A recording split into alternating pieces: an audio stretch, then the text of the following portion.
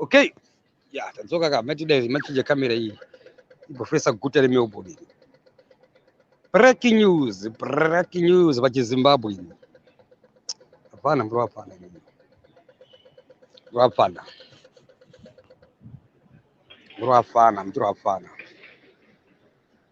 Okay, yeah, this is Melbourne. No first street in Melbourne. Kwandiri noitora se first street. It's called Back Street today. It's like a first street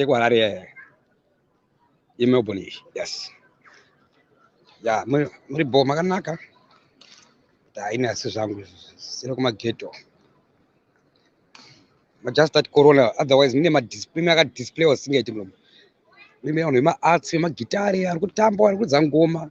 Zvanakapfupisa zvirimo futi mlomo. Imagine nye corona manje saka mawana. Pa Rasta link, Rasta na Sabina uri kubaba. Sabina Rasta.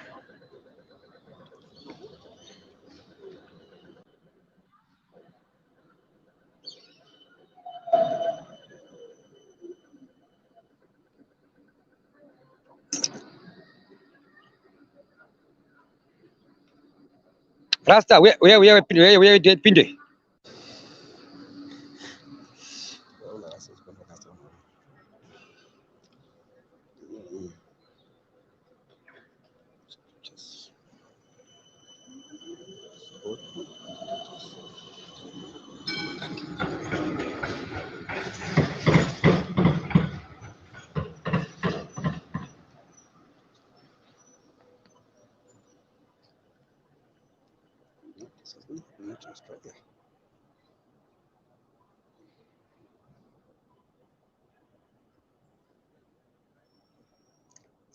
Sabina Ruby.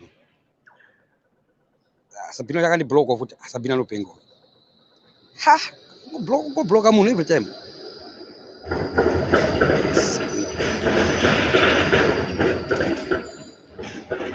Signor Origue, signor. Rasta manduke, Rasta oera, binduke, Rasta manduke. Nabutsaka signor.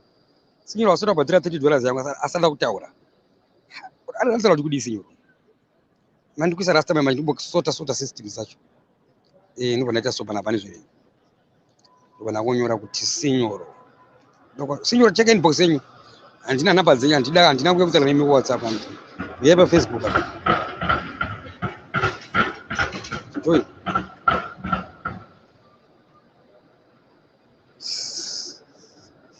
Signor arikuwe. Tatoa tubira chauya. No, that's kutaura sirika. Rasta wera, Rasta msema Rasta. Rasta kunono basi. Ndakwenda into this place here. It's a secret. I'm not gonna tell you where I'm going. Nema zimba mini dzungu, ndakakutaura mini dzungu.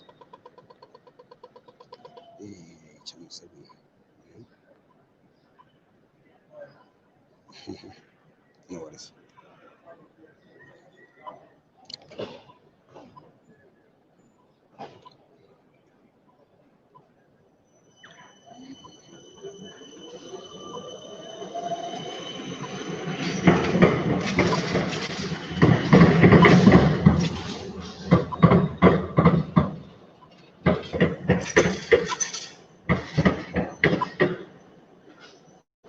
Rasta moyeri Rasta. Mira magada Rasta. Would you better research pa computer kangu. Utaka kuni this place here. Ili pana Docklands. Oh, Zasoko. Okay. That's fine. I remember now. Okay. Rasta oye. Rasta zote oye. Rasta oye. Nena oye. Rasta oye. Rasta nebi. Rasta. Yeah, man. Ndine breaking news. Nenda kuchano 7. Ndine breaking news. Nenda kuchano 7 ere. Ushinoite iyi muvhunzo mukuru. Kungoenda chete ere. Ndakatombokuenda. Hauna kubreaka news because Ndine breaking news. Yechi. Ndine solution ye coronavirus. Breaking news yeyi.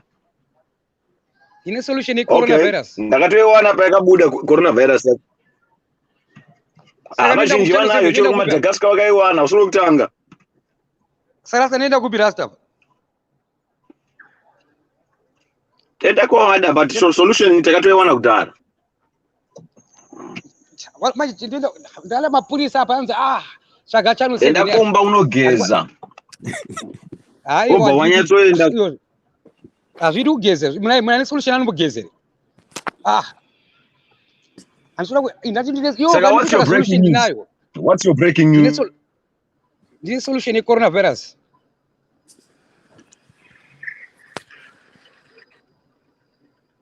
Wait, but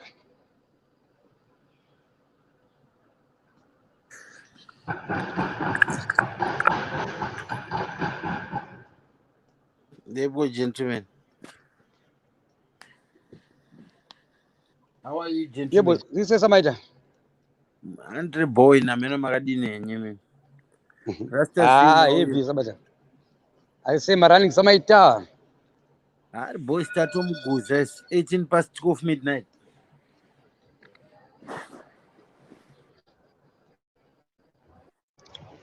Paka hii baba. Abra bodo botaka nini breaking news. Labda tutaka kwenda ndio naenda ku station hapo. Okay. Murugo puko. Dirimne on city jambo. Okay. Yeah, kuri kuoneka kuti kwakachinja. Rifene mepo. Saka iwo wazviclassify sebenzi kavanhu vatoti ribenzi. Saka chero chaenda zviri serious ka mari machango google kuti masimba anopenga.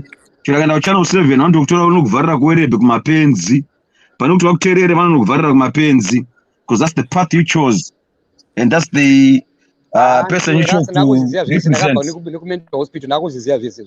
Ndakazvifunda mastage. But marecords ako arikuratidza kuti kupenga kakuno. But marecords ekunoku anokuratidza kuti unopenga. Let's just admit kuti kwauchaenda kwese vanhu vachakuvharira kana kuwere hospital.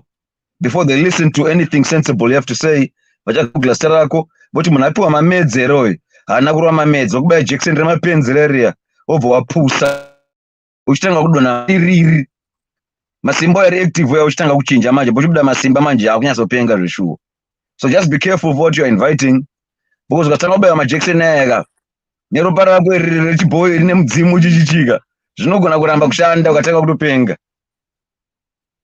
Yeah, that's what I'm worried about because uchagona kupengeswa kwa uchazoendeswa kunogara mapenzi echokwadi manje umbotanga uchabhaiza una kuti kubhai kuchashandewo wati wachimukonyeti. So masimba, if you're still I drop off futi munhu wacho mawani ndo varongoita akabvunza zviri serious otiza ukangomukonfranta chete atiza ukangomukonfranta nekuti kupenga ukakubva dari muaustralia kupenga kunomakisa muaustralia. Let's be honest, even when zvinhu zvine musoro zvekutaura ka vanotanga vatombokuvharira first vakumonita kuti ruza rwari kuita. So I don't know how benzi riri kuti da aiwa rinodona seva nyika. I get the good heart of it, but ukatungamidza kupenga uri kunoku because blasa maite ndakaya panyaya yecommunity topics ayaya then I realize masimba manhero anenge ari normal achitaura zvimwe zvinhu zvinenge zviri normal. Zuva rikangobuda soka kana kuti takaroyiwa mushonga wachona unoshanda kana zuva richingobuda akutanga kutotendera nenyika panozoneta manhero paipai masimba anozoka kuti kanenge kanormal manje akutaura zvinhu zviri sensible akutange munhu totally different from wanga achita maskati. Ndo panenge ada kukocha madhara manje aura asamaita imbonyararai ndisazazozo ane energy imwe yekuti ainge atova teacher mclass. Okay mudzidzisi, this is making sense what you're saying. Ko maskati chichinenge chichiitika because munhu atinoona maskati apa ka tikamutora tikamukandana kana mastreets ekuzimbabwe chao chaiko ka anoswera rohwa nemamapenzi. But I see environment kana kuti masocial circles anenge achimuita kuti avari that stimulated. Kuwest kwekwe ndakambogara kwekwe kwasiyana nemamapatsi emelbourne. Kune vanhu vanotambura vakaonda marudzi ese nekuti majority marefugees ndo vakaenda handitika. Saka kauchagara mastreets yakagara iriko kueria kwaari izvo tozviziva. Ndasangana mumuti mbobva chikueria ikoko because kwete kuri dangerous kunofiwa zvimwe zviri serious zvino every day pa news ndokungobuda tunyaya kuti vanhu vapfurana vanhu vaitana chekati vanhu vaitana chekati iwo fana yama streets nyaya dzaona urayirana zetu zvi silly so ndakambomuudza Masimba kuti kuside uku kune danger right it doesn't take kana 3 months sort kuzikana nemunhu wese weMary akama streets meme semunhu mutema vanongorudza kuti kune Masimba akadaiswa anobva kuZimbabwe like vanhu thank you anofamba chiimba kwese I'm Zimbabwean amane Robert hakuna chinhu chinonzi Zimbabwe. Listen guys, there's no such thing called Zimbabwe. There's no such thing called a Zimbabwean. Saka iwo looking for your mother anonzi Zimbabwe wofamba uchitaura hakuna chinonzi Zimbabwe futi. Saka contradiction inoitika pazuva ndio inouraya kuti titore zvinhu zviri seriously kana mukomana otaura. Because everything is contradicting zvichitika masikati hakuna pamwe hapana Zimbabwe kwaane Zimbabwe. Oda kuseva Zimbabwe asi kutuka vanhu nekutukanisana nevanhu veZimbabwe. Kugadzisa kwako Zimbabwe you have to mention something chinodzikisira munhu tukwidziridzira munhu pamusoro.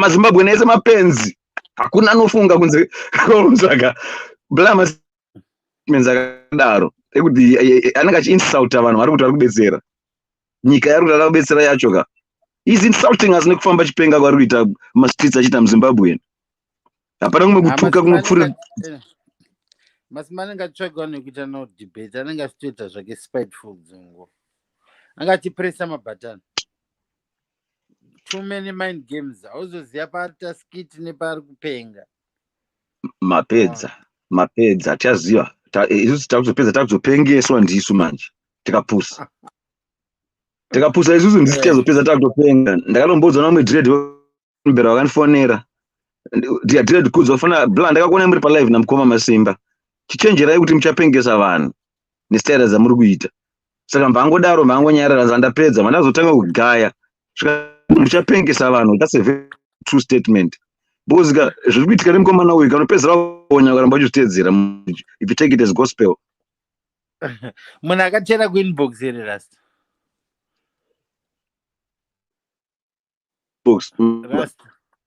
munhu akachera kuinbox akakutsura akataiwa chitiregerere chinozopenga panapa ndakatsurwa kahobho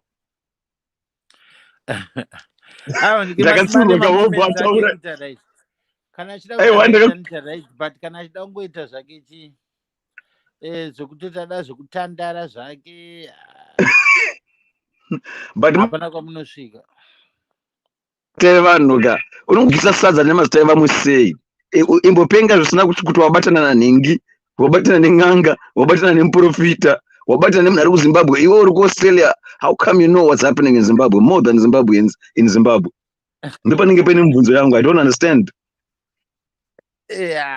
kuenda ikoko kuti unogadzisa zvinhu uri paground zvisiri kuda kuenda wakapedzisira ikoko ukabanga pamwe ndo patobva takubiga tobva takubiga kaukaenda paground uyazonaza kuti uri muchinda ukwira ndege ka because unopiwa visa kuti ndonogadzisa nyika yangu ukwira ndege uenda kuZimbabwe unofamba mastreets unyora BhukuReBenzi version yekuzimba hainati kuti BhukuReBenzi rinofanira kutombosvika kuZimbabwe paDecember paChristmas time tobva tari biga tobva tari respect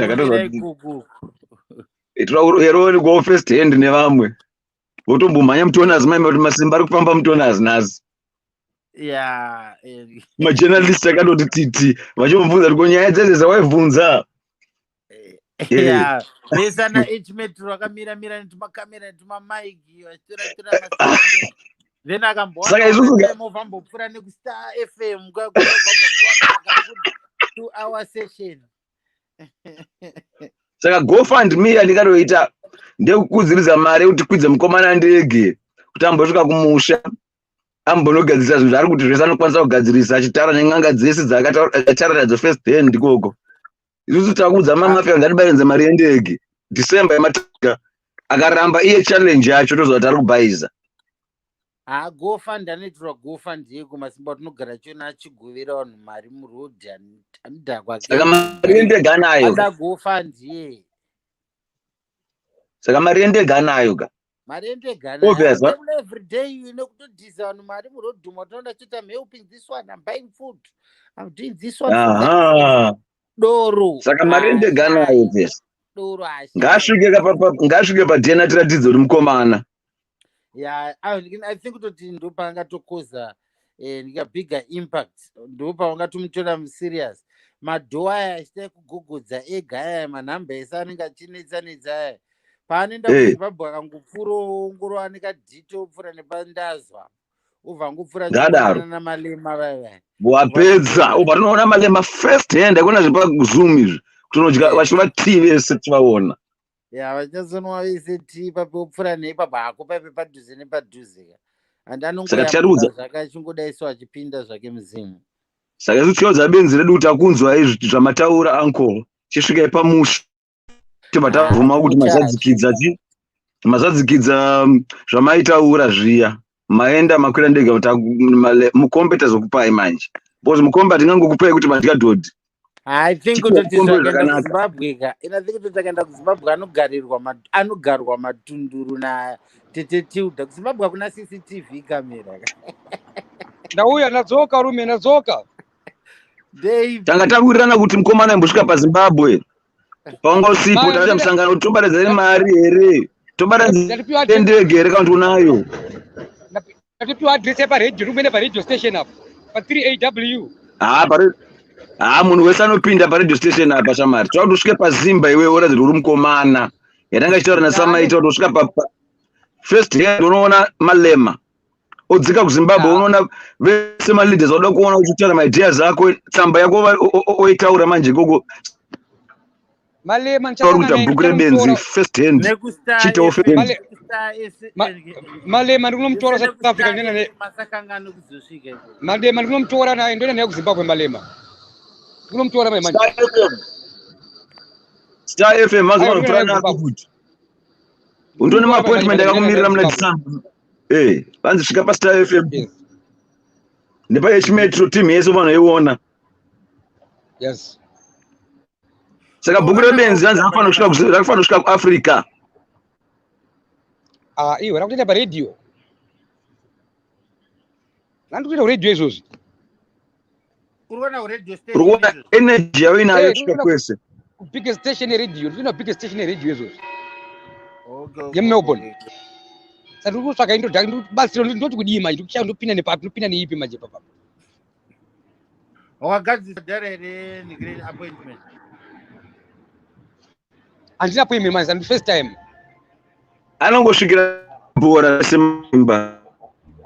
Tumbuta appointment. Rasta ndoda kuti muone pamukalo ndipinde mustudio ndotaura kuti kudii Rasta ndipe mashoga kutaura.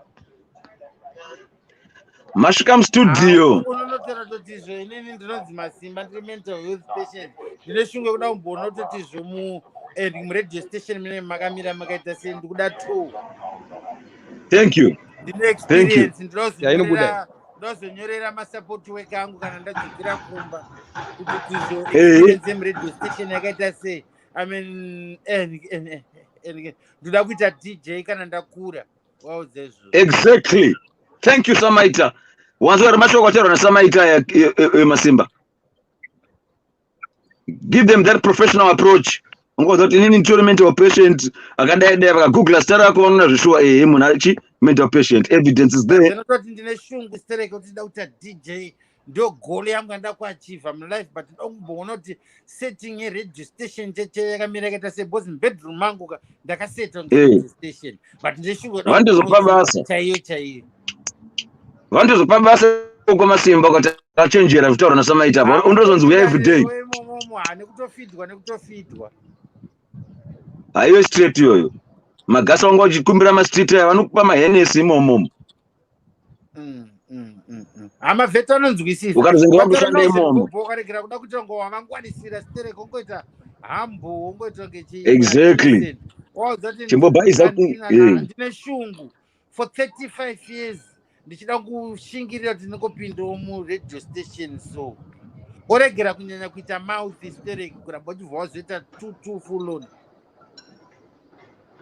Undopinda palive watova muradio station ukataura rwaudzwe undozopinda palive watova tosvika ipapo wakatorwa giya rako remaski yako chichi noti zvokuti vanotanga kukutsura vanogona kunge chika ndakutopinda mutraining kupenga kubhadhara vanhu vakaenda wakapfeka mask uchitongori munhu akakwana ari kuziva vari kuita bhari ari kupenga mbichana akambonozama havakupinze vanotanga kutoti zvotipe nhamba yakera wako tinzwe kuti ari kuziva kuti uri kupi then ogara wakateya nhamba yani nhamba yarasta wakafunzwa nhamba yasakopa yarasta utaura kuti aiwa maizi atikuziva abva pana pasada kusvika kuradio station aichokwadi yakubikwa kuibika kaparapara changu chabhotisaka tikuita kuikanga manduraya mazoduraya bai but inobhadhara nje unozvaga aiwa inopasa but kakupasa kacho ka anopota every day waona akutomirira ma-mental patients emunomu akaita akachenjera anotonzi mayazi zviri therapeutic izvi ma-mental patients 1 hour kekutoti ngataure nevamwe vanhu vari musituation opo kapi yake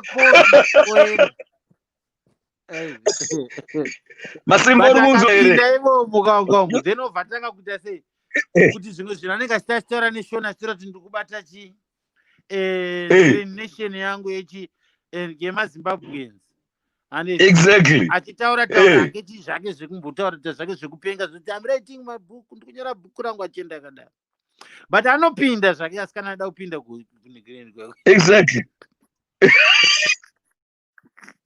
but anopinda because mavheti vanoteerera masimba anotogona kuti mavheti anogona kuconvince but manje ari kuishandisa kuti achibaranza mogara muri prepared kuzodaira foni kama ndinotoita yakutaura manje ndiyo yakadzidza malevels andaifunga kuti BhukuReBenzi chi aiwa anondomirira because kana ngatoenda ipapa pabhuku rake renderere mberi pinda problem inozotika ndekuziva wataura kuda kuzochenjeresa wapinda papost vanhu vanozovhunduka aidiwe manje mavheti anoendera pamberi kudaro anonga kutoti weird wakutotsvagirwa security adatoti atosvika tiri hambo mask anayo chiore hambo vandokuziva hapindi but nakirwa nevision yari kuita zvake ngatimboona zvichafamba sei because mavheti anonakirwa naye garafuka mavheti anonakirwa naye rafu kuendera mavheti asiriwo ndisaka munyorera mameseji nditiwo seusiri kungera kumhene akasanyanya kuita too repetitive yake inokwanisa kuzobuda annoying kana kuti yakutonga aggression iya handiti akatonga ari hambo chichionongolusa onyepedzera kupusa noti kuda kunopusisa vanhu iye ngaanyepedzere kupusa anopusisa vanhu anokumidza kuona manje mavhenjura kuti aiwe tikora takumona because kutambika kukandwa panzi pestation ndakambomuti masimba saivo kupenga kwako kuchida kuenda kutsvina chete uri dumboenda kana kumaneighborhood emhene kwana turak uku upinda nana Chapel Street maneighborhood emhene haikona uku kwauri kwatinoziva kuti kunotongozikana ndo zvinoitika ikoko chimboenda kwemhene une staira yako iyi unopengera uku kune mhene kuti unomapuwa kana waya so wakombera mogo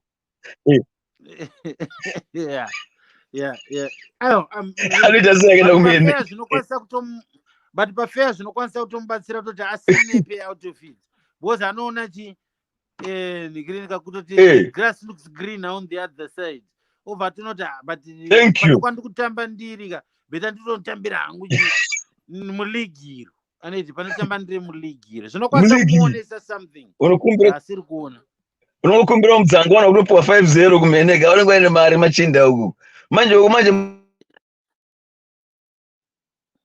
culture ikoko zvanormal muri ngopema mogo nedoro kuno vese it's very normal wina no4 vari kuita the same thing manje kumene kunonyara so vari ngobuda kutenga zvinhu zvavo uri kumbira change vari ngokandira so but chi kunoka kusi kutamburwa but manje ndakamuti kodumbo unopengera kusango embopinda kubeach ombofamba ukadzika kana nesango sotola tichi wakuru wagodi pauri musango you're not using people as leverage yekupenga kwako you're using people's names ari kuZimbabwe ukushandisa mapenzi ari kunoku chimboenda musango lyamuchemo chikunoti munhu ambundu zveshuwa rabenzi tokupa sample dzako musango kamunenge musisina kamob psychology saka mune makumutyisa anenge ari pabani anenge aega ndopaunodziwoka kuita normal munhu wamumiti meme manje hadzidi kuita normal manje dzotozvizoona akapinda mbunda plazi futi chika kwemene uko kwandiri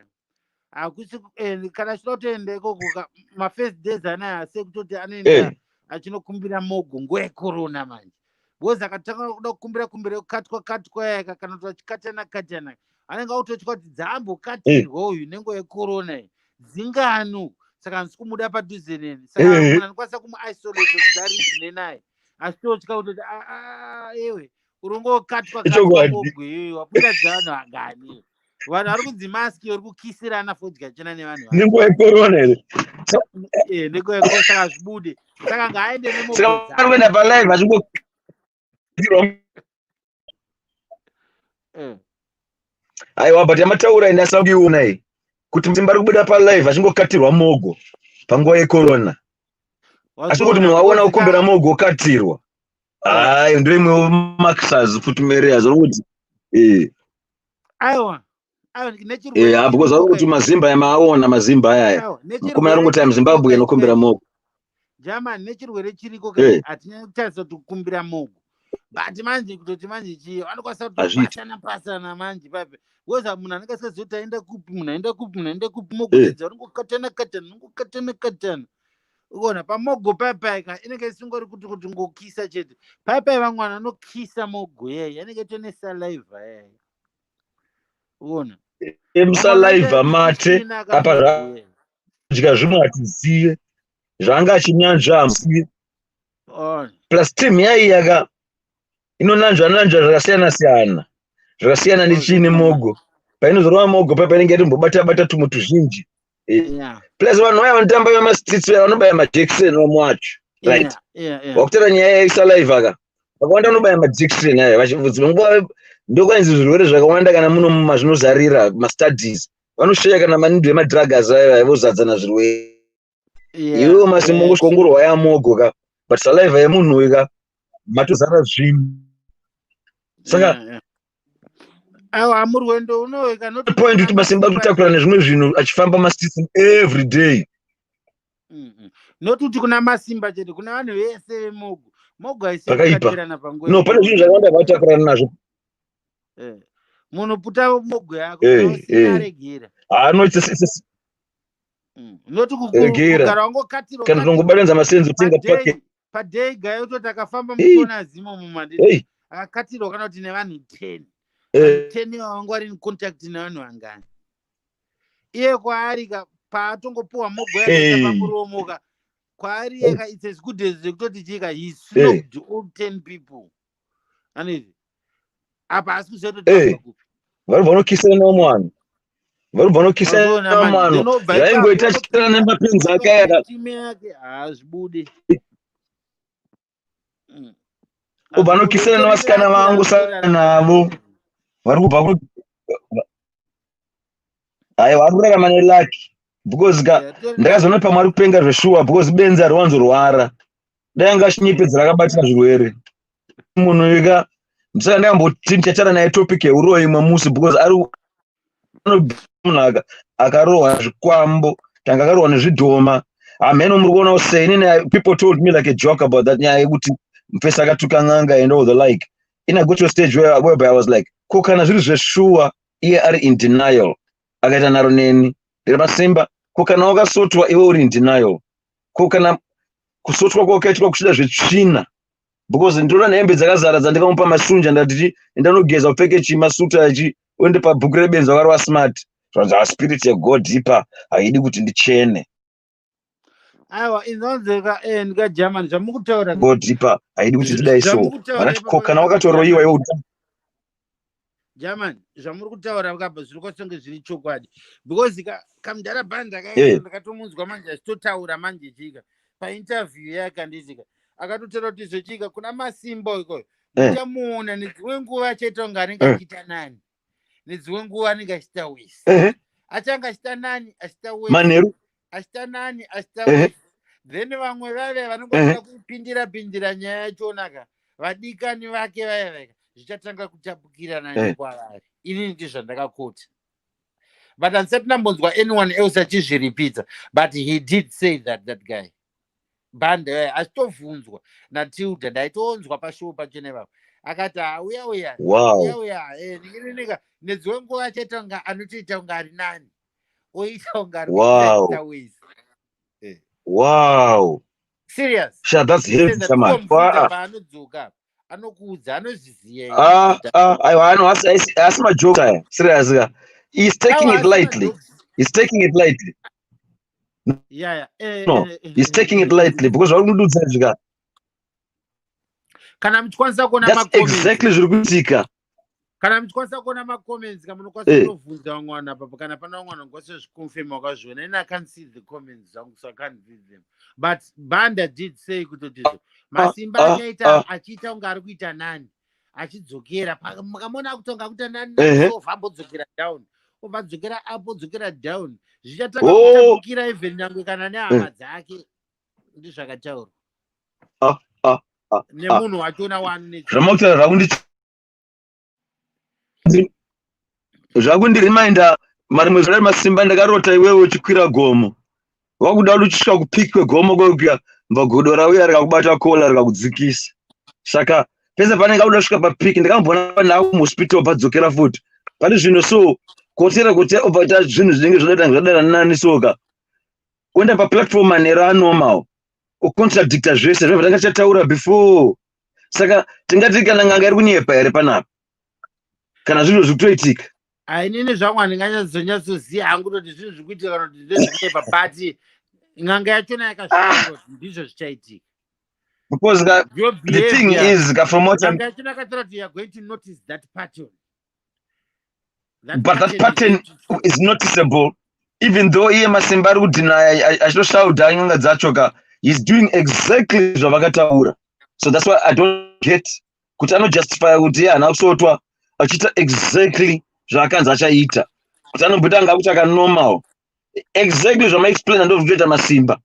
It's only that anozojustify manera kuti anga anormal kuti nanga achinyepedzera nanga achidai obva azochinja nyaya whatever the hell, but it's exactly what you're saying. Lapakana panjuri nanga yanyepa Banda wacho Banda ndizvo akatotaura to see that in him. Yeah. But obviously kuna Masimba panyaya iyoyi it's a one way traffic hambofa kanzwa that's the side of the story. No, Masimba can argue all day about this story, but we're talking about actions speak louder than words, right? Zvakuitika every day nezvaari kutaura hazvikuenderana. Inini ndaimbotanga ndiri kumushaudha so but ndaida kungoedza kumudzora tadzoke kuti normal. Ndaona tichi mukomana uyu there's a pattern yatovapo. Zuva richingobuda ajunga mushini, zuva rivire akurwa nekachando manje pfungwa dzakudzoka kuti normal akutaura zvinhu zvecommunity. Saka as much as he's a good guy mbabando nechimwe controller ndakatomuona so Masimba atochinja so muziso make chitoritarisa so uri kuona kana kuti life yanga irimborimo kudhara so yachinja so munhu unomutarisa maziso so ndandinaye Masimba anotarisa so ndikati Simba uri sei uchitaura so unoona kuti ari kushungurudzika. There's no yes umumu. As much as he's going on achifungwa kuti kufadza vanhu iye munhu asi kufara unyazoona kana pana chiso chake kuti atochinja so pane zvinhu zvitange zvakatomupresa. Saka manje kana zvanga zvakakupresa zvinoda kuite nharo kuti nharo tusabetsereke. Kuti nharo usabetsereke manje unobva wanda kwezve kumamenta uko zviri zvinhu zvemweya. Ndakatombomudzira kuti kaupenyu kake kaanogara kaMasimba kanotonge kedhadha rine mvura riyarya rekuti riri calm pamusoro pemvura but pedaling like shit underwater ndio zvandinoona inini. Kuti kumusoro koko he wants to show like he's strong but deep down he's broken. Saka example yamapo yedhadha iyoyo kana asingapenge he's broken because ari kushaya willpower yekutoti support yese aiwana muhotera aiswa mune mashawo mune mafesi ari kumba masunja support network anayo yakazara kubva pasocial media kubva pachii but he's still stuck there. Saka ngaanogadzisa chivanhu chake kuZimbabwe. Ngaenda umusha anogadzisa chivanhu chake. Musatona kaJerman ndikuona kuti munenge muri kumashure. Ini ndakamunzwa achitaura first hand nezi. Apedza kutaura nyaya idzodzo dzekutoti zvomasimba achaita achikwira. Aiwa ndavhunduka pawandiudza. Tilda akamubvunza question. Akamubvunza kuti saka zvinoitwa sei kutoti mumuregerere? Hamukwanisi kuti mumuregerere mukomana wekuti zvipere zvinhu. Then iye wachona avataura nganga achina avataura kuti aiwa masimba anofanira kutouya kuZimbabwe kunoku anezvika. Iye anofanira kutoti asikuti kugadzirisa mhosva yake uripa mhosva yake anezvika. Because akandichallenge ndiye. Aiwa ngapa anezvika. Asa ngamba yekumusha. Ngamba yekusha anogadzisa nyaya yake kana because zvese zvatraya zvikuramba kushanda. Saka kana ine nyaya yake anga anoisota. Ndara banda anenge akatira kuti masimba anofanira kuenda kunomuona ikoko kuti anofanira kutedzera nekumba kwavo kuti vaende kumba kwabanda. Vaindonogadzirisa. Ngavasote nyaya yake. Problem yacho. Because kana ndatotaura so ataura mashoko ake. Akataura paredhiyo. Tingangoteerera paredhiyo. Angangoita naro nazvo zvakabva ndozvo. But the clip should be still masimba angangoita naro, but that's exactly zvaari kutoita. Yeah, but Banda akataura zvake zvozvo. Ndakona mubvunza zvangu masimba ochena. But I've heard Banda say that. But iye asikuziva. Aiwa saka that's kuti taasikuziva ndizvo. Masimba akasotwa. Zvake zvoda kuramba takasotwa izvo. Ndakamboedza kumbomutaurira kuti vanhu vanosota variko. Isu tikambokura kana masmall town isusu hatite zvedzungu because matonasi medu mamine vanhu vemaareas ese. Saka uza masimba anoda kutotudza zvake kuti hakuna zvekusotwa. Ndambotaurira nyaya yekuti ndiri mufana. Ndambori newodzungu rengodena rare ndambodena mumudhara asina nyaya neni. Akauya ku 10 midnight akangogogodza seta padhena paziva sei. But mwana wenyu ngaasanyanye kutuka vanhu. Right. Ndarabaya ndakaona zvinenge zvishiri muroom zvombe so shiri type inenge yedhadha kutaura yakaenzana nemunhu kana size so. Ichibhururuka. Ndikachema ndikazvitira weti papo ipapo. Ndikazoti masimba chimwe zvinhu soka. Plavti chimwe chinhu kaJerman kachinenge chipotswa vanhu kutuka vanhu German chimwe chinhu chamunoona chinopotswa navafanana namasimba vayani ndechizvochika iye ari kuchallenge munhu akutoti uri muzimba uri chiri kuvhiringa zvinhu zvekuZimbabwe uri kunyepa but haasi kuacknowledge surname kuti Banda is Malawian, it's not Zimbabwean surname. Uri kunzwa? Saka iye kana anga asingabelieve kuti kumazezura kuna izvo zvani but he doesn't know kuti kuLawes kunobva chi hakuna Banda muZimbabwe ana Banda ndana Bande chokwadi Lawes uri kunzwa? I know team Lawes vane power wazviona. Lawes inotozikanwa nzichika vane power ine power additional midzi yayo iriwo palevel yayo yakasiyana nekuZimbabwe anezvi. But I don't think inenge isingatobve kuZimba kamwe midzi yacho. But I don't think that masimba realize kuti munhu akudhira naye munhu wekumalawi asi munhu wekuZimbabwe. Kana chidhira saka midzi yacho inenge itori imported imwe yacho. Hamugone kuireversa. Iye manje kuti ari kurwisana nemasimba akajerana nawo echizezura nomunyara anomuziya. Hamuzive kukuya maporeno kana vaji sano president palanguage nemakatora kuvadzimu vacho president Banda mauziya president Banda vaitotyisa kana nyaya yekunzi vane nyuchi. Aiwa changa chiri chikwande changa chiri chikwande saka uda kudena vanhu vakadaro.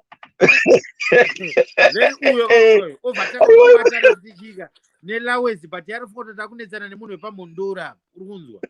Haasi kutomboziva kuti zvekwanana Banda zvakamira zvakaita sei ende nanhasi atongori murima asati azviona kuti haasi kudhira nemuZimbabwe uri kuona but Zimbabwe muchoka maona uri kune mbashu yekuti haina reverse mushonga uri kuona. Haina reverse mushonga inowanika muZimbabwe iri kubva kunze mushonga yacho. wazviona bosi vanhu vekujairana navo kana vanokupromisa asaramuka akapabata ipapo ona kuna vamwe vanhu kutoti munhu inzwa kutoti munhu ari kupromisa tunhu ndewekupi munhu wekumozambique here munhu wekuharare here munhu wekulawesi munhu wekukenya ari kukudza kuti ichi teerera take notice baba retika ona notungofunga kutoti munhu wese anobva kwaunobva ona munhu wese abve kwaunobva shamwari chokwadi vanhu vanobva kwakasiyana muzimbabwe muya nyengo asiyoma kuti mazimbabwe tese takabva kumwe chete vamwe vakabvawo kumoskeni twavo guru akabva kwedu abva kwasiyana twavo saka unonodena munhu akadaro uchitoita musota saka masimba anga achitari kuitei paichallenge vanhu vese ava simba rake ndiri mvura manyasara ndarida chii kubva kwaari akatadzira because I don't think it is shona banda kana dziri mombe dzewhite dzega ogadzirise ikoko pamwe kana paridiwa aiwa ngagadzirisa ona pamwe ndovaruzhinji tanga takuchengeta kutopengawo ozvira pamwe ndofunga pamwe atomboudzwa zvinana mombe izvozvo pamwe anongostripwa chiiko chitovhanzi pawakataura paipai zvekupenga paipai ibvo waenda ipapo unogadzirisa futi unotaura ubude uende and odzokera pasocialmedia paipai otaura nyaya yake pamobva atongosiyiwo uende anogona kunzwa arida chichechechane but ngaenda anoona ende ngaazive kuti band is not Zimbabwe ngaazviziye because vanhu kujairira vamwe kwavari kubva uzive nezvavakatakura because papa ndakambozvigaya zvangu ndamona in person masimba achinja face yake aritooneka kuti haachazi iye saka ndakanobvunza kuti masimba awana kusotwa herewo kusotwa chichi takamuzasoka munhu akasotwa ambobva akaziva dzimwe nguva because mwebenzi ari kuona musititi harizive tinopenga ivo ndiwega benzi inoziva kuti tinopenga randiri panapa pasi saka you know kuti wakasotwa because haungaite benzi riri kuziva kuti riri kupenga mapenzi ese asi kuziva kuti ari kupenga ese atiziva kuzimbabwe mapenzi ka haatoziva kuti ari kupenga zvakuti azvitori noma wakati mhorisa ndokupindura achitota yari kutoita achinonga mabhini you can have a decent conversation anotoona kuti munhu mukupenga imo mumage mutori noma kwaari but iwo masimba une pain yekuziva kuti ndiri kupenga but I don't have control of kupenga kwandakuita witness kuti munhu anotonetema kuti anonomaoka mukupenga make hasi kuzvicontrol inini manje kana sense assumption pane zvinhu zvandirononge ndenge ndakaobserva nezi ndezvekuti zvochika I think kuti zvokuti anopenga ndezi kana kutotizvo akambopenga kana kuti akaita sei he doesn't believe that just because ne history yechi drug use anditika saka iye pamwe anenge achifunga kuti chika achiri palevel yaya ndochi zvanga zvakamudhuma akarohwa nemashiri iye anoti nemashiri ayo zvichiri kubuda ichiri process aniti because it takes about a month to actually get like proper clean urona apa zvichidhipenda ndizvo munhu anenge achibvisa seafunga kuti kudhumwa iko kuri kuroi gogoimarafta apo German takusvike sei zviri sei zvaramba saka zvaramba asina piwa idea yakanaka chaizvo saka ndakwenda kupi ndakwenda kwadoctor manje ndotanga wambocheneswa first masimba ndakwenda kwadoctor radio yacho ende anogeza nyaya yake kusati uroiwe kuzimbabwe unotenda unogeza hakuna doctor unotenda unogeza hakuna doctor akadaro totera kugezwa mweya haikona kugezwa kwemuviri nendebvu kutera kunogezwa mweya nenyaya dzawakatanga dzakasati ugoroiwa kuti ugowa zvavava dzauri kutiza nyaya dzawakapara kuzimbabwe ende anogadzisa nyaya dzako mushonga ubviswe uti masimba atagara tichiziva ini nyaya ndasingatoizive ndatooneswa kuti wakashaudha vanhu vanasingazive embomira wopedza ndairota paipai dzanziri dzechokwadi kuti mukoma masimba vakasotwa kusotwa kwavakaitwa ndekuti vaite nharo nemunhu wese ari kuedza kuvabetsera. No, you guys, you must listen to me. You are rushing Saka- ahead. You're making a big Okay, mistake. ngatimboteerera 2 minutes. Okay, I'll give you 2 minutes. Taurai. Ini ndati, thank you guys. Ndati ndakwenda kupi? God bless you two guys. Ndati ndakwenda kwa doctor, right? Then We know that already. ndabatsira zvandikuda inini. Samukuti We know, but twambodzokera kunyaya. Twambodzokera nyaya kule wavakashauda vari kuzimba. Kwa takunzwa. We're talking about alternative methods of helping you. Ko blazo wakatuka wakambokuzokumbira ruregerero here kuZimbabwe. Chokutanga vakati vachakusota munhu. Uyezvo banda. Inda yamasotera vakati ko vainsekuru banda vakati zvauri kuita izvi ndizvo vachange uchizoita. Sei uri kufulfila mashoko andanzwa naBlasa maita vachinzi zvakataurwa palive, and everything you are doing is fitting the description. Totiwa hauna kuroyiwa, toti hakuna, totizvo kunyepa here kana zvari kutaurwa zviri kumecha. How come everything is meeting?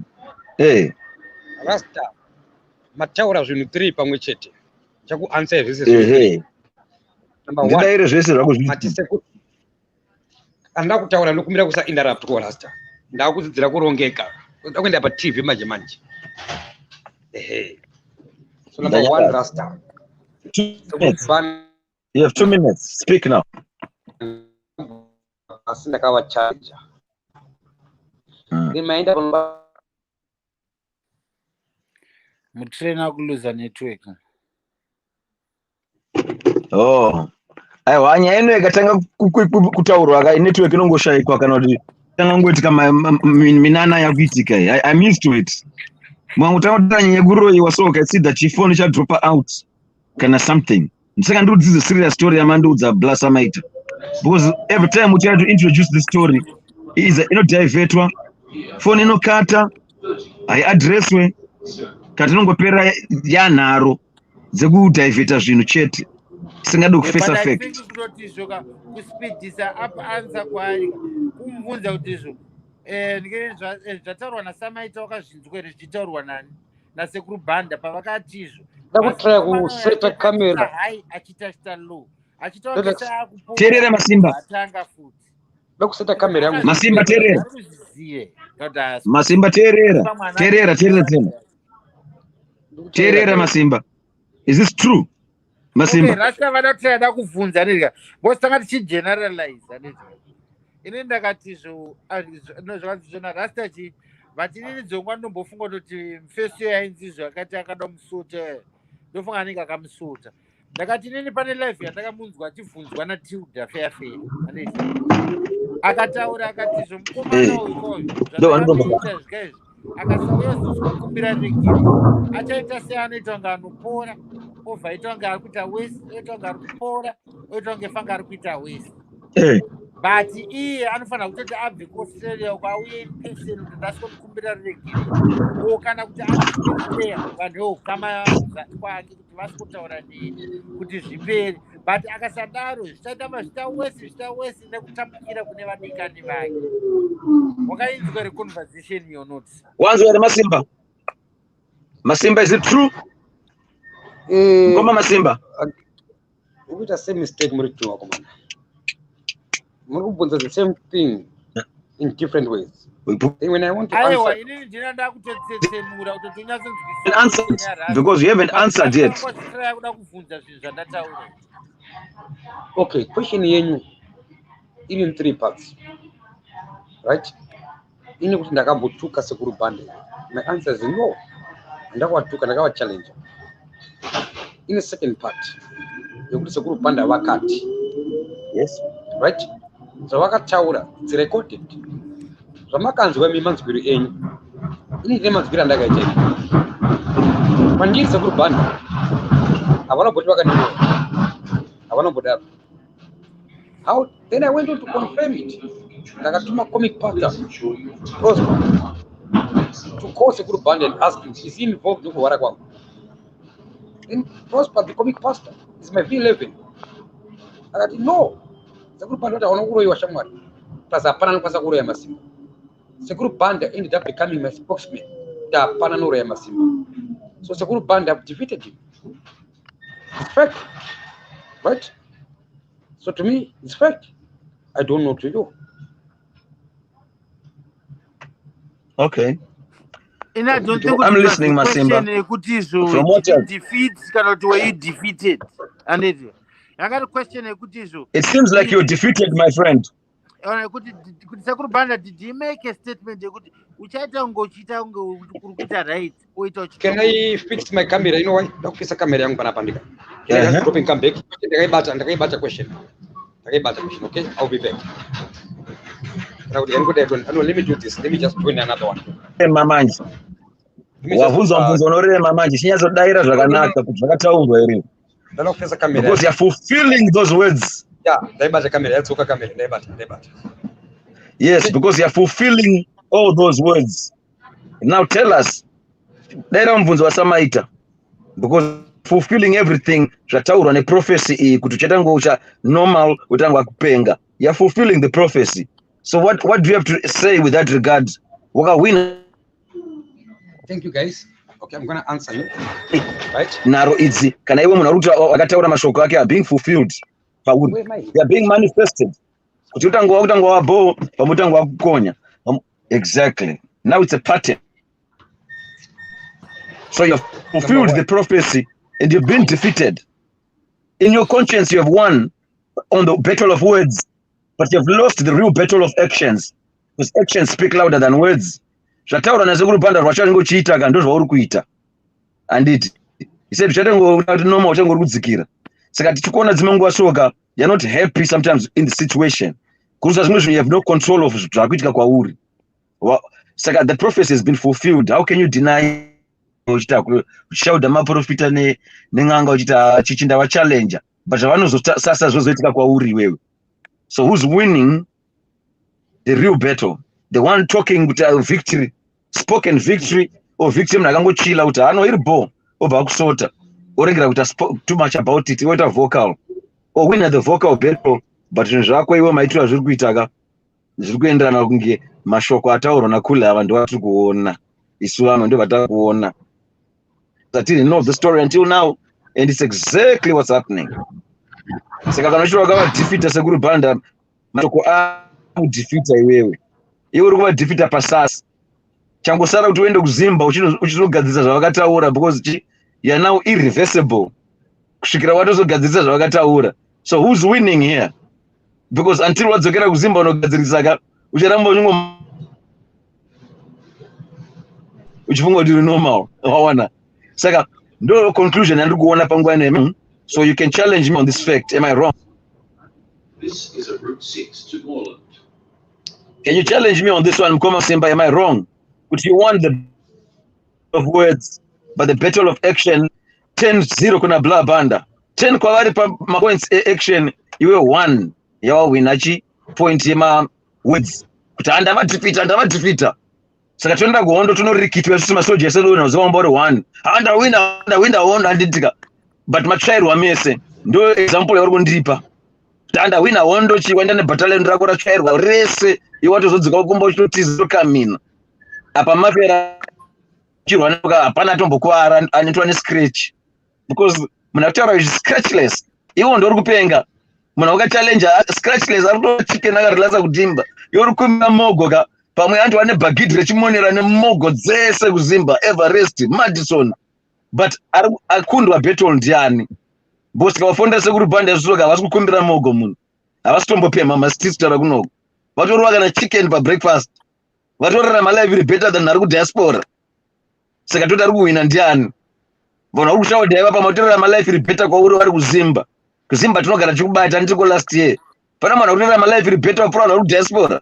So let's not get carried away and think it was zviri kuitika ikoko strike. Because pari zvinoka wakasotwa ndakaedza kunamatira pano fandopenga ndikanamata ndanamata chedza vana rasta vakuita zvembanje. That was the thing chandikaona kuti munhu uyu munhu akasotwa ambo pakabvuma akasotwa anomboita normal rimwe nguva mwedzi uri mutete zvaunomboita zvezviya nemanheru pabuda womwedzi time mechichi varoi vabhizi kuita mama runnings vomboita normal. Traffic varoi panenge mboita mama runnings voita normal. Odzoka zvakare manje. So now say Rasta now and give me facts that can oppose what Rasta said. Justify yourself, kuti. You defeated Seguru Banda, not through your words, through your actions. Because right now, Ratauro na Blasa Maita, 100% is what happening to you. Kana but kana vari kunyepa chivaudza kunyepa izvezvi kuti Blasa Maita muri kunyepa hazvina mbobvira zvambotaura izvi tataziva kuti manyepa ana Tilda was Tilda went asina words in. Banda pakapedzera kudaro ka Thank you. Saka mukomana uyu anditi ka oita sei kuti zvipere kuti zvinhu zviite nani tikanzvena Banda chi aiwa uyu koko akatizo mishonga dzisenzi saka inini ndakafanana na anenge ari muclassroom mwana akatadza ndeta sei tinongona kumumpochi discipline iyaya kana anyatso acknowledge kuti discipline yapinda achafanira kuya kwandiri kuno kuZimbabwe anenge akataura kuti Kremboni something ameno ndakuti achikanganwa nditi kuti auye kuno kuZimbabwe totaurirana anditi mwana zvake anditi mwana anoregererwa but anorangwa anditi but anofanira kuuya kana akatadza kuuya hama dzake dzinofanira kuuya dzisikutaura neni but it was on a live yaTilda show anditi yandainzwawo I wasn't a part of it. What you said. Remember the chigonzwa ngwa chitaura. Now that you've said it, my brother, now that you've said it, that's 100% of what I'm seeing in Namkoma Masimba. Vangangoramba zvavo, but my actions avo are kuprove 100% mashoko amataura. So how come my actions avo ari kuita nezvamataura ivo vari kuzvidinaya? I think ndofunga zvinhu zvachona zvinozongofanana. How come he's denying what you're saying but doing exactly what you're saying? Pamwe ipapo ka he said that too zvinhu he said that zvinenge zvakangofanana kana kuti nemunhu yanenge achikunzi akadyiswa yaJamani anoziva kuti family yenyu inokwanisa ngokudzera kuti mukadzi wako akakudyisa but iwe haufa wakazviona iwe unongochikona mukadzi wako but vanhu vese anongori around iwe vachikudzera kuti wakadyiswa but haubvumi saka pamwe amshoti pamwe ndofunga ndizvo zvinongoitika futi pamwe ndofunga nekuroyiwa nditi wakaudzwa haumbozviona because handifunga kuti kune munhu akadyiswa ichokwadi hambofa wakazviona munhu wese anotoramba andokurova mukadzi wangu ndidyisa unomuparadza nemukadzi wangu iwe andokurova ari blaza wangu andokukiya kuti asha iwewe ka hadzipindiririke hamuone mba yatodzima yega yadzoka but mukomana ngaanogasa nyaya yake ndo vandingoona wenina mheno tinangoita nharo ticha majokes panapa Masiva foni yako akangoenda chete rasa dzati muri kuona foni yaenda zvinenge zvatanga because hazvidi kutsurwa kandozviziva hazvidi kutsurwa hazvidi kutsurwa manje chiri pabla Masimba vatodhiniwa we're just advising you same face manje Masimba vanhu vanokufarira nokutaurira shuwa iwe wakasotwa iwewe because dai usina kusotwa ka you wouldn't be doing exactly zvakataura munhu akakusota saka how come the words of munhu akakusota are standing above your reality right saka kana mawords munhu akakusota if they are standing stronger inini zvangu ndakubhelieva kuti mushonga uripo from now ndaimbodautaga you are now the evidence kwandiri saka of this argument wandipuruvira kuti mushonga unoshanda manje ndaimbodautawo ndiri mufana chiti apa muyange ndaingorotawo but from you now from your experience ndakunyora bhuku rangu rehuroi kuti uriko from BhukuReBenzi I've been inspired now kuti chi uroi uriko zvanaimbosuspecta ndiri mupana mweblaza akambopenga so tikati imbanje chaitonyeperana vanhu vaiti akasotwa zvishwanga akasotwa iwo mufesi wangu wakasotwa anditi isusu chamba takachirova kupfuura chanorova chitora kana mabhegi chacho atinambopenga saka uzonzi wapenga nembanje nhasi chii chashamisira pambanje tinozopengesa iwewe level iri saka ndopa ndikuramba ipapa ngasablema madrugs vanhu vari kuona ndova madrugs obo maareas inois highest drug neighbors angu vanhu vese but hapana munhu anopenga unoenda kubasa chazvo zvavo vachorohwa nemasini so una kuroyiwa here bvuma wakaroyiwa here uri munhu wechechi what do you believe in unoshauta amaprofita zvese nen'anga ko kana wakarohwa neboth sides kana wakaroyiwa mbonzi nemaprofita ta zvakare mbwa kuna matiro kunawater kekai nemadangerous spray pamusoro ngoma ngagemuke saka ukanoenda unogasa kwasekuru Banda Oramba uchipenga toda kutsvaga kuti ndiani kana muprofita umwe wakatuka. Tonogadzisa zvakare. Tichapedza tane vanhu 10 vekuenda kwavari. Saka ndinofanira budgeta mombe. Kuna vanenge vachida mombe tichazobvisa mombe unoketa. Because kupenga kuzombomira mfesuka wakasotwa. Don't lie to yourself that you're normal, brother. You're sorted, okay? The sooner you realize and accept that you're sorted, it will benefit the community. Unoenda basa rako uri pasi2C, share zvakanaka, should discuss zvinhu zvinoprogressa, ushobuilda nyika, uchitonyera tsamba dzinorespectka, vanhu vachitoverenga tsamba yamasimba kuZimbabwe, achitobudawo paTV masimba. Because kana akasotwa akashavira urombe kuti kana wakwira gomo, wada kusvika pamusoro pegomo unobva wanzi negudo redzi. Right, ndinoda dorota apa pandaisasa namasimba. Ndichiti wewe unenge kusvika certain level zvinhu zvakanaka, unenge ucharamba chirwa 2 feet. Because pane chinhu chakagara. Chinenge chikurwa maguna gore unogadzirisa. Saka ari kuita zvinhu kufadza vanhu manje achararamira upenyu hwake ega. Saka mukufadza vanhu manje anofanira kufadza vanhu achizvimakisa. Right. Saka izvo zvisoka kana tanyeswa na support ngabuda atanga unoita wait public netsvina una vanhu vanozara panapa. Masimba dzoka. Because mweya wacho ndopawanyitsanga kubuda. Saka mweya is a smart spirit wana anodzoka achita kune vanhu nge achenjera. Yobva yapa uchenjeri pazvose zvayaita zvekunyangadza. Ona, yokupa wisdom ona. Those are called familiar spirits, you know, ancient spirits. Inoziva kana dzinza rako rese. Inogona kutaridza kuti masimba wakaberekwa gore rakati, amene kwanonzani mukoma kwanonzani. Fallen angel spirits man that you are working with right now. Wakasotwa ngangelo. Ndio mapowers atokushandisa zviso. Because atori intelligent kufura tese so. Atozwa zita rangu nini? Kuti rasta zita rawo nekwavari nezvavari kuita izvo so. Vanotoziva. Vaona ma spirits acho yaya. Kuti vakadotota so vanoti rasta vatotaurisa. Saka iwo wakasotwa masimba. And we can go on all day all year chita ma jokes. We're not getting anywhere with the positive things. Unosvika wakutukana nevanhu vari kuZimbabwe ka. Because chimweya chachida kuti create havoc. A spirit of havoc. Kuti iwe vanhu vari kutuka veveka vazosvika kana pakukiya otapera mazino mukanwa uchirohwa nevanhu manyanya dzedza apa kushandiswa nechimweya chotuke vanhu ka orohwa manje mazino oramba achingopera svika usina mazino 5 years later masimba deteriorate manje apa vangopera vasina kana mazino mukanwa nekurohwa nevanhu nyaya yekutuka mweya chikutenderedza apa ufe hapana vanhu vatombokuuraya masomo nongomamiswa saufe kuchita semunhu akatanda botso waona. Saka first of all spirit yakaza kuti usawirirane nemhuri yako, ushaudhana namai vako, so that your whole main support unit goes. Vaikwanisa unotaurira nen'anga vese wakatukana navo. From what I'm gathering from Samaita, vanhu vese vaikwanisa kukubetsera wakatuka. Vabereki nehama neshamwari wakatuka. Your blood could have gone to Sekuru Banda kunokusolvera zvinhu zviri kunoko wakatuka. So only option chezvifambira wega zvinhu zvako. Aenda. Usambonyongweza wangu normal. Utamba nebrain dzevanhu iwo izvo wakasotwa. Ndozvika vanada ngotaura munhu akasotwa shamari. Nyaya don't ega, that's what I've gathered, you know. The rest is nonsense. Vada kuza kupaiza kunge munhu ichi ari kunyepedzera kupenga chichi. I think kuti anenge kutongo evaluate zvake chi mental capacity yakachida kuona kuti anokwanisa kuita zvipi nekuita zvipi. But although again I feel like kuti anowana ufutichi ma mixed message. Anenge akuzviasesa ega.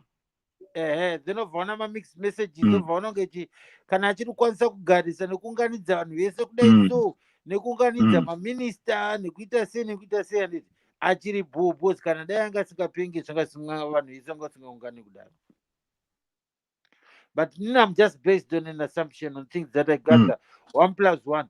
But imimi Rastaka, you are in the best exactly. Transformation yake. No, it's all reality, my brother. It's all reality. On a face-to-face, one-to-one basis, and it. My era ne akano rana ndimunonyatsaziya on the ground, and it. Zvaita 5 years ago, nezvakuita only you are in a better position to speak about him than in I can't speak about Masimba because Masimba have never met him. I said I don't spend a night and a time, but you spend time with him. Masimba was normal. Saka, you are in a better position. Zimbabwe was very normal.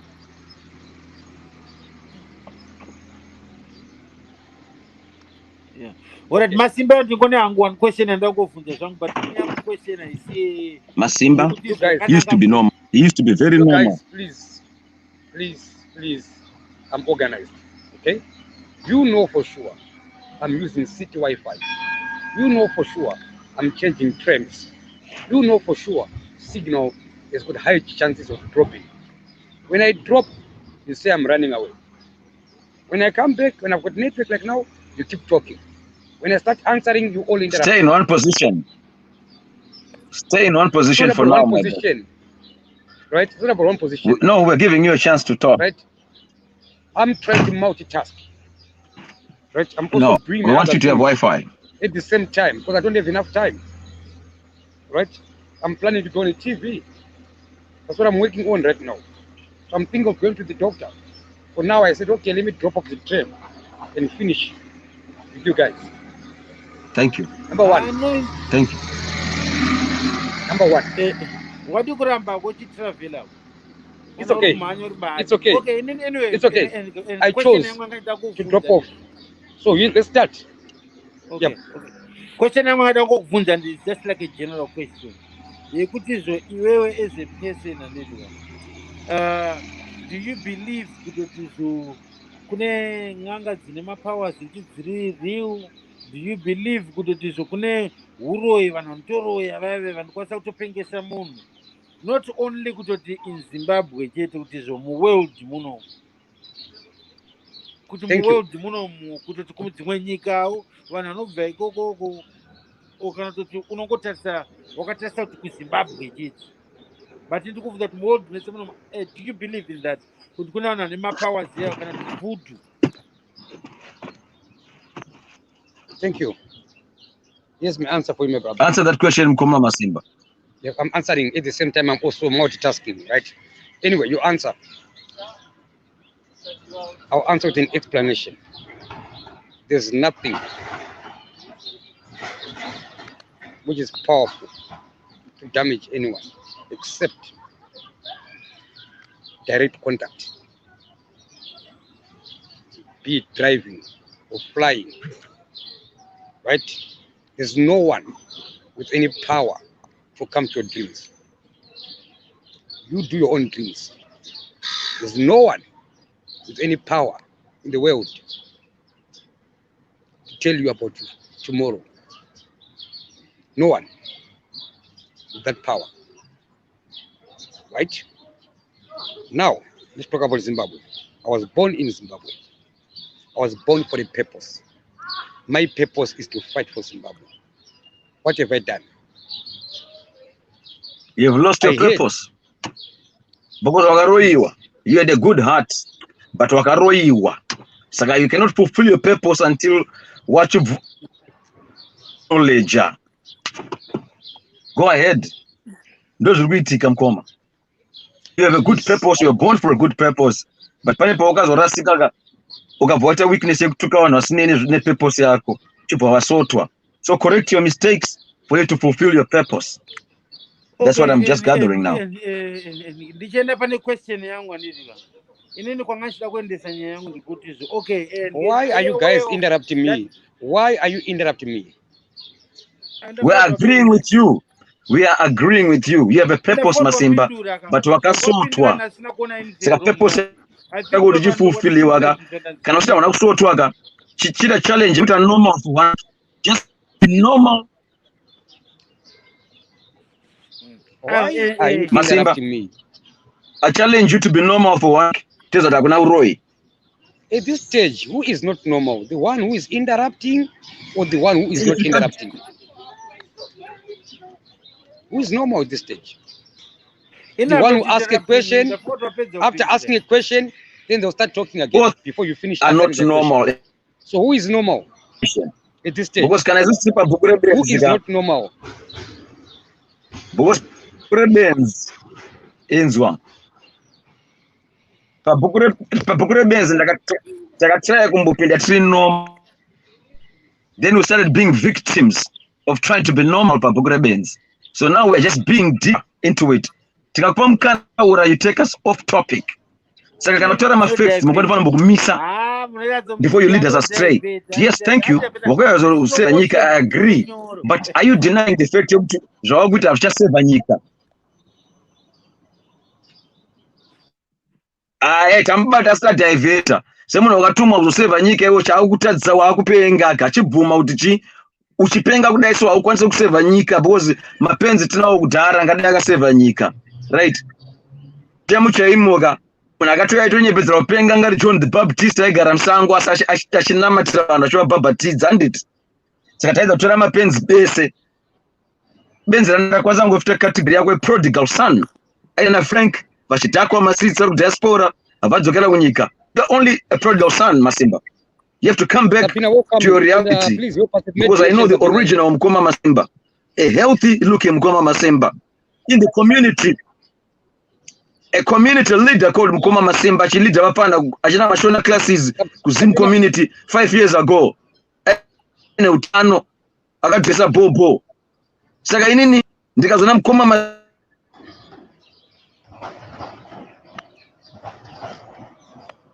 Hello, Sabina. Welcome in the, can you help us in mediation? You host the show, please. Yes, good morning. Good morning, Sekuru Samaita. Good morning, Sekuru Rasta. Good morning, boss. Hey, Samaita, 1 hour. I'm not going to bullshit. Mimi. All right. Shabbat time. So what is the topic about? Zvinzaitika panapa muzukuru. Just start, Sabina. We waste time. Just start. I can't because I just came in and I shared. I don't know what's happening. Yes.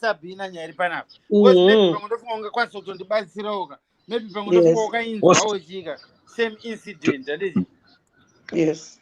Rastaka vanga vakajambwa zviga nechekwa mudharabhanda chachiya saka tichitaura tichigeneralize ndizika ndakaudza tichi Sekuru Vakata. Masimba ari kumuvha aripo eri Masimba. I think in network. Oh, you ripoka Rasta. Saka nyaya iyi achadzoka kuzinyatsotaura. Ndaudzwa kuti Masimba akachallenja Sekuru Banda vari kuZimbabwe. Sekuru Banda akazobuda palive vakati munhu achatanga ari kuti ari normal achidzikira.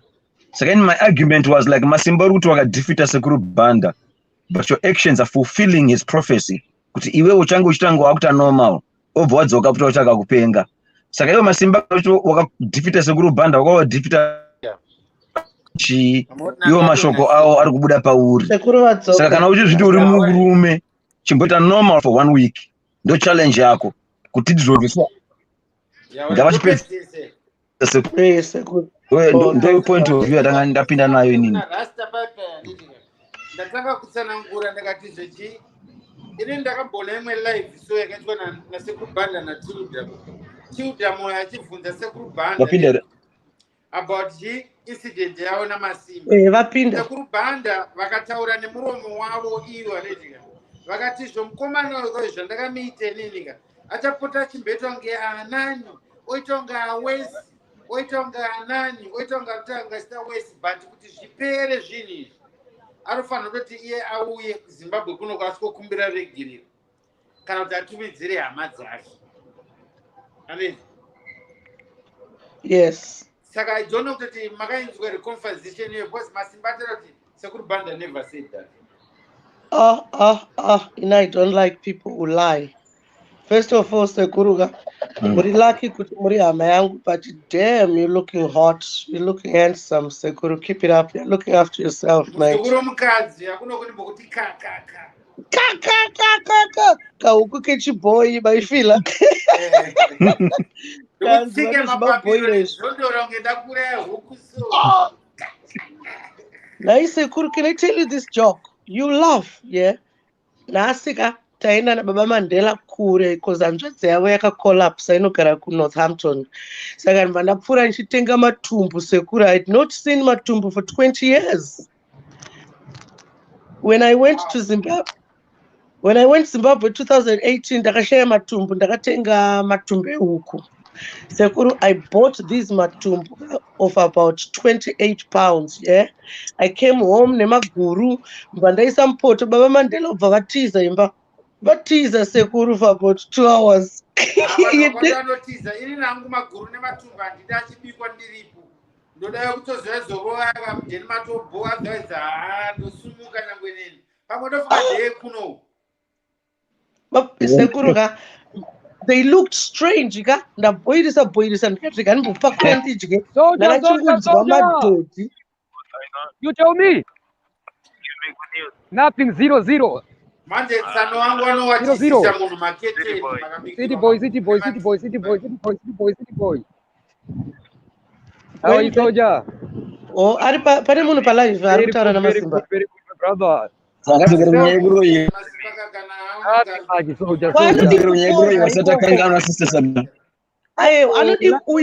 Anodi kupoza. It's lack of respect. Nekuti antaura namuwani sisi achitaura nesu panapa. Yesterday you are soldier. Ndokupenga kwacho. For a phone with internet. That's part of kupenga kwacho. Right now. Ndiko kutopenga kwacho ikoko. Yes. Do you have internet on your phone? Saka imi sister Sabina mazomvunzo. Mavunzo wamvunzo tinasama ito kuti makazvinzwawo here pareport. Yes, ndakazvinzwa clearly. Computer. Right? That's scary now that you're confirming it. So Rasta was saying kuti zochika pattern yakataurwa nasekuru Banda yaya ndivika. He is witnessing it kubva kuna masimba semunhu ari up close kubva kuna masimba. Yes, first time. Also, mukatarisa pa page yangu, not my personal timeline. Look at that, Sekuru. We can't do this. We English, Sekuru. We've learned better. This is not the way. This is not the way. Oh, what can I do? Yeah. Without anything important. Because some people, they're so lonely that they think speaking to somebody is very important. That kind of lifestyle. When a girl comes, it all depends with the program. After the girl, then I'll call you. How is that? It's a shallow mind, disrespecting, it's degrading others. I give you clear orders, clear instructions. Fame to be disrespected. Now you know.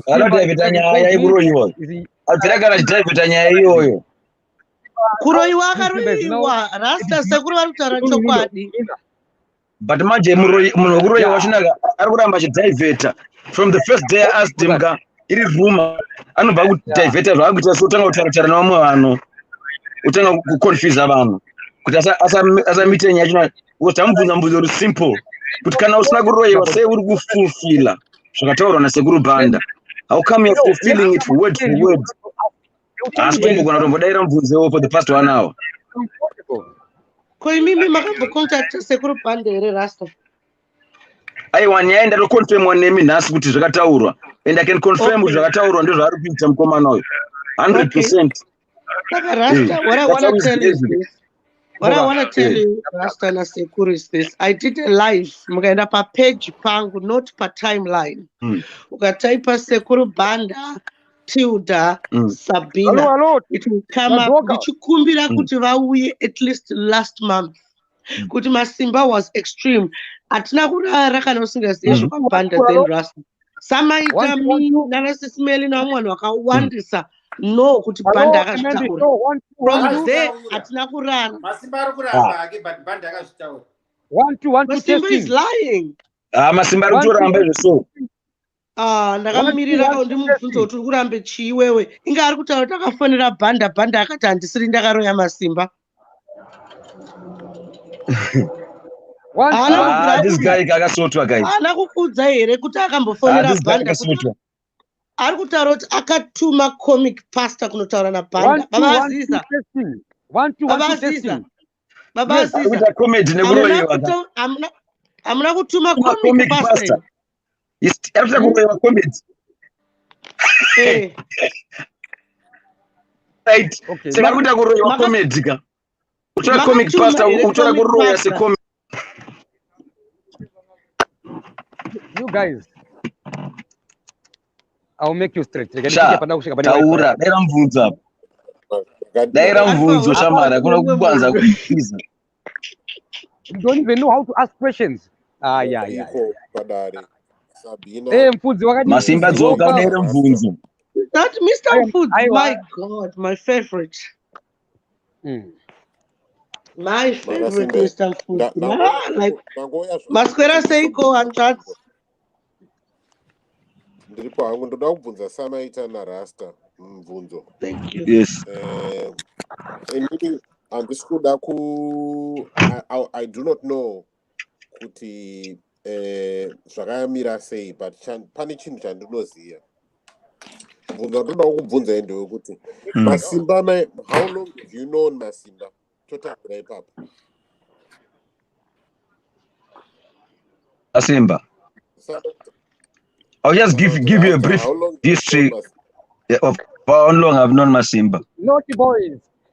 Chinge the community mpaka na 8 years. Right. 8 years in community I participate. Achimashona classes. Achita zvinhu zvaidadisa. Achificha kune mamasina right. Asati tukana nevanhu pabhukure kumesa. It's interesting because I have known Masimba for 2 years. 18 months now. 18 strong months. I've known Masimba close to almost 10 years now. I did it. That's good. Wow. And I would like to tell you what I've known about Masimba. Actually, zviri kufaya nakeda. Andika. He's been consistent. It's only ngoti iko zvinezvi tikangoti akamboenda just a little bit, not too much, just a little bit to the extremes. But Masimba uyu wandiri kuona uyu naMasimba wandaiziva kudhara achiti pamusoro ndiri kukubatai panguva yakaoma, ndovanga ari greeting yake yaita achitanga kutaura. Behavior yake iri very consistent with what he's doing. Munhu aenda in the name of maskits achita zvinhu zviri unusual, zvinhu zvokuti vanhu vaiti ko blazi uyu aigona kungomisa munhu mustreet, misa motikari parodhi, kana kungotaura nevanhu kuti ndinoda kuti mupretende kuita zvakati, ndinoda kuita something, he would do that. Tikamuona Masimba achidanana naMaiziza vachiri boyfriend and girlfriend, and relationship yavo maitiro aita murelationship yake is not typical of what others would do, and we got used to that. Kuti ndiMasimba, mastatements ake aitaura zvaanenge achiita everywhere he went, so he's been consistent. This was before Tilda auya pa Facebook, or before, and I'm not saying that's why that.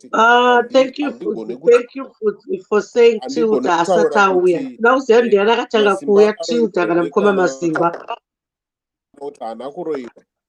But the only thing I can tell you from the Masimba ndrugono in Masimba ndinoziya, there's no difference.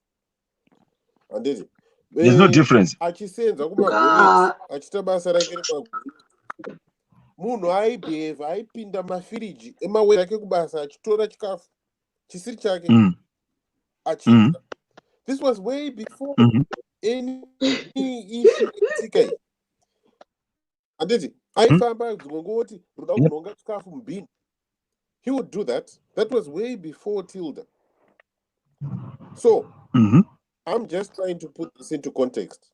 Kuti kana tichinge takuda kuconcluda kuti behavior yemunhu yakamira sei, ngatimbochokei tumboona kuti kumashure yakambenge yakamira sei. Because for me, Masimba has not really changed. He's been consistent behavior. That's what I wanted to say. Basically, Basically, Amfudzi is trying to say this could have come from childhood. In a way, it could have. We're not Ndichazotaura. it, okay? Ndichazotaura. But inini I'll still come back and agree. Sekuru Banda, inganga inozikanwa Zimbabwe yese. He said it with his mouth, and the Sisitilda was there to listen. So this is why I cannot say I can't believe Moroi, because I'm seeing it's like what Samaita is saying and what Sekuru Banda said. If Sekuru Banda said it publicly, why can't he come and say it again? Publicly on radio. Masimba. Go ahead, Masimba.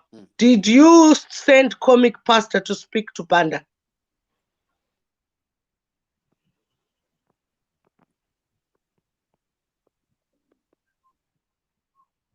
Okay. Masimba? Mpudzi. Unoziya, Mpudzi. do you know here Rasta? Do you know? Hello? Yes. Hello? Masimba uyu akambobvisa hembe pamberi pamanza, pamberi pashow yamanza. Saka kana Ama stories akambobvisa bhuku rake akashama pashow yamanza, vanhu vese varipo vachimuona iye Masimba uyu. Chingazondishamisa kuona unzi Masimba aitira tsvina God. Oh, thank you. Can I answer something? Matezi yaita zvese zvamutaura Masimba muzati aitoshanda. Masimba tatomuona chiva marunning zake. Yeah, nikirenika. Saka matime esa mutaura yega. Masimba aita zvimwe productive zvakawanda. Right. Masimba is busier than anoenda kubasa izvezvi so. He wakes up anongobuda zuva. Rinyure ripo panapa. Hours ari kuita akadai ariwo hours aishanda madays aishanda ka. Masimba angadeta zvikuru pazvikuitika manje ka. Masimba kana uchiroiwa ka haungazoroiwa utanga kuita the opposite zvawagara uchiita. Kana ungori munhu anopengereka achikumbira hembe uchatozokumira wese. Kana ungori munhu ane hasha uri comrade vane hasha uchingofamba uchiridza futi. Masimba ndozvaagara. Because mushonga wacho unoziva ungoexcita. But accelerate manje level rekuti chi rare kupenga. Madness. From a comedian, Masimba didn't want to say comedian. Right. Then this is comical, he's a comedian. But now it's no longer funny now. It's exceeded that level. Kuti ear Sekuru Banda, but same words avo are manifested through ear. Can I actually talk about defeat? Same actions are up to 100% Sekuru Banda now. Simba murundi tauro yokudaro. Anga ne max skits ne comedy, but level rake tairiziva isusu. But level rava manje rangu vari kwa Sekuru Banda chete. No longer Masimba in this. Zvese zvakuita zvangofulfilla mawedzi aSekuru Banda kuita normal nekuranya mushina day rese 24 hours 7. Masimba never used to run 24/7. Aita mbenge, aita zvimwe zvinhu, aita maskiti aikumira hembe. Yes, but he was working, he owned trucks, he had a girlfriend. Masimba at the home, life was going on through all these years achipengereka. But this time now, from kupengereka, this is kupenga. Kuti mushina uchamira, mwana hana zororo. 3 AM inosvika kamba Facebook, 6 AM amuka hana kudya, hana kupiwa mukana wekuzorora. Saka ini ndinonzwa tsitsi ndichiona vanhu vachifungira vachiudza Masimba kuti saka ari kuramba achingomhanya saUsain Bolt instead of 10 seconds ari kurova 10 hours. Saka imagine kuti heart rate inoita sei. Saka he needs to be careful of a heart attack. Thank you. This can kill him. Kusazorora kunouraya unoita ma-seizures munhu unotanga kubata ma-conditions mental illness yechokwadi inoenda kusazorora. Wakavunza question ukavunza Rasta ukavunza neniu inanzi kupindura pangu. Pindura yenyu Samaita. Okay, question yekuti zvo how long have I known Masimba for? Inini kwandira anzi nchiti how long have I known Masimba for? But I would answer nchiti how long has Masimba shown me side of Masimba he wanted me to see for a certain period of time. Because I believe that kunema individuals you don't get to know anyone kana usikagare naye chezvuka unotoziva zvinhu zvaanokuleta kuti uzive about them. Saka if you don't live actions with him, if you don't live with him andizive kunyika yako anogara andizive ma-social circles ako kana wanga usiri ma-social circles ake like fangasa Rasta kaka.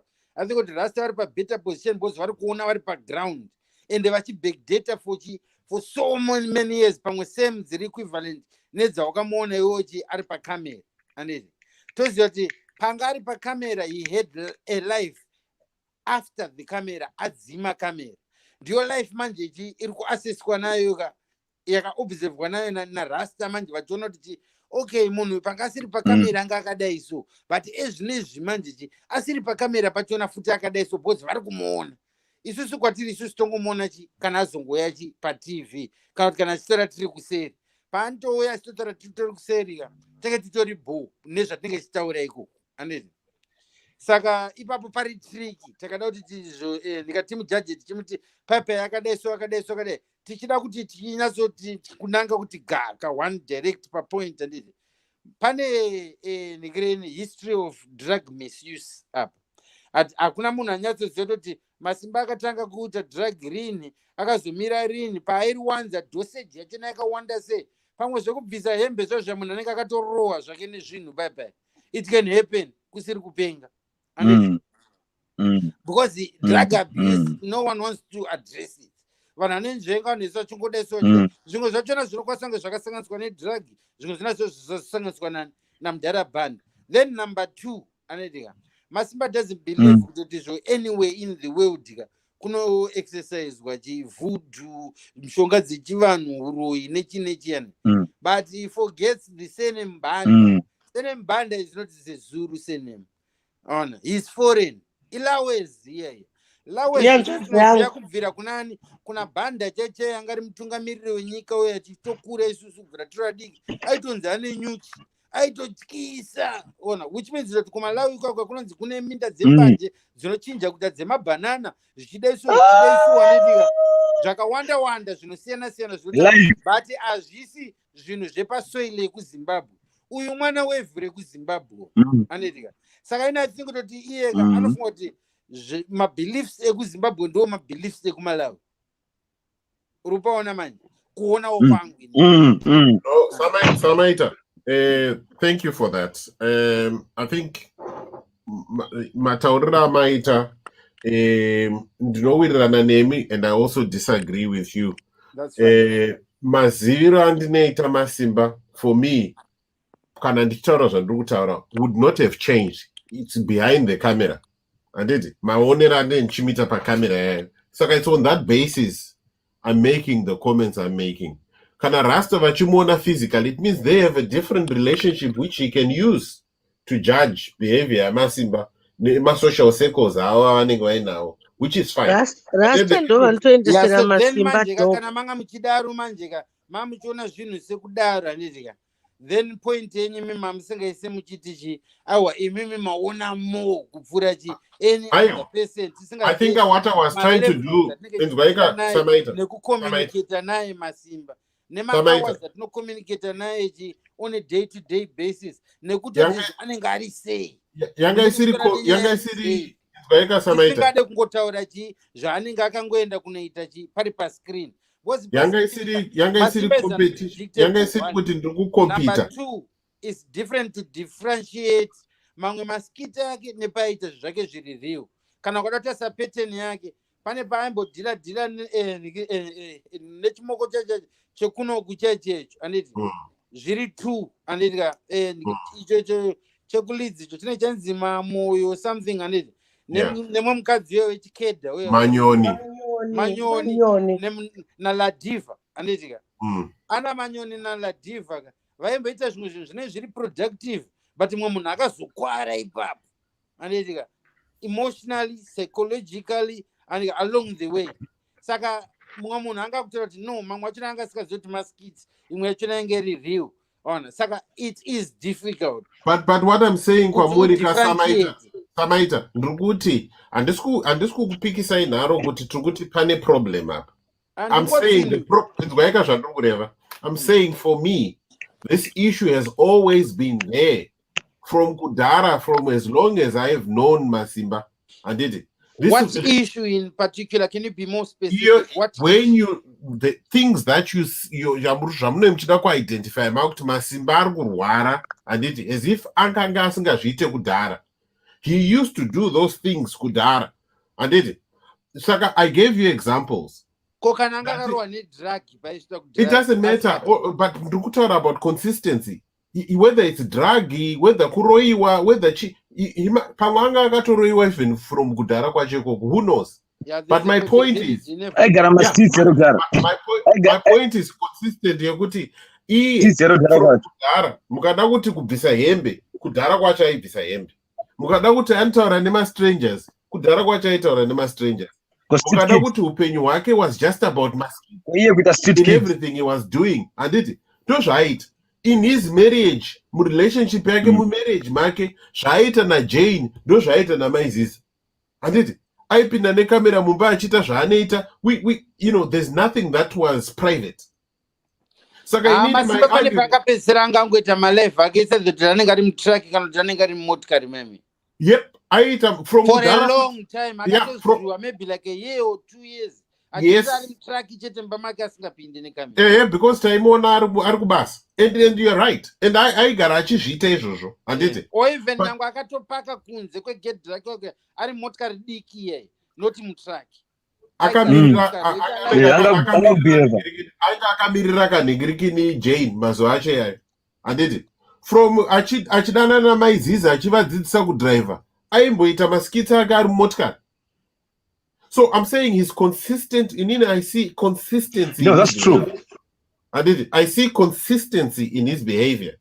So at which point do we now want to say Masimba aroiwa as if kudara kwacho tuchiti angasina kuroiwa? Ndopa ndiri disagree anemi. I'm not saying can I also come in Romo Makarasta Maskura Mstaura the whole day? Sister Sabina. Do you know why chifunga kudaro? Because kuna sekuru banda vakaclaim and vakaisa mademands ezvinhu zvavari kuda ende vakazodescribe kuti vane pattern yavo anoitika yavari kuset up. No one knows kuti izvo sekubanda vaimufollowa here masimba vaiona here pattern iyoyo kutoti vatongotaura yavo yavaseta. Because it's not easy for someone kuti angotaura from nowhere, especially are well known. And like fanga sekuru banda munyaya traditional ongotanga from nowhere ngoti uyo mfano ndini I'm responsible. Samaita, I'm muri right, but what I want to say to you ndezvokudai, kana munhu achinge achirwara neHIV anditi mumwe munhu akazomuti ndamuzadza neTB zvinotinetsei to differentiate because zvinhu zvacho ibuda ndibudewo anditi. Do you understand my point? Saka andingarambe aiwa inokwanisa kutodetecta sezvo kuti izvo ukacontract around time ipi zvacontracta time ipi ndosaka forensic. No, but saka chinduudzai difference iripo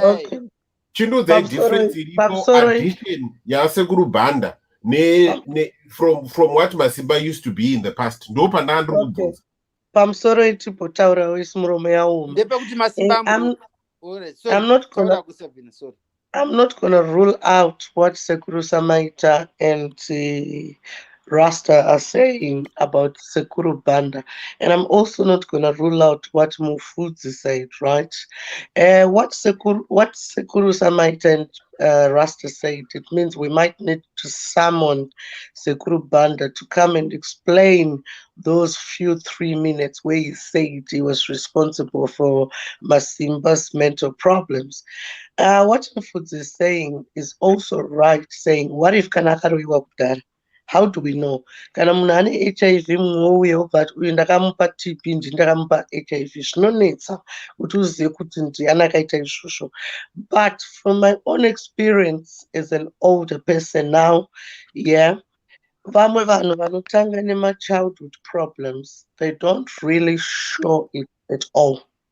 They can show it through muskanzwa muchingoti this person is funny, muchingoseka achiflasha his cock to mandla, achibvisa mbatya, achimisa motikari, because all that is part of fun, because this person asati asangana kana nema-drugs. But childhood mental illness inenge iripo. Saka kana tichitaura childhood mental illness, we're now talking about the brain. That is the brain chemical imbalance.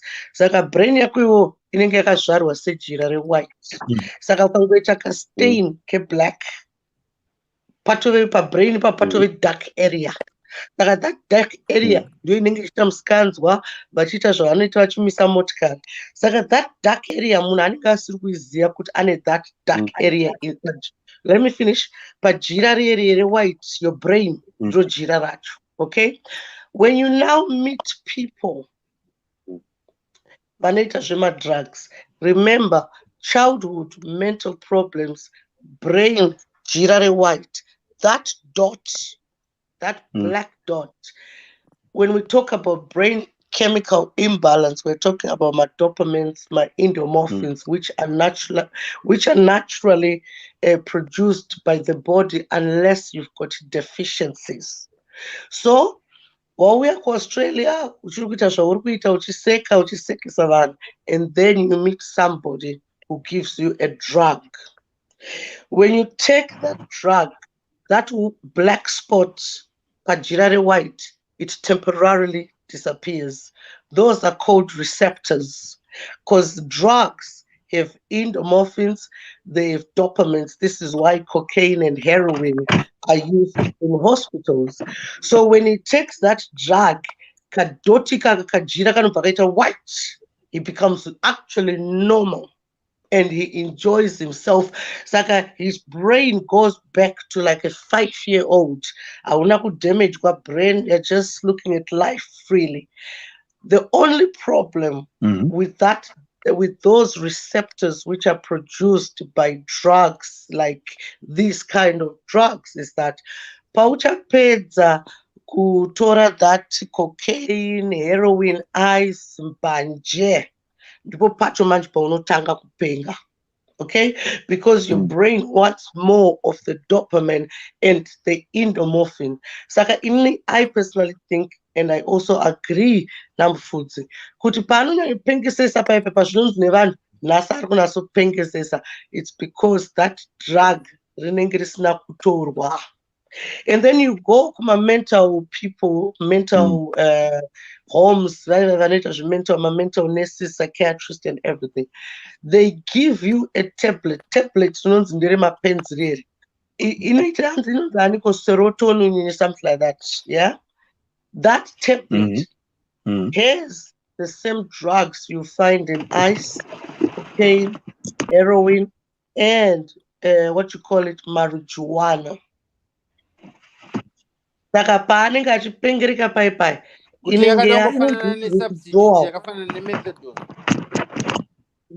Saka I agree with both of you guys. So I don't know, Masimba, what do you have to say? Thank you very much. I was listening to your analysis. I want to say thank you so much. I can neither disagree or agree with you guys, because remember, those are your opinions. Masimba, are you still there? Sister Sabina. Hello? Yes, he's here. He's talking. Hello? Can you hear me? Hello? We can hear you, Masimba. I think network yarasta ndio isinakuita zvakanaka. Thank you very much. Okay, I was just saying, thank you for Masimba, your perception. Thank you, Rasta. Okay, guys, all of you, I want to say to me, you are my friends, my very good friends. Thank you very much in my opinions, in your perceptions. I think all of you are correct in your own ways. Then I am Simba and he am Komama Simba. The magic question, like I wrote, my answer in and banda ndakamita setup waenda daro ndakabuda pamba. I recorded a video chidagara road. Then the next Wednesday after ndakabuda pamba, I think Friday or Saturday, then Tuesday the show on Tuesday.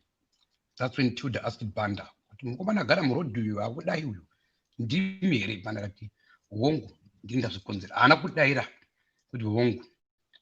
Saka Banda ana kudera kuti wongo shatilda ana kuda kuti ndiye akandiroya ana kudaro. Then Banda wacho yakasita say to get the article ndakaza kubvunza kuti ndimire sekuru ndakatuma comic pastor akafonera Banda. Saka Banda akati chipa akabvunzwa na Tilda in his own words. the question Tudor was trying to ask, Banda, Dimire, the answer, Bandas, and yes, the answer was no. If you go and check that video, come back here. Or you can come with a V11. Naima Simba, are you telling us now kuti aunobvira wakagara mustreet iyoyo? This is my first time going street. No, I'm asking the question. What are you saying? Kuti pataka tanga ukuona pa video uchichema anditi wasingagari mustreet? That was my first time. Saka urukuti wakangori skitika. That's what you are just saying just now. Could you wind up set up banda? What I wanted to set up banda. So I went out and Tilda the next Nginaj Baita show, which timeline yako I seriously don't remember Shashakaita. Tilda akaswizita show yake after a while. Okay, when I went out, you were preparing. I recorded the video. Which are my drugs. Nakatobata ice. Diripanga unkateni kana ndiriso. Maitita remember kwa toka kantina matila ndiri baba. Maitita nakabata tsono. Right? Then Banda came after. Pashua Tilda. Mukoma na gara mroda ma drugs ndimi ere. Banda anakuti ndini. But Banda akati zima drugs hakuita izvi. Sono konzero nekuti dene kwanenge achitiita. Right? Saka awana zvaitsvaga zvema drugs. Banda kuti Masimba awana zvaitsvaga. Okay. Let's go. Masimba, that's your interpretation. Then I went to hospital. At hospital, they did a drug test on me. The drug test came out negative. They were all shocked. Then I told them, when I'm on a video, I'm there for a purpose. I know my facts. The new people try to call the hospital to stop me from Masimba, sorry, I go, but you know what? Let's be serious. And you can't tell me drug test yakabudai negative when we could clearly see kuti wakadhakwa nemadrugs put up panje. And True. unodza kuti wakaitwa drug test ikabuda negative zvinhu zvataikuona Masimba. Right. Let me go deeper, my brother. I'll go deeper there. The repeat drug rakapikwa on the system. Ganja only. Saka usatika drug test yakabuda iri negative. Now, And they were shocked. Let's go back. They were shocked. Right? They thought I was on drugs. Just ganja. Alcohol. Okay. Alcohol. You were on drugs, Masimba. Mbanje, it's a drug. Yes. Foods, let me answer you there. I know what I'm doing here. Right? I know what I'm doing here. Samanya, listen carefully. Then I listened to Banda's statement. Yeah, my drugs akatawe drugs anatsona ya. Andina pana mbata tsono. Banda na mulo wepa papa. Ndikuziya zvandikuita. Right? Let me go deeper now. Right? Banda afuna na prosper kuti ndiye iri makaro ya Masimba. Banda confirmed no, andina kuro ya Masimba according to Prosper comic pastor. Don't feel even wrong. That has a banda napedza naye. Akwata. Let me move on. Right? To hear him. Saka iya kuti kana ndakaro na banda iya kuti anondiroya indikuti hana kundiroya saka zvazvenyizvi. If you want to check my V11, how come you haven't moved on? No, Masimba, you're saying you've moved on, but you're still in this streets with the same style yakataura na banda tuchazoita. What I'm saying, how come Banda's prophecy is more fulfilled than yako iwewe ekuti wakamudefeata? According to what I'm seeing, wachinja health. Zvese vataura nevanhu vese ndanjite nampudzi, you've changed even your health, your appearance. Pawaita maskitako ese your health was consistent. Tikakutarisa iwewe physical kuti Masimba undobva ari zvakafana. Face yako mazuva anotisa maziso ako akadonha kunyura mukati sotanga munhu akarohwa nezvishiri. Anditi, I'm talking about your physical appearance now. It's not the same physical appearance I knew last year but one. Sanenda kuZimbabwe last year. You know the Masimba ndikachila naye kuClyde uko. Anditi, ndakakutarisa panapa ndakaona face ndinoiziva ndikatarisa kuti hatisi chiso chaMasimba chandagara ndichiona ichi. Can you see Rasta? Can you now see when you say pandakaenda ku Zimbabwe last year? Pandakaenda ku Zimbabwe. Masimba has not been to Zimbabwe maybe for the last 10 years. And these are also some of the things which are hidden in the public, right? That munhu even akaregesa kuenda kwaakazvarwa kumusha kwake, yeah, kwakasiya your belly button, right? Mira, the same dopamines, mira, the same dopamines, the same dopamines, the same endomorphins, anotiza as well. Because that stress level, is a foot, that dark thing to jirare randakuza, the white to the brain. So sometimes the more you think about immigration, the more you could make yourself crazy whether you like it or not. So what do you do now? My dopamines, my endomorphins caused by stress happen. Yeah? Drug or you go for medication. Suffer my depression. Masimba, what analysis do you think suits you best? Yandaita yaitwa na Mfudzi, yaitwa na Rasta, kana kuti yaitwa na Samaita. I would like to think analysis yaitwa na Sabina na Mfudzi or Rasta and Samaita. If there is none, can you explain your condition? Thank you. The answer is simple. Numbers, they don't lie. Mufudzi, just I know the seniority. He knows me longer than all of you here. So his analysis is closer to spot on. Mese makarasi again. Mufudzi arikukudzia kuti Masimba is a drama person. But mukumitra nawo again. Muti I agree newo. Tozizia. Mapita muita nawo naye futi.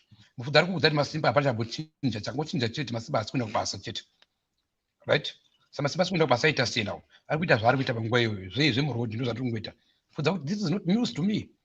Some people are going to prove upon the band up. Again, you see? Then the same food again out Masimbakaro again. Can you see now? The one with a problem. You don't listen to the truth. You feel like yeah, the Masimba. I'll give you my favorite. Can I give you the opinion in majority? Mazimbabweans are going to kostela varufungeni zvako. Vanokuziva. Chibomira vana Mfudzi now on platform. Mazimbabweans are no Australia. They know that I know you. How come I started getting 1 million calls this year, a few months ago? How are the Zimbabweans in Australia panicking? You have no idea. And it. How come this year people have been making non-phone calls? Masimba akupenga. Chitumizirwa my inbox my picture. And people here are more concerned than any other time. Why? That can be explained near the fact you're good to a number of the hospital Makoresai. And it situation. It was before in the hospital. Yeah, no, I'm just saying Kuti that was a significant change. And engagement Yatakwita na Masimba is very different from engagement Yataita na Masimba chita izalo kana chita mama shows ake. Shasian. And it this element here, mental illness yakapinda, which has actually caused a lot of people to be even Masimba. They will talk about Masimba ukuita China. They will not talk about Masimba ukubizayembe kwamandla. So it could be because of that situation. Munazo ita mental illness, and then to top it up, here Masimba. And in situation again as a group band, and it and you know what?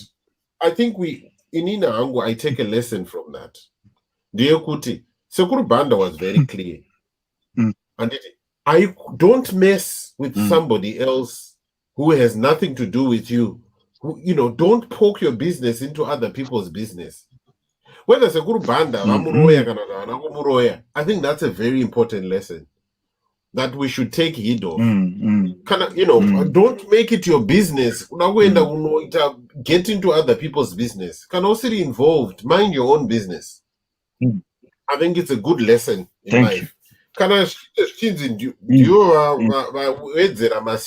because the only difference the Masimba has in the hospital and Otherwise, there's nothing.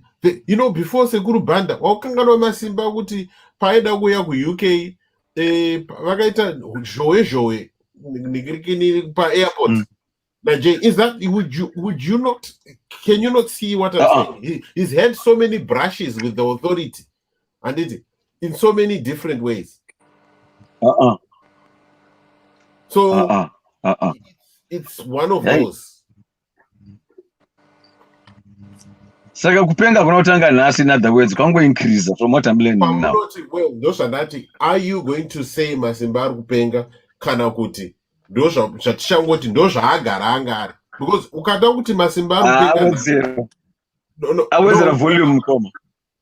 But what I'm saying is ukada kuti ari kupenga nhasi ndichakubvunza kuti ko last year and the year before. Saka ngatiwirirane pane consistency.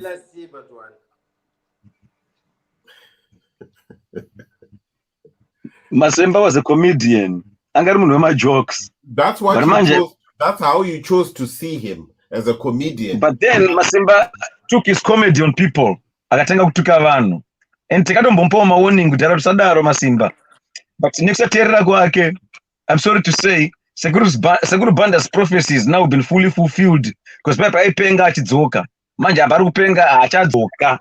Mwana wakungoloita nenyika achingobuda panapa achingoti Zimbabwe aenda go deeper. Kutuka nekuenda go deeper. Aiwa akazotanga kutuka recent. Ane kutuka kwanga kushauda kwanga kuita. Masimba achishauda munhu. Masimba anetime yanga kuti achitsvikiridzira. Ndinokupa examples akatsvikiridzira kamine nharo. Give me. Problem yaMasimba ndifrink wekuUganda ndiye muroyi. No, thank you. This will be the and a point. Pasati paita Frank. Give him a chance to talk. I think Frank akadzidzisa Masimba tumwe tunhu. Okay, I'm sorry. No one teaches you anything. No one. Zimbabweans have a problem. Yekuda kunakurira nyoka menyu kune vamwe vanhu. No one makes you do anything. He's an adult.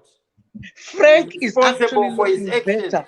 Exactly. Let's just accept kuti Frank Parker where people he's an adult. But God has changed it to show Zimbabweans kuti don't blame other people for your own actions.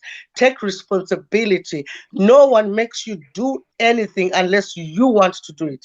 I absolutely agree with you there, Sabina. But point I think you understand the essence of what I'm saying.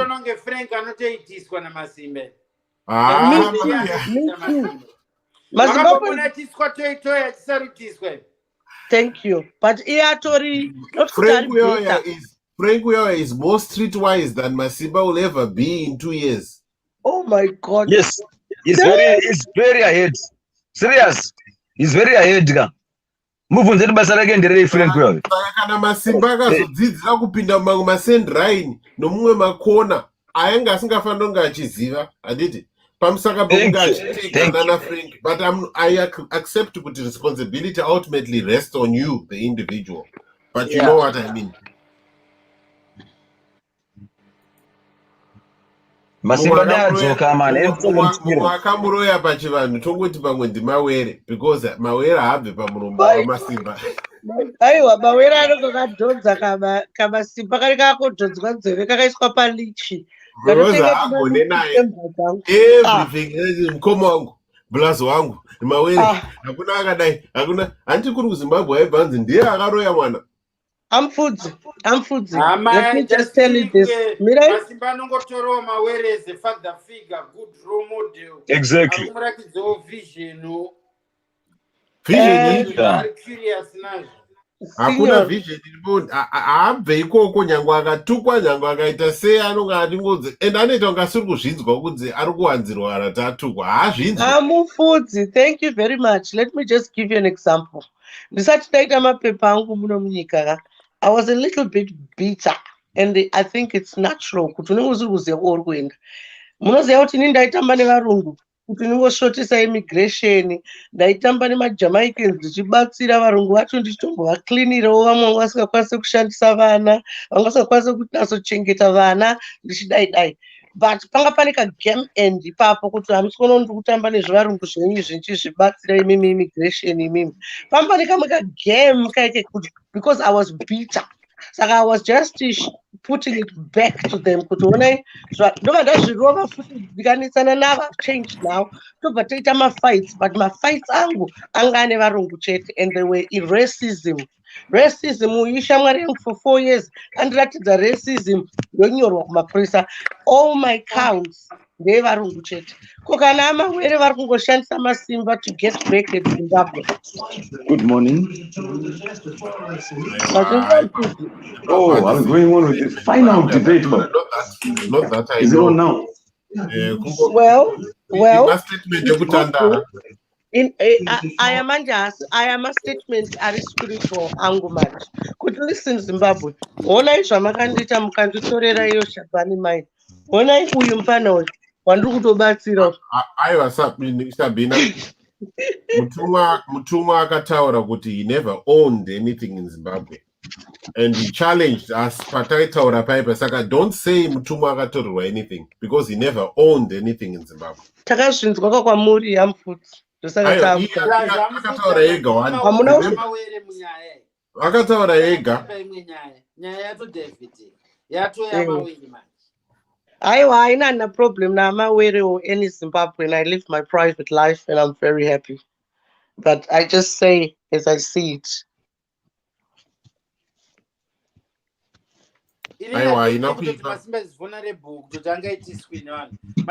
Asanozwa chokwadi. Ngatiziva kumana basa ramasimba repafacebook raabata pamakore apfuura is a critical analysis. Haangakwanise kuita as critical as he is achigana down kune vanhu ari vulnerable. Asi tozotaura nyaya yecritical analysis rimwe zuva. Because anotopfunyarisa vamwe vanhu garuseruka.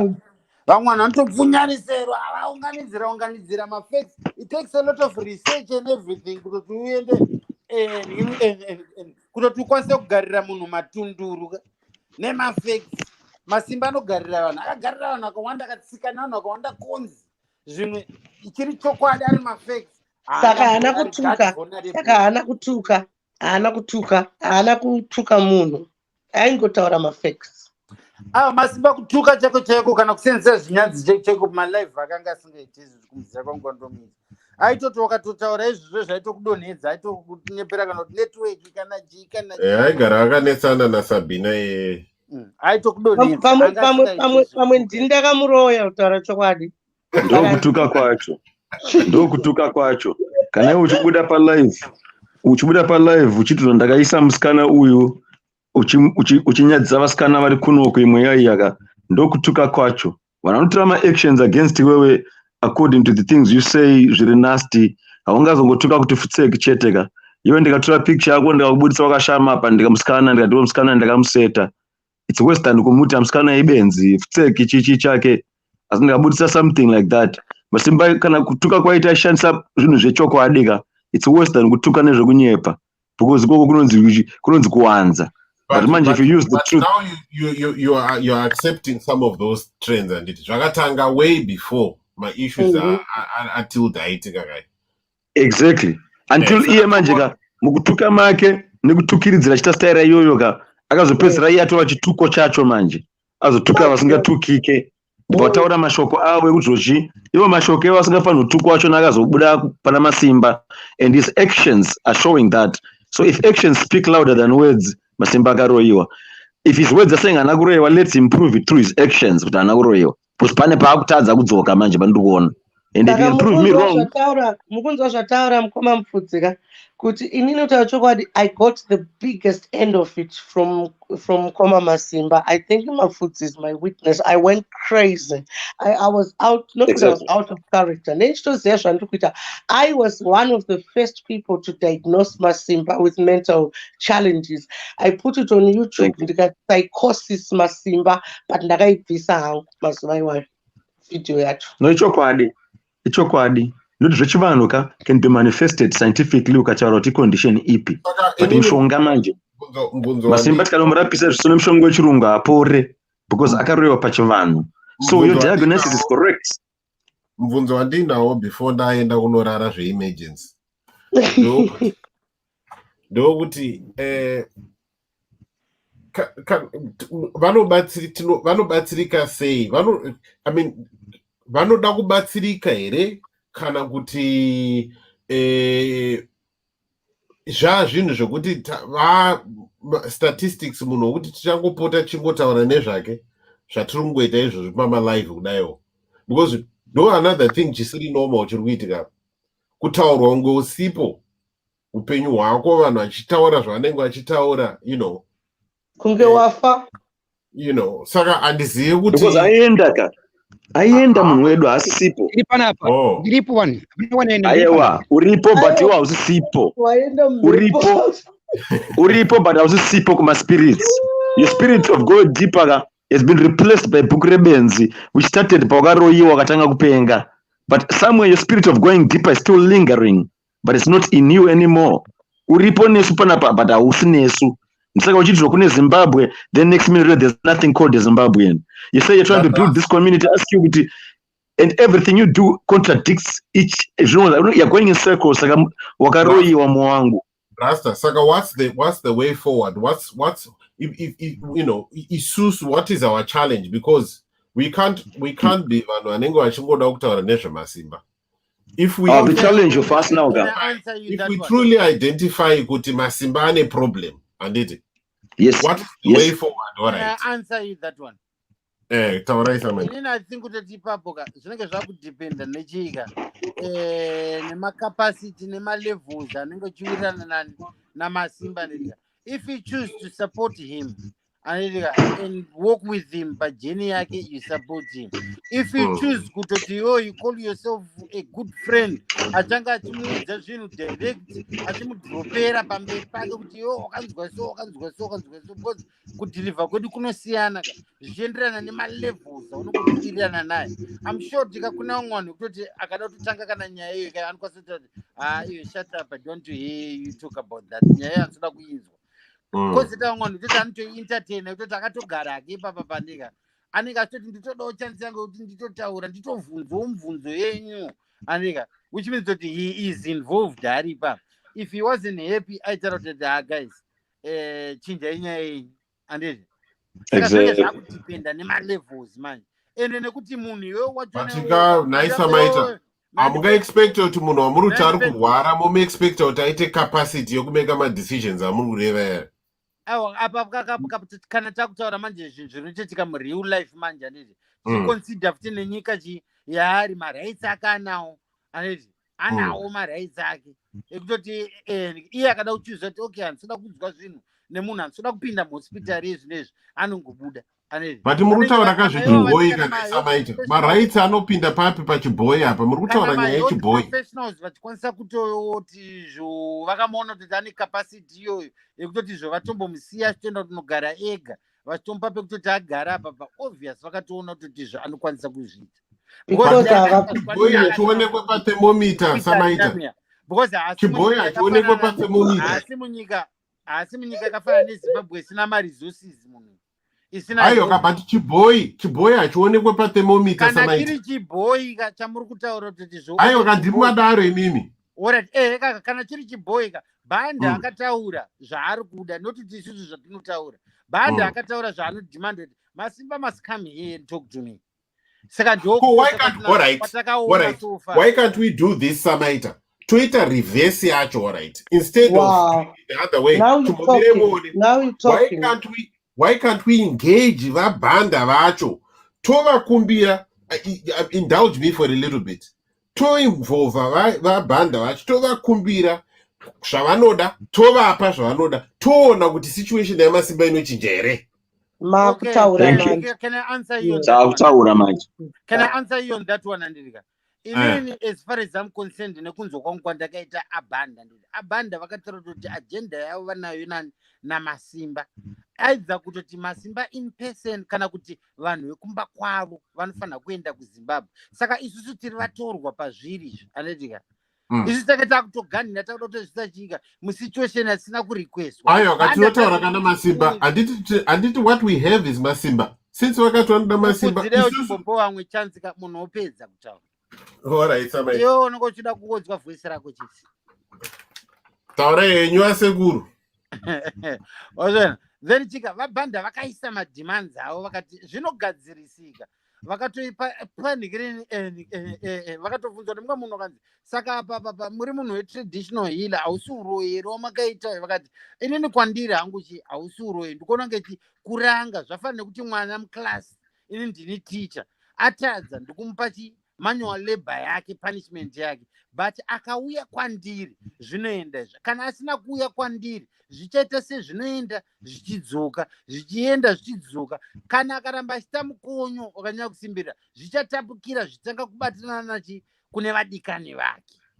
Saka inini ndiri individual ndichianswer that question anile ndoti no, this is a bit above me, this is for masimba to deal with as an individual. Iye versus vabhanda, he needs to make that effort. Then iye kana aita izvozvo andika oti ndakataurirana navabhanda andika nyaya yedu yakapera. Isusu manje chatenge takuda kuona pakapa chakuona manje change yacho noti zvakupereka kuti hazviperi but hazvipedzwe nesu isusu kwenanogara dare rachona. Kana kutoti zvakanzi nabhanda ndoda mombe yacho ranoshaya basa yakabviswa nesu isusu ichinzi ndiye mudeme bhozi ari kutoda kuti tibude bva momwe mani mamasimba ndosaka datoti atofamba kutoti afile that punishment yaari kumupa. Okay. Bhanda haana kuuya achisada kupanisha Zimbabwe yese on behalf of masimba akatarida iyi. Okay. Saka imimi sekuru imimi zvamuri kutaura zvakafanana nekasystem kanoitwa muUK kekuti you need credit to get credit. And uyu masimba capacity yokuti abvume kuti akaroiwa anenge akuiwana kupiko isitiri kuti akaroiwa haazive kuti akaroiwa. Because zvinomboita zvichiuya zvichiserera pazvinenge zvaserera paanoita capacity yacho. Saka zvinoita window period yacho ichi ko kana zvichiuya kana zvichiserera for 2 minutes. Izvozvo kamamwe maanswers yewa manje andika haasi kuda manje muchiti zvochika imimi ndimuda kuburipira masimba nene. Maybe you can call mabhanda zvavakaitwa nani naSabina naTilda nezi munhu akatorakidza before kutoti anotogara ipapo otokuudza zvaari kutofunga. You can contact him and have a one-to-one interview naye panapa nezi, then asking those questions because those questions are personal to you. It's not kuti everyone has got the same questions. Some people vanhu vatori satisfied vamwe vanozvinzwisisawo nemalevels achina kuti aiwa ndizvakatoitika havana maquestions yavo. Those are your personal questions. Okay. Aiwa, panzwiko asekuru. Yeah, okay. Thank you. Inini ndakunorara zveemergency. Thank you very much, Amfu. Thank you very much. All right. Bye-bye.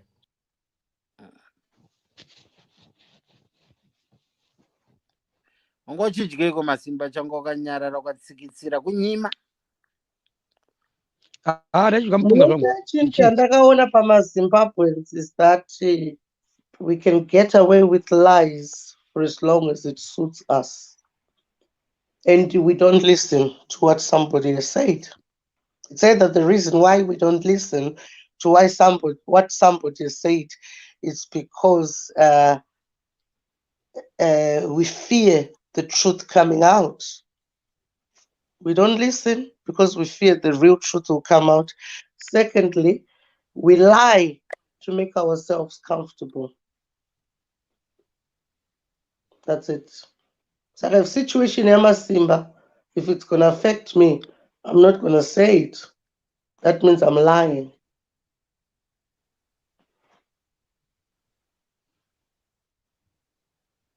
Yeah, lie is the drug.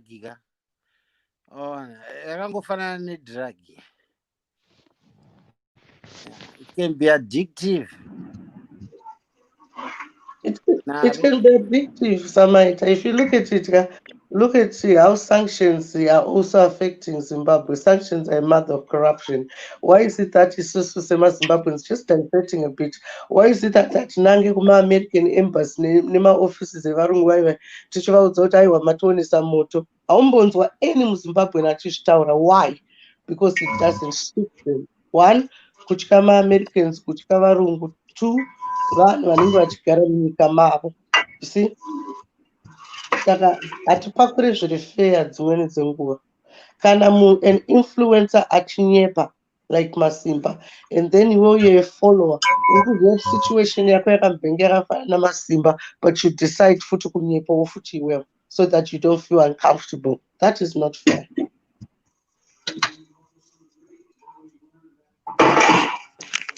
Life is never fair, though, to be honest. Conclusion, Masimba ari kupenga. Uyezve Masimba angasanyanya kupenga kudhara but akazoroyiwa mushure mekunge atuka n'anga. Saka Masimba ngaangokonfronta nyaya yekuti kana akadhifita n'anga ngaachiregera kutaridza ma-actions akataurwa ne'anga 100% every day. Because if actions speak louder than words, Masimba is doing exactly. Rasta, can I ask you something? Yes, ask me something, please. Have you ever supplied Masimba with weed?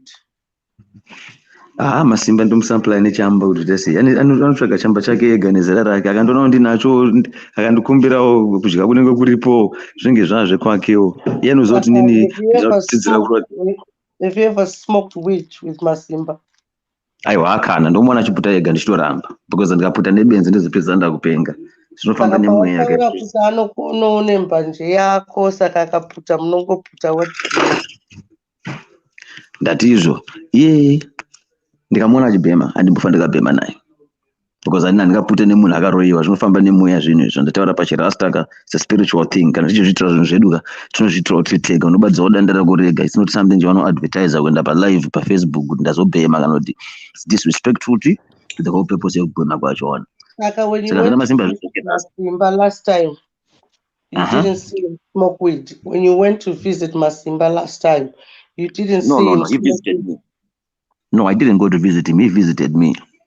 Okay. Did you guys smoke weed together? The truth be said. I put a egg in and I put an eye.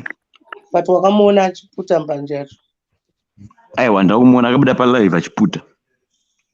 But ari kumba kwako. Aiwa atungori panze areas. Okay. Padenda. So you see how we are pushing Sekuru Banda, because if you push the drug, it affects your own lifestyle. Yeah, saka izvozvo zvichamba pamakabvira kana achiputa handita matinomuziva for a long time akaitoputa kudhara musamamuziva Masimba saka kana blaz vataura iva ndawirirana navo zvokuti zvaaita zvaizvita kudhara Masimba aitoputa kubvira kudhara, right? But then behavior yakuita ndiye munhu akaroyiwa achazive munhu akadhakwa nemanje. I think I spoke for long, Pai. What points did you hear when I was talking about Chirari White being the brain? No, you spoke about Chirari White area.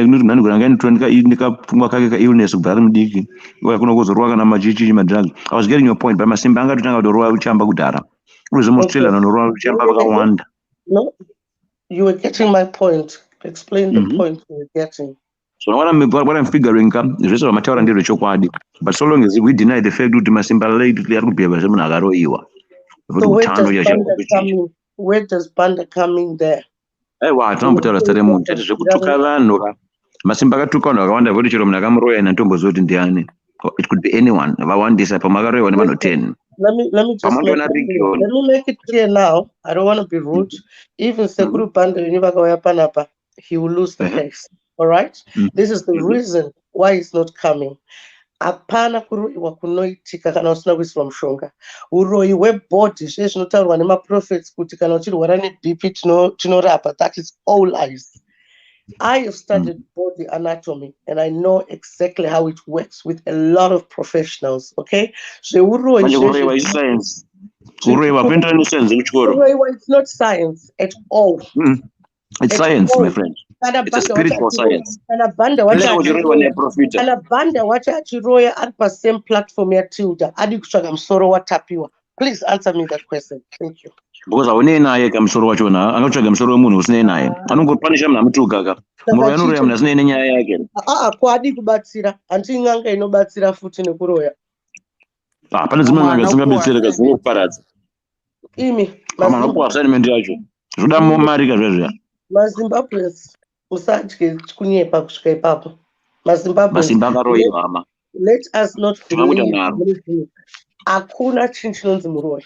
Dai panga pane muroya, dai akaroya Mugabe. Dai isusu takaroyiwa. Exactly. Look at me, Sekuru Samaita, look at me with my disability and seconds face side here, munyama and whatever. Also munyama, because in India I study every inch of the body, right? And when I go to the surgeon, the dentist, I can do that, it was my wisdom tooth.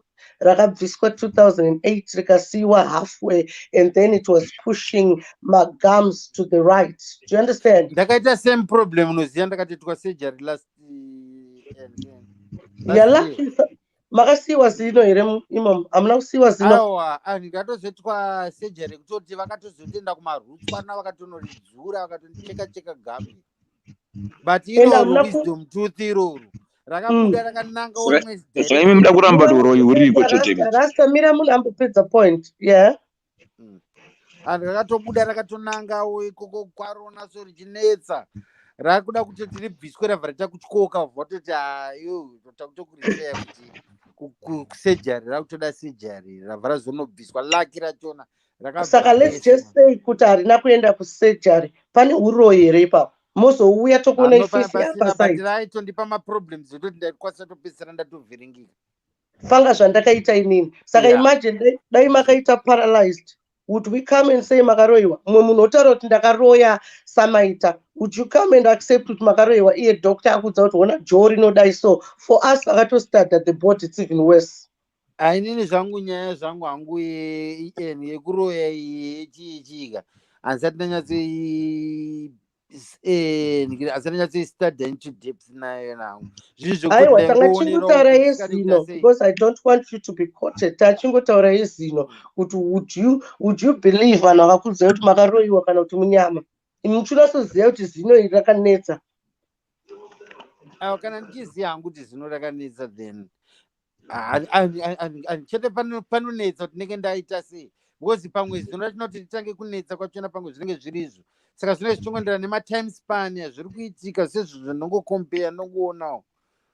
Zino it's a tricky one. Zino rinenge richitotambawo yainoita with age. Iwo paunoita 1 year zino rinoita 1 year, 2 years, 20 years zino rinenge richitoo 20 years. You see, saka zvekuda kutaura kuti pane munhu anoroya munhu obhenda muromo, munhu oita ruoko kudai so, and then pane vanhu vanoroya vanhu vobvisa musoro yevana kuti zvishande, all that is rubbish. Zvinana runyoka, kokuti runyoka kuti munhu anorambirira pagambe remukadzi wemunhu. Enda pa YouTube unozvona wega. Enda pa YouTube unonyora kuti Kenya. Or not one, not to one. Mune Zimbabwe. Taritai muZimbabwe. Inotaura kuti kunyoka Zimbabwe iripo pa YouTube. Munhu akatorwa. Kana kuti Kenyan men stuck in someone else's wife. Chichi kudarusa. Oyera nyoka negabi. Okay. Pa Enda pa YouTube Okay. Pakataurwa namasimba kuti ndakauraya munhu. Zvikaiswa pa YouTube. After about 20 years munhu akazviwacha anozvibhilieve here asingazivi nyaya yacho kuti yange kaita sei. Ende munoona video munhu akarambirira hakuna kuti zvikudziwa. I know what you listen,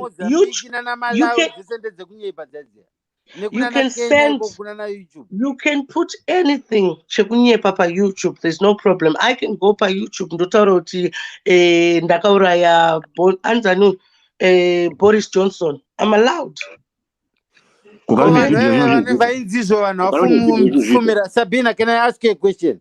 Sabina, I'm sure that is last time. I'm certain I'm kuZimbabwe zvinzizo kumakuwa kufiyo kwazowanikwa vanhu vakabata mapatsi evanhu vawanikwa vakaedzerwa vari paguva remunhu kuZimbabwe. Well, kana usina kuzviona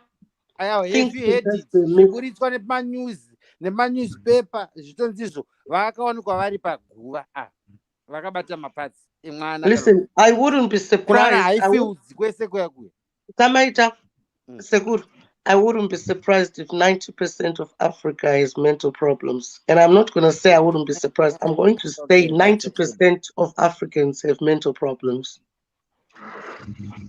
Okay. Okay. So you put it on and getting on to mental health problems. Yes, Than fabricated okay. illusions and lack of education. Okay. I don't know. I take your point. I'm not arguing with that one. It's something that's enlightening me, and it's your And we are opinion not as well. arguing. Chandoda ngotaura ndechekuti amfudzi vasati vaenda, I think vachiri kuteerera vachibatwa nekupembichana.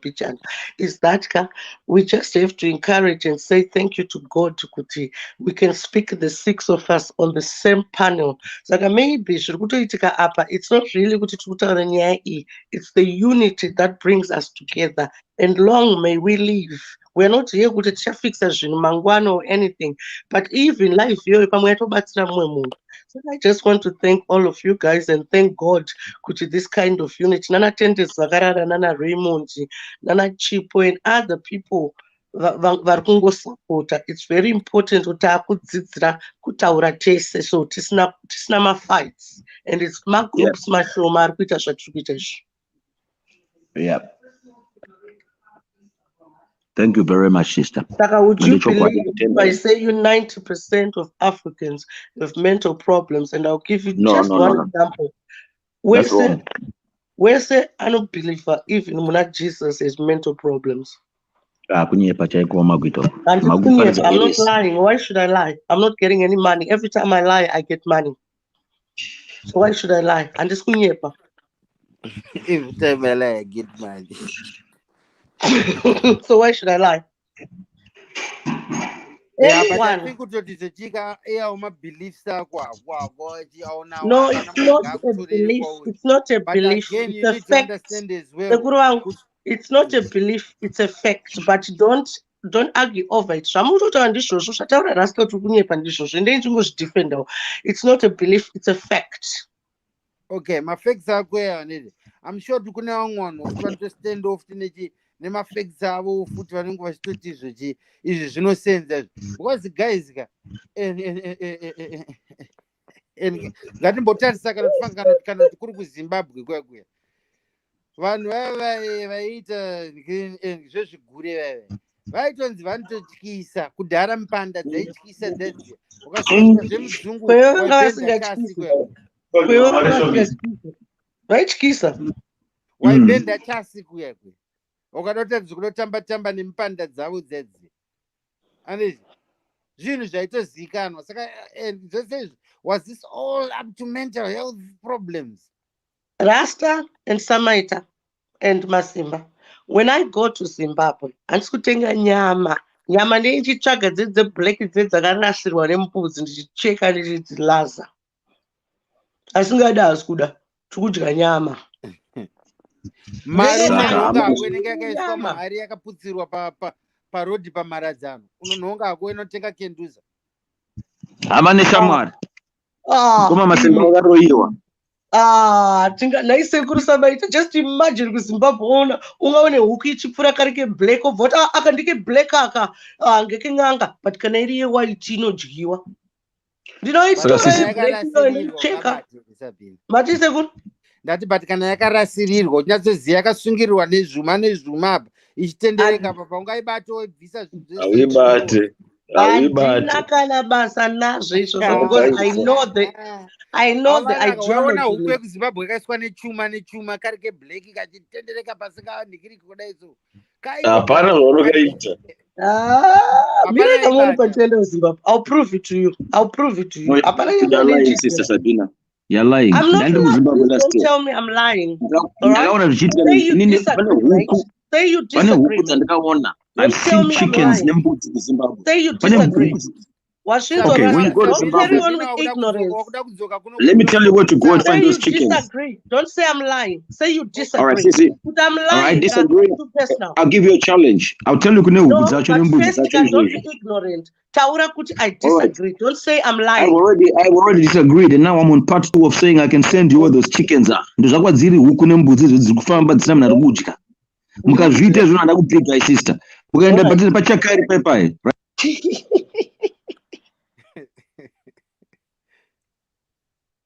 Go ahead, Rasta, I can hear you.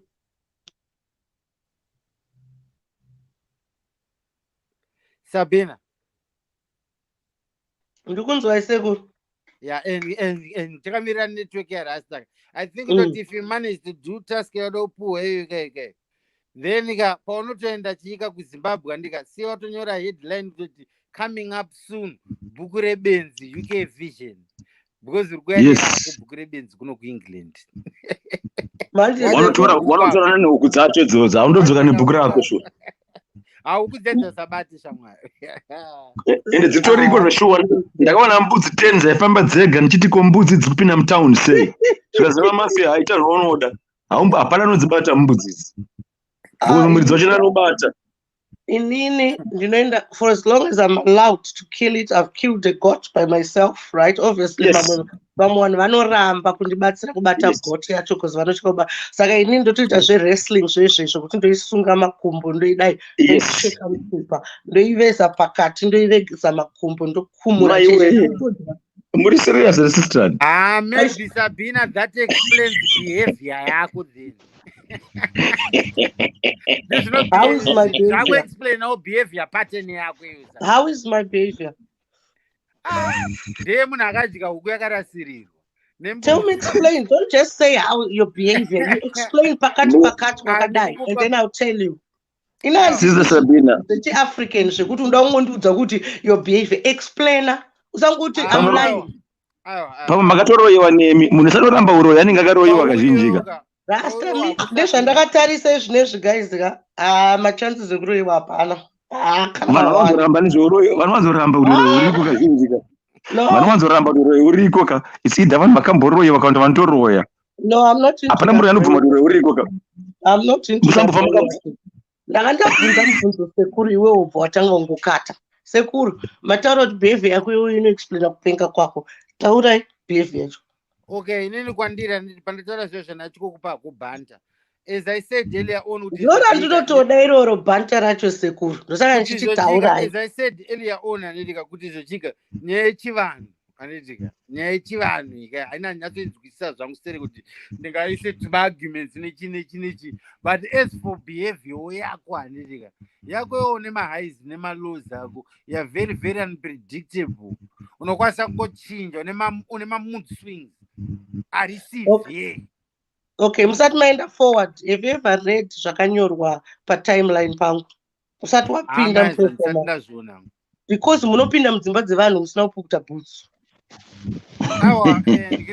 Okay, listen. Mazano ndakablockwa paFacebook. Saka ndakablockwa paFacebook anditombovhura maFacebook because zvinondipa. Sorry. Saka let me tell you. Kuda kutaipa ndisikakwanisi.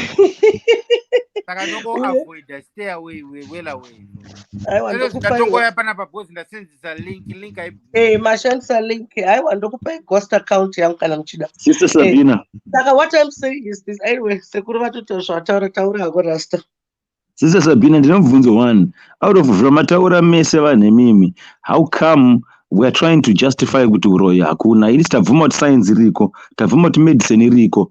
Because dzimwe hama dzoti munhu akaroyewa anoenda kuna doctor, unogona kushaya diagnosis. Gumbo rikanzi riri kurwadza onekwa kuti hapana kana fracture but urwadza ngemunhu akaita sei akakuwara otosvika pakuti uzofa munhu. Ndiani munhu wacho? No, akatofa kudhara angari kule wangu akatodiagnosa zvakashayikwa. Akashaya kuziva. Akafa. Aiwa pane munhu akataura kuti inzwa akati bora yacho muromo nekunyepa. Ndiani ndikuudzera. Kule wangu akarova mumwe mushandi papurazi wawo wekulawezi akati gore rinoira ripere uri mupenyu. Pasina 2 weeks mbagombo ratanga ngorwadza. Right. Madiagnosis amutaura yese he went to all the doctors and specialists. But hapana chavaiona. Zvimwe zvechivanhu hazvidiagnosike nevanhu ava because it's more I will tell you. That is a complete lie. No, let me finish off the story. The word lie. Anyhow. Can I finish off? Go ahead, Rasta. Okay, I want to tell you another version now. Inditera vanhu first end vandoziva vakasotwa, right? The other one munhu akasotwa azoti airwa mamedzi ake, right? Same condition yanga diagnosed naye na doctor. Pairwa mamedzi ka aibva ita worse. right? Akasarova mamedzi angachingorwara zvinonoma, akarova mamedzi ita worse. Everyone else in the case study. That's why you can say my doctors havagone zvese. Zvanamukoma masimba zvekudenhera izvi zvekuzvisikira moto wemuziso ramukoma masimba hazvikuenda kuchipatara hazvibetsere. Vanopuwa majekiseni zvikaramba because vakadenha nezvechivanhu. Imi mafacts enyu ese masimba will try, it will not work because that thing is not a mental condition as much as you try to define it. Agara nekakufarisa. Masimba was just a funny guy who knew what he was doing. Now he's at a stage whereby we're trying to diagnose him of mental illness. Mental illness is kupenga. Haikuona yekuti depression. Masimba pa mental illness yekupenga, yekuroyiwa. Haikuona mental illness yeye inoendwa kumawadi yaya. Akaenda kuona ngachitokonzeresa mapenzi ese. Anenge achitoonesa mapenzi ese moto. Because they are really normal. Samaita, thank you very much for saying that. Sabina, you moods, my lows and highs. Thank you for saying that, right? When you go in my house, a timeline, like I said, yeah? Ex-prophetess, ex-illegal immigrant, ex-convict, yeah? Celeb critic, actress, okay, ex-bouncer. So if you look, and personal trainer, I deal with sevens, yeah. The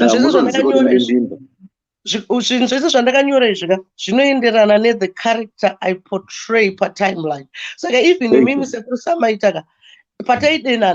imi maitofonda kukutukaika but asingautuki ndaitospark kwandiri kuno zvangu ndichingo entertainer. That's it. Kupenga wachoka ku. Akusi kupenga kana munhu akanyora kuti access asati atombotanga. Alright?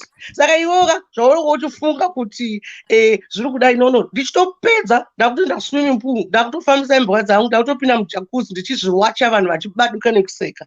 Saka zvema moods, my highs and lows, that's not me. I'm always on an average. Tuma behavior, tuma psychosis twakangosiyana siyana. Saka muda kutaura kuti Angelina Jolie ane psychosis, muda kutaura Tom Cruise ane psychosis, muda kutaura kuti Will Smith ane psychosis. Because iwewe nzonzi waiwana kikika zvinhu zvawaita fetish nazvo zvanga zviri pakurwadza munhu but wongosina kana fetish hakusi kurwadza. Ukanoona live yacho inenge ichitaura chokwadi. Don't forget I'm an ex-prophetess ka. Saka even though ndikushandisa actress ndikushandisa prophetess kuti vanhu vaseke because vanhu kana vachiseka vanenge vachirohwa nechokwadi. Waifila ukacalculata zvese izvi ka ozvibika mupoto 1. That makes my life. Prophetess. Ex-prophetess, not prophetess. Ex-prophetess. Kana imi makuzoritaya prophetess kusvika level rekusaona munhu akaroyiwa neasina makundityisa. Ina handisi muprofita zvangu but blama simba vakaroyiwa. Ende havachambofa vakazvibvuma because uroyi hwacho hwakatotuka vanhu vakwanisa kuvabetsera. His immediate family yafanira kutaura nabla banda. From what I've learned today, mukoma masimba varitori pakubhanya bani because vanga vasitatuka family yavo svika varoyiwa level iroro ndokunyatsa kutuka support yavo yese. Saka twachidzoka pamusango is looking for his mother while he's running away from his mother. You're looking for Zimbabwe while you're running away from Zimbabwe. So everything is contradicting because our brethren went from a mental illness to kupenga. Imi mukabata musiyano we-mental illness nekupenga ka mapagona. Because kupenga ndekukuroyiwa. Mental illness ndiye madrugs nekufarisa. Rasta, would you believe ndikakuudza kuti masimba imbavha? I don't believe that akaroyiwa zvekuba andoramba. Hamba vandoramba sikupenga akaroyiwa hama yedu. Would you believe ndikakuudza kuti masimba imbavha abire munhu but imbavha papfungwa? Would you believe kuti masimba anogona kuba nebrain dzake chete? That's deep. Go ahead, explain. What you're dealing with munhu uyu kauya. MaZimbabweans akawanda have done it, including me. Zvaukutaura zvekupenga izvika ndikuzvitora ndozvikanda ndeichitaura hangu ndichiseka because ndeida kutaura nasekuru bhanda ndombovabvunza zvimwe zvinhu, okay? But the real thing is this, mukoma masimba zvaari kuita izvi Rasta, I'll tell you myself, sekuru vanozviziya. In 2008, I did an armed siege, okay? First of all, I trained my children for years, yeah? how kumbogara mumba for 2 days, yeah, without going out, yeah. Kungoita zvatinoita, but I think I was premeditating zvandaida kuita, okay. Ndinonzi ndakaita inonzi armed siege. Saka they call me here an armed siege mother, that I fought 50 armed siege coppers who like a SWAT team, yeah, snipers, and 250 coppers, yeah, from Cambridge coming from different cities to come to my house for 2 days, yeah.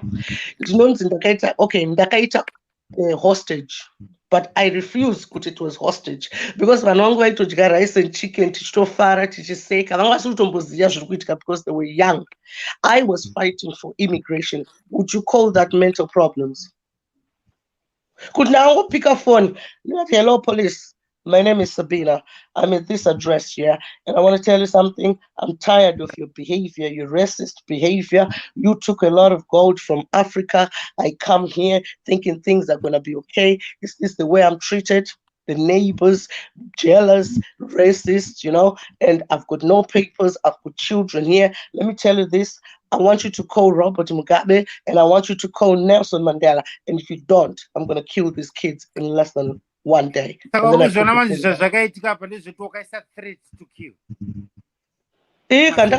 because it was designed to be in there. 250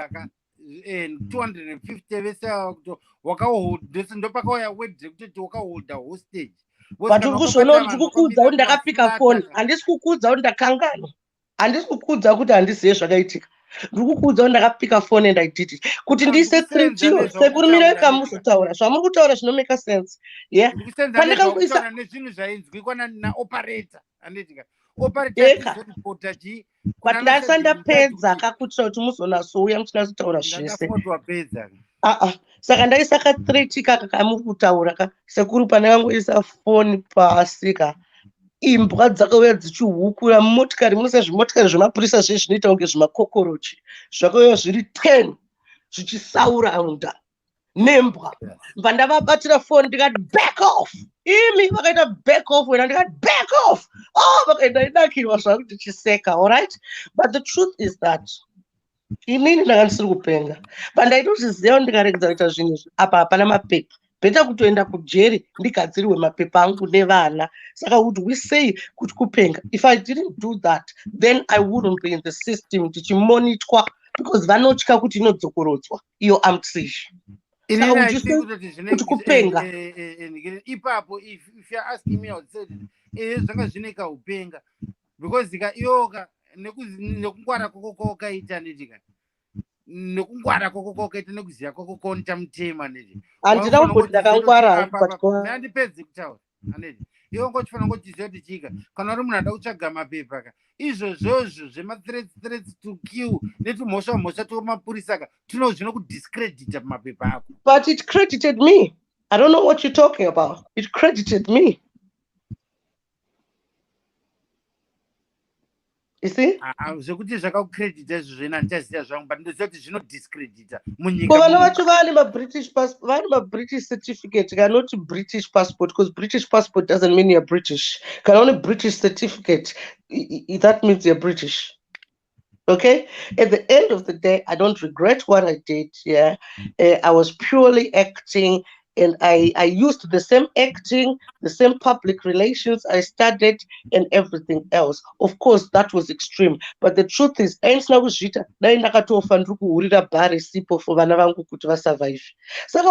Masimba is doing is actually right, but kunyepa chet. Guys,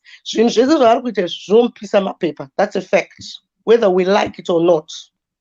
Saka isusu tikada kutaura kuti Masimba akaroiwa ka, iye atori negame plan yake ka, uzananda kutaura kuti he is emotionally intelligent. Thank you, that's very deep. Yeah, maybe that could be a valid reason, because no one actually knows. And the reason why he takes drugs is because of that stress. Kungofunga chetu kuti nai mwana wangu Zisa ansanda muona ari kuZambia, atori kuZambia, so like anomuona every month zvatinoita nana Mandela izvi. Kungofunga ufuta kuti ansanda svika kuGlenville komano wedu obva ofunga immigration kutaura kuti, so what is the reason for you to live here? what unoshaya kuti uita sei. Immigration here has reduced a lot of people. And I decided to do an armed siege because I couldn't go kuti ndinonyepa kuti I'm an asylum seeker, because I'm not an asylum seeker. Inini I'm Saka very Masimba. clear. Saka in other words, sister, muti Masimba ari kupengera mapepa emimba. Yes, and it's going to work. Ndosaka inini muchindiona, Samaita is my witness. Munozviziva Samaita Saka kana malaika kupengera ngashingopenga ngusiyana nokushaudha vanhu vari kuzimba ungopenga zviri kuno haungauze munhu zvekuita, because akashaudha vanhu vari kuzimba vacho, wait, akashaudha vanhu vari kuzimba vacho or whatever is doing, anongotora madocumentations ake oendesa kuimmigration otaura kuti mukuona zvandaita vanhu ava vadi kundoona again. Same with Tatalicious. The reason why Tatalicious ari kuita zvaanoita zveumubwende izvozvo haasi kupenga, same as Masimba. Masimba is just a drug addict caused by stress. Okay?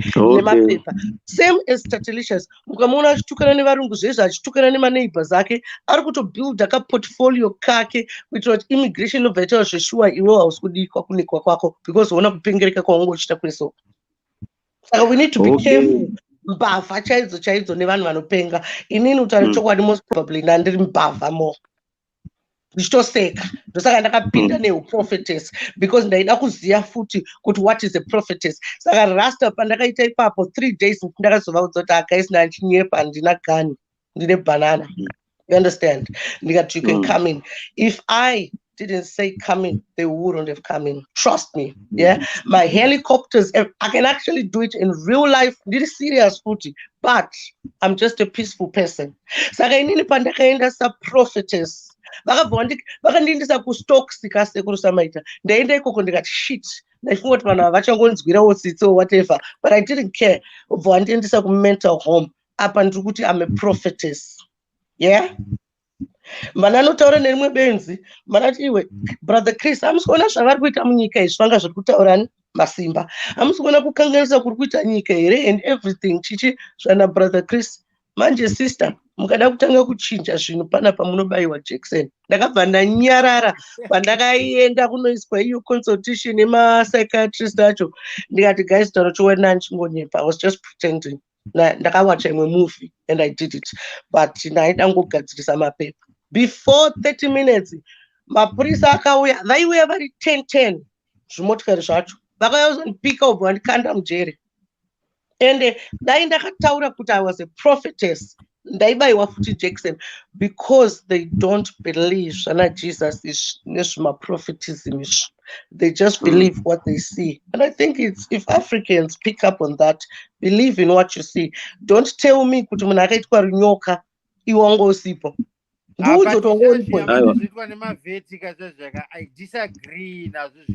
We are all it's not about my faith. We are all human beings. We are all human beings. We are one species. Who is prosperous? Who is prosperous right now? Who is crying? Saka prosperous unofanira greed kuita prosperous shamari ufanongoomesera vanhu kuti prosperous hazvitombodi brain kana namoyo wakanaka kuita prosperous. Ani makatorera maresources enyu yese maAfricans kuti nyika dzevarungu dzibudirire, like you said yourself kuti gold yakaenda ikoko UK. That's what chichi you had a point. You had a point pautaura nyaya yegold yakaenda ikoko. They are prosperous because vakakubirai, saka imbavha hombe nsaka vachibira mbavha diki. Ndosaka Masimba ari kuitawo zvaari kuitawo kuvabirawo futi. Andobvumidzwa Masimba ngasangotuka vanhu vari kuZimbabwe watoona nhamo dzavo ngaite zvavari kuita ndatodzidza kuti zvine brain. Rasta, I want to tell you the truth. Vanhu vanotaura zvavo in anything. Masimba pafoni pangu anozviziva. I don't judge him. Ndakangomuudza kuti you know nhamo dzako weka. Saka follow zvauri kuita. Inini I'm just there to encourage you kuti health yako iripo here. Zvimwe zvese izvoka, it's your hustle.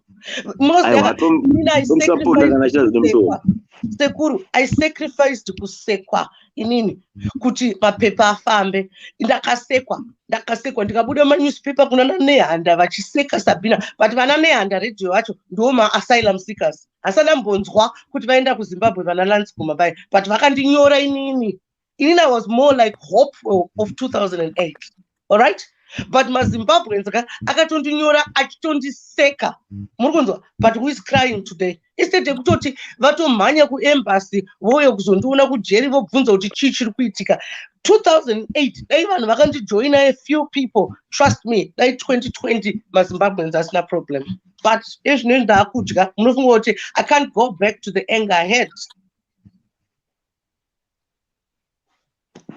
Saka sister, Masimba anofanira kunge aine enga yekuti ari kupenga.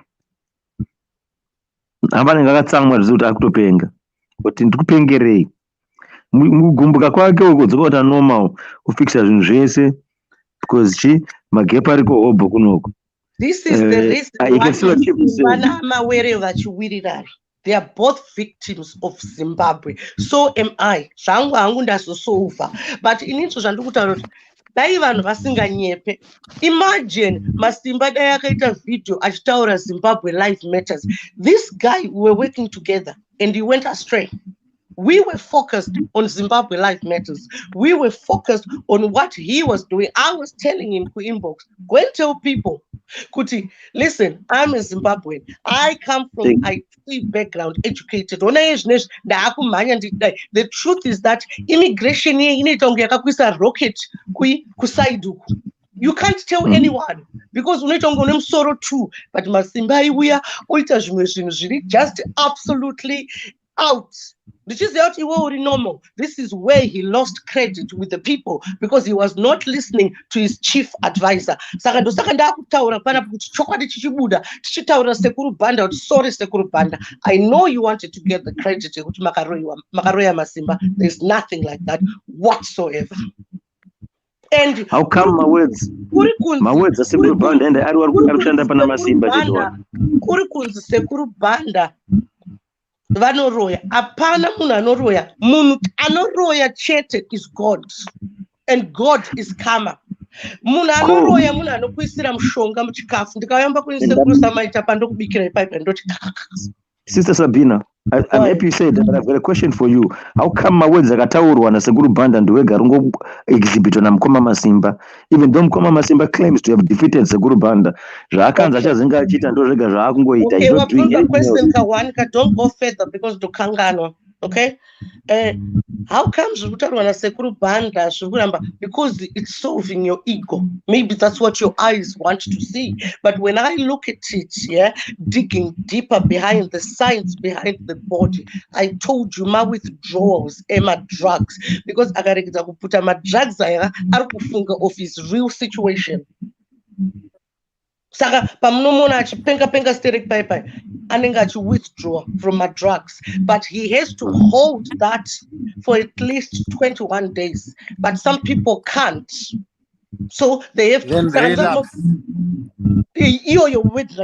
relapse. Okay, Saka Sekuru Banda, because of us there, the science behind the body, the majority of Zimbabweans, if not 95% of Zimbabweans, don't know the science behind the body.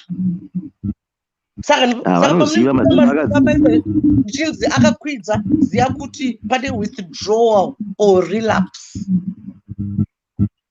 and that withdrawal could even be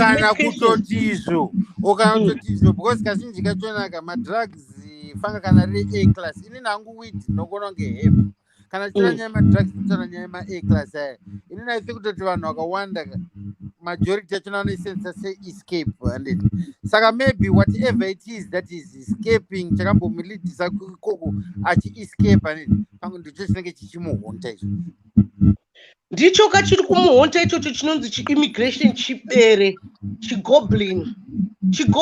The reason why tiri kukama Zimbabweans kutaura zve-immigration kana zvema-sanctions because we know where our bread and butter is coming from.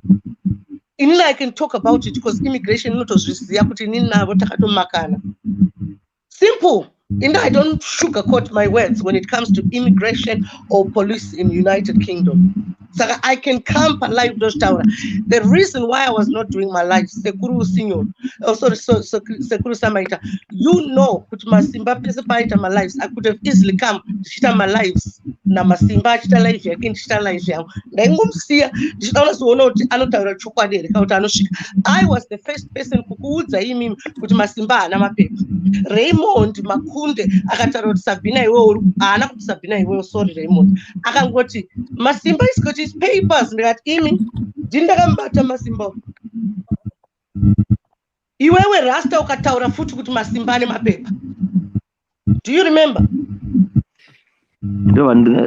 Ndandizive mutotudza ndimunotozivawo aiwa kandikukudzaka because ndikukudza iwo zvawakataura. Do you remember uchitaura kuti Masimba nemapepa ake? anawo mapepa ake ana here haana mapepa kani but munhu anenge asina mapepa anokwanisa kuzototi azokwanisa kuzopiwa mari dzehurumende makamonera anopiwa mari kutambira zvinotambira munhu anenge asina mapepa izvozvo aiwa hadzipiwe munhu asina mapepa. Listen, if I go to claim asylum, right, unotopiwa about 30 pounds a week. But iyoyo mari yenasika haisi mari yechi that is the Queensland. For example, job seekers cannot do universal credit. Yes. Listen, Rasta, please don't argue. I'm struggling, especially Rasta. Okay. Sabina. Pore.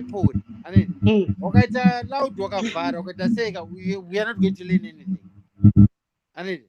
So you can accept a question or answer question. Handisi kukubvunza ndisini ndikukutesta ndotokubvunza because handikuziya ndakutomeka sure saka iwe chako chete basa rako ukadoti kana uchiziya omeka sure oregera mataura ka1 ndanzwa pekutanga saka ndachibvunza kuti chibo ndafanana newe kuti munhu akatongodisturbana ndarasa track yangu. Anyway, I was like saying kuti so okay mari dzakutaura dzokuti $30 majima idzo dzokakaika asi dzenasi here mari dzinenge dzakatogaridzirwa dzinenge dzakatoiswa marefugees vanhu vari kusika maasylum vanhu vari mumadetention center ukati munhu abva kubuda mudetention center tangowana mari yechikafu nematoiletries haisina kusiyana here nefull benefits rinenge rakafanana for an example universal credit kunoku handiti okay iyoyo universal credit ingapuwa here munhu anenge asina mapepa munhu anenge akamirira mapepa ake kuti asotwe out ndo pane question yangu. Okay, thank you, Sekuru. If you look at it, even in Zimbabwe, we are still using the British policies because it was the Queensland in that way. If you look at Australia, it's still the Queensland, like in United Kingdom here. Okay, so that they tend to use the same policies but different naming. In Australia, it might not necessarily be the one you called Nasi or something like that. Yeah, it might not necessarily be that. But for as long as somebody is registered under immigration, they are also given an allowance while your case is pending. That is it. But that allowance here, do you really get the same one like Fangot Masimba did? No, I see you. Because they are open about it. I see. Oh, I said, I'm sorry. ane mapepa ane mapepa ndokudza because akuvhura business nekupa maabn usina residence at least kuno no inogona kunge yakaexpire I think they are rasta background pamwe ndimasimba tanoizi saka inogona kunge yakaexpire iyoyo. Listen, Zimbabweans, we've got, not even Zimbabweans, human beings, we've got a way of covering one thing and putting the other.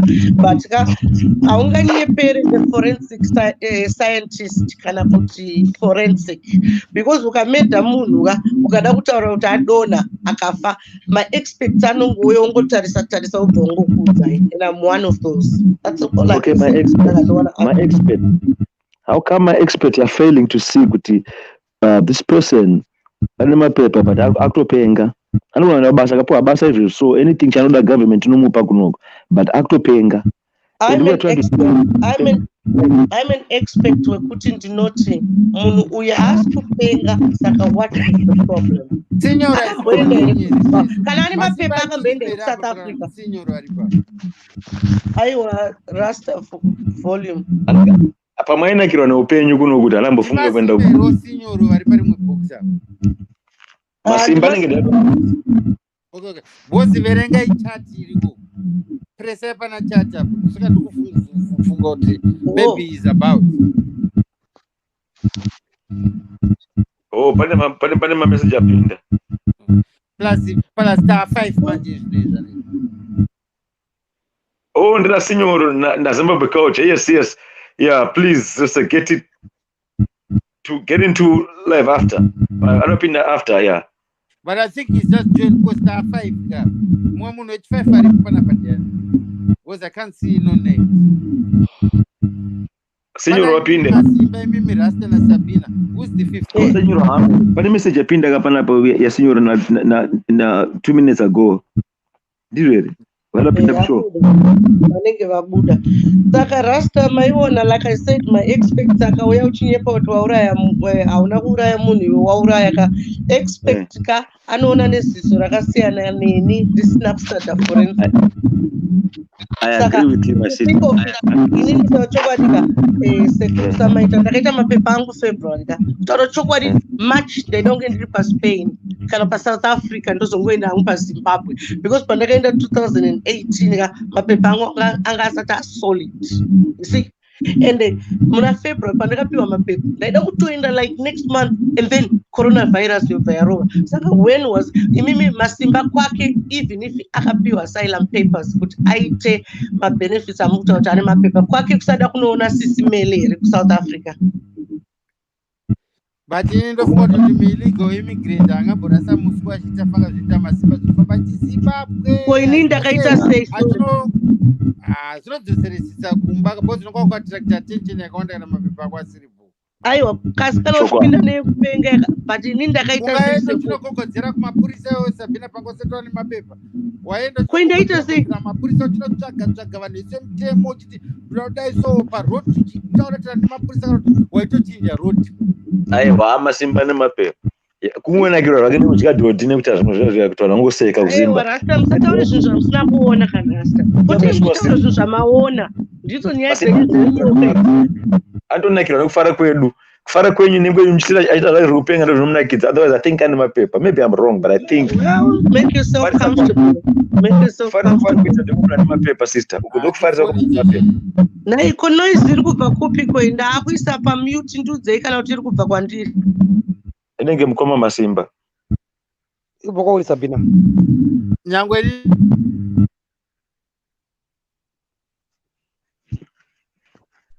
aichaita yanga ichibva kwaRasta. Oh. Mune magadgets akawanda kaRasta akurwa ega maspirits emagadgets enyu. Aichaita yanga ichibva kwaRasta. Aika. Ingona ndinenge nditori pane musungu. Immigration aite guys, immigration bvunzai amunangagwa kuti sanction rinorwadza sei. Apa uda kuscreama kuti udze vanhu kuti imi masanctions aya andodisa moti vanhu vacharivona hai wepfeka iwe hausi kukwanisa kugadzira sanyika iweyo. Guys, masanctions aya akapresa haapfeke mhani iwe hausi kukwanisa kugadzirisa nyika iwe. Why? Because we want to make ourselves feel comfortable. Because kutya. Rasta try to come out and come in it abo. Oh, hello sister.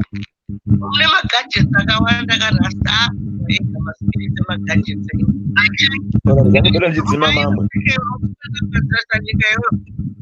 Zima mic for now to test it. Yes, now you're quiet. We can't hear any noise. Can you accept that, Samaita?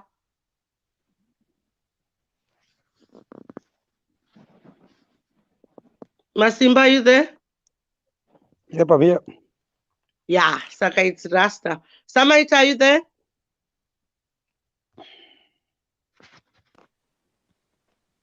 Ndeipiwa baba Aziza. But this is Zima. ari kudzoka samaiti haanodzoka rasta but mwari akanaka mufunge Masimba, you've got so much love to unite people. Hello. Apa love bako, I give you that. Thank you. Saka Masimba, Hello. mapepa ako achaita rini? Anytime soon, Sabina. I have hope. Thank you Hello. very much. Saka rasta chicho ungochitaura. Over Roger confirm. Saka rasta chicho ungochitaura. Samaita chima chicha mamchitaura. Hello. Love bako, I give you that. Hello?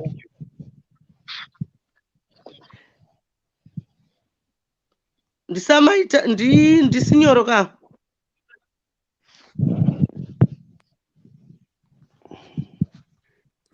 Hello. Hi, good people. Makadiko. Signoro. Linjani lonke. Muri bwanji. Ushiyani. Hayi thina siyaphila. Jambo Africa. Kachuma. Kachuma kainyo. Sekuru Samaita. Yes. Ndirikunzwa. Manzwa here pandabvunza Masimba direct question kuti mapepa ako achaita rini akati very soon. No, foni yangu inini yange ichiramba network pepe. But kana adaro nikina adaro zvake. Izvozvi so. Okay. But mavunza kuti mapepa aperi because ana Masimba akavanhu vari critical ka. Aiwa chimubvunza imimi chimubvunzai sekuru. Chimubvunzai imi mega. I think that my questions are too personal. Yeah, my status. Saka ngatiregedzei kuuya panapa tichingotaura kuti sekuru banda this without proper evidence. But ndingangomubvunza unless kana atori comfortable kutaura about the topic. Ndizvo zvandiri kutaura, saka let's not rush kuti sekuru banda vakaroya Masimba because we want to satisfy our ego, and I don't know where that ego will be coming from. Inini zvangu nenyaya dzekuti kuroya dzangu hapana pandataura kuti inini ndoti vakadaro pandoti vakaroya but ndoti vanoti ndiri ndakaroya. Uchiende munodza banda kuti hanzi amai Mandela, that's lies. Masimba is suffering from addiction and is suffering from his immigration stress. Zvekuti zvemadrugs addiction, I think you're on point because I've always thought about that zvangu hangu ndichitoti mawithdraw nechinechi ndosaka pepe panga pachitaura mufudzi pepe anitika ndanga ndichiramba ndichiti okay paakabvisa hembe pachina kana anga akadhumwa anditi ndasingamhanyire kutoti anga akaita nekuti akaroyiwa ndatotizvo ndakatizvo pane underline drug addiction iripo isingabviri yakataurwa nzi what was he taking, how long matauri zvine musoro munotaura Samaita. Aiwa ipapa, I give you that one. Thank you Adzimai. I like to listen to you. Ndinazonzwa kuti sinyoro dzakanyarara dziri kutya kuti dzinokatwa. Sinyoro ari kuona moto this last month. Sekuru sinyoro. We love each other anyway. Makadiko yenyu sinyoro? Tiripo makadiko Samaita. Tiripo chose, thank you. Makadiko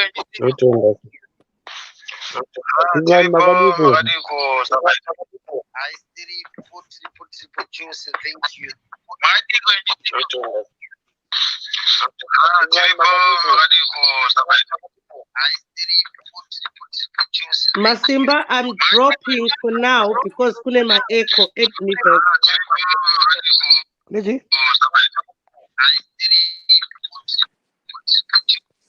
Sabina. Anyway, signor, go ahead. Ndakamirira guideline ndangopindawo panapa inyawo yei Open line. Panapa tabata dzakati panapa think tatingogeneralize tingoflexa then munhu akangonzwa panenge panyaya kuendera mberi uenderera but patatangira zvedu inini pandatangira patapindira. I think ndofunga tanga tingotaura nenyaya yekungoti sekuru banda ndo vari kutaura kuti vakaroya munhu. Masimba maybe needs to beg peace now, then Sabinawo nana Mfudzo vanga vachitaura kuti no, it's got nothing to do with G. with sekuru banda. Masimba akatobvira kudhara atonechika, atone behavior iyo yaari kuita yezvinezvi, atone chipateni yake yakadaro, akatobvira kudhara akadaro before ana Tilda, before ana sekuru banda vesa.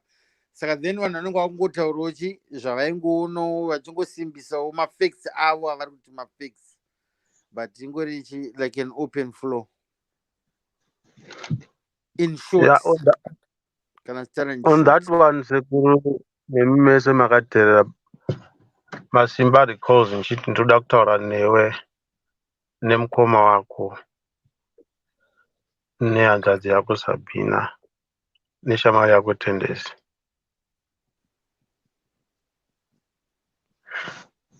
I think it would be more appropriate. Kwete kuti ndinoziva, but I agree with you, but pane munhu akandifonera ini. What she said is very powerful.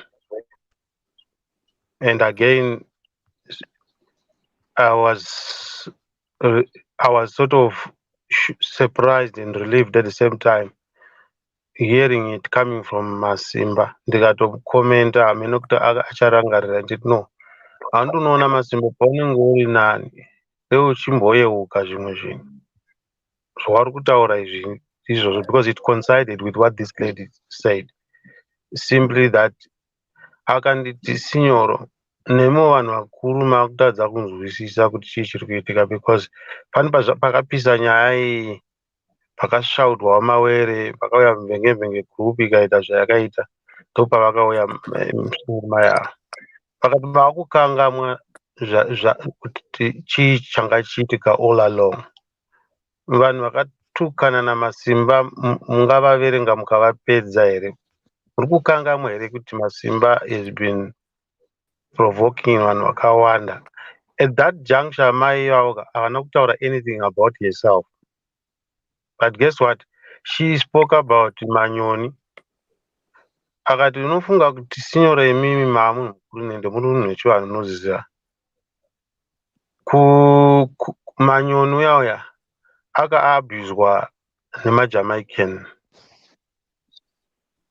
very young, and munhu auyawo achida kuti abatsirikane, ndobva apinda mudepression. Ndokusangana naMasimba, you know what it means is kuti vaedza kuti vati akatiwo ndawanawo pamumvuri, ndobva vatopinda atozvipinza muchoto. So she was saying kuti izvezvizvi pane ari kumbozviziva here kuti Manyoni akamboita mucabbage state, you know, ndofunga yanga iri stage 2 bipolar, because she thought she had found somebody after being hurt. Tombosiya ipapo, down the line ndobva vazoti ini ndiamai ava vakati ini ndiri panapa, anoona vakatanga vataura zvimwe zvese izvi, vakati ini ndiri panapa sinyoro, ini handitauri, ndinonyarara, asi ndakarwadziswa naMasimba zvisingaiti. Vakati kunyarara kwangu. City. You're still in the city? Yes.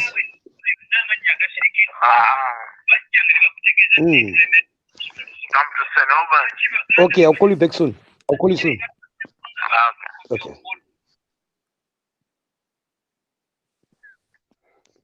Saka vakati ivo kunyarara kwangu hakusi kupusa, kunyangwe ndikada kunzwisisa, but kune kwandinobvawo ndakarwadziswa naMasimba nyika yese, vanhu vakabelieva kuti aizviitirei, whether aitamba, but he reduced me to nothing. Kuti akauya akarara neni, which was very damaging. Ndakangonyarara zvangu nanhasi ndakangonyarara. So handida kuti ndiwedzere sauti, vakangotaura mashoko iwawo, but it got me thinking kuti vakaita kunge vari kutenderera, vakati ndakangonyararawo, hazvina basa hazvo, asi sinyoro mufanira kuti muzive kuti kune vamwe vanhu kuti hauvagumburisi muupenyu. And what am I saying here? It can be anybody, it can be anything, because Masimba pane live yaakaita 3 weeks ago, akataura kuti ndo vanhu vandakatukana navo vakawanda. So it's no longer a conspiracy. It's now a situation yekuti one would say ingadai vakauyawo palive. Munhu ari kurwadziwa arwadziswa kazhinji haatauri. You get my point? Hanzi anodyiwa hadi haatauri. Vanotaura vanenge vachingotaurawo zvavo, but munhu arwadziwa chaizvo hadi haatauri. So we'll end up in a closed circuit. So I don't know now, because especially when I say kuti Masimba akataura oga, I heard it nenzeve dzangu ngatokomenda ndikati hauoneka Masimba. Then uchizoti kana unstable sezvizvi tolidha nyaya yako iwo, because uri kuyeuka kuti vanhu vakatukana navo vakawanda. And zveshuwawo chokwadi, because kuroya ka nechin'anga chinhu chese nesvondo nechii zvine kamarketing. Handisi kuti ndizvo bhandi anogona kunge achitoclaima zvake. Hauna manje. That is a high possibility. Very high possibility, because having said this, kuti hamene kuti munonzwawo sei amai vari kutaura vakauya ka2 inbox kwangu, but vaitaura sekunge vari kuti imi mungatonetseka shuwa kutsvaga zvakawanda wanda, as if you guys mese hamuzvizive kuti kubvira rini narini Masimba has been provoking vanhu vakawanda, but vanhu vanobva kwakasiyana siyana. So maybe I can pause at that stage. Chinhu chikaitika tese hatizive, but hatingaregi kufungidzira. Handimaona manje, kana vatongi chaivo vanotofungidzira kuti vatsvage kuwana the possible answer or solution or judgment to a story. There's nothing wrong sometimes shooting in the dark with the hope or in the view of trying to help out the situation. So we should not again overdo it, but or kutomarana kumwe achiti ndiye anoziva. Other than Masimba, timwe tese hapana munhu anofanira kuti ati anoziva kudarika umwe. Ndo imwe nyaya yandinomboona zvangu. Sometimes panyaya isiri yedu tese vamwe vatifunga kuti vari better than the others, but we don't know who can offer a better solution. Talk for yourself, Sekuru. Just talk for yourself. No, you always speak for yourself. Don't talk about what I do not put words into your mouth. So don't put words into my mouth. Absorb and throw in the bin what Signor says. One of those. They're clever than others. I'm not one of them. You cannot talk for yourself. 100%, but any normal situation, hazvingatifadzi tese, but we cannot pick zvataurwa nasamaita one by one. We will lose track. Tikada kuva vanhu vakachenjera zvinotibatsira. We throw away what is not necessary, because we then end up dwelling on my technicalities. Yeah, that was not necessary then. Whatever is not necessary, I'm begging you to say, yes, it's not necessary, but it's only wise not to kusacheuka kana imbwa ichikura ucheuki. Isusu toda kutaura nyaya Matotaura chokwadi ipapo Sekuru ipapa patatuva ne5 minutes tobuda mugwara. So it's always wise kuti when people are concentrating on something, nyangwe vanorashika vaya varegere vachirashika. Sekuru mataura one sentence, okay? I'm not deaf. Mataura ka one. That's it. So don't patronize me. One sentence. And what I'm saying is not directed to you. It's you as an example, but directed to me, all of us. Okay, my husband, carry on. I'm done. Okay, I'll come in. When it comes to Manyoni, I did a live, and the lives are there on YouTube, and my profile mnongotaipa Masimba Manyoni. Ndichiudza Manyoni kuti Masimba ari kukutamba iwewe. Manyoni akaramba akati Sabina ane godo, akatiza kwangu inini Manyoni akaenda kwaLadiva. Ndikaudza Masimba, stop the game you're playing. Ndikafonerwa nehama dzaManyoni dzichiti Manyoni anorwara nechirwere chebipolar. Saka chirwere chebipolar ichi hachina kumbobvira chatangiswa naMasimba. Uyu mwana uyu akagara ane chirwere chebipolar, ene Masimba anga asingazive to what extent yekuti munhu ane bipolar ukangomuvhiringidza kuti haujoke naye, because maZimbabweans havabelieve futi in mental problems. Okay, Manyoni was warned way back kunzi zvaMasimba izvisiyana nazvo, ari kutamba newe, and she refused. Once again, it's a responsibility and it was a choice. It was a skit. It was result Masimba ari kutamba skit, but she didn't want to believe. We've got the lives, and Ariko, all you have to do is to go and look for the lives. And once again, there's no one who makes anyone do anything. Masimba does not have the power yekupengesa Manyoni, but heartbreak. But Manyoni wacho akaudzwa anyway ne a lot of my boyings and Vengarians kuti iwe siyana nemunhu uyu.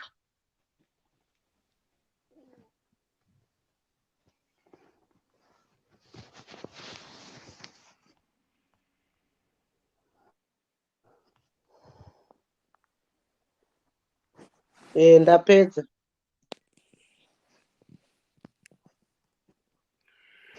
I mean, on that issue there, ndononge pane chinhu chandingawedzere kana kubvisa, because tatombozvitaura tikatombamenshina nana Diva nana Manyoni, sanoenda kunonga murepeating myself.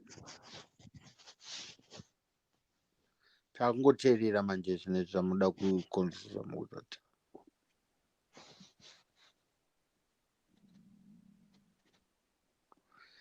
Rasta vableya ka. Rasta vatodzoka. Rasta Zimbabwe, I think he's sleeping. Yeah. Zanyarara kuti Right. So regedzai nditini, I think zvingatibatsira tose kuti sei samaita vakataura. Tine right yekuti tisangobvumire zvataurwa naSamaita. But nditange ndati, I beg your pardon Samaita. Ndinyatsonzwisisa zvataurwa naSamaita. Saka sinyoro panapa havana kuti ivo Masimba ndiye akakonzera bipolar.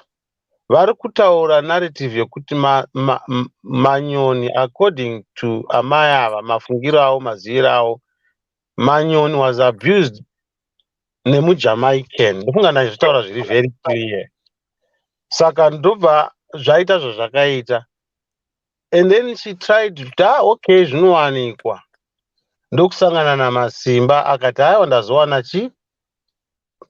Ndawana mumvuri. Saka ndopedza kukorekta comment yabva kuitwa iko zvino izvi kuti ndaiwa hazvina kuipa, but ndofunga havana kunzwisisa.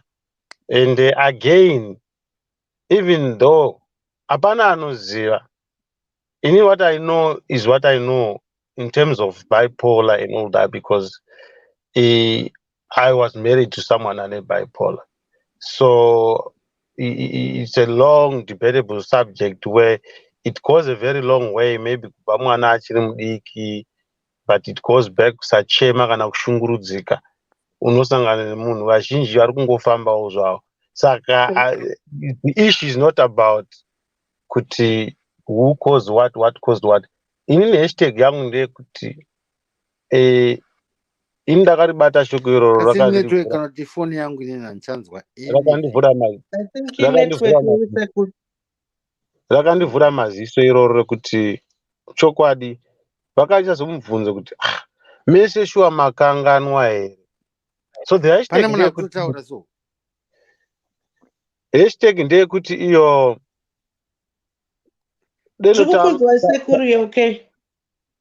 denotangowonesana kuti chokwadi that common denominator. Mapedza kutaura kani?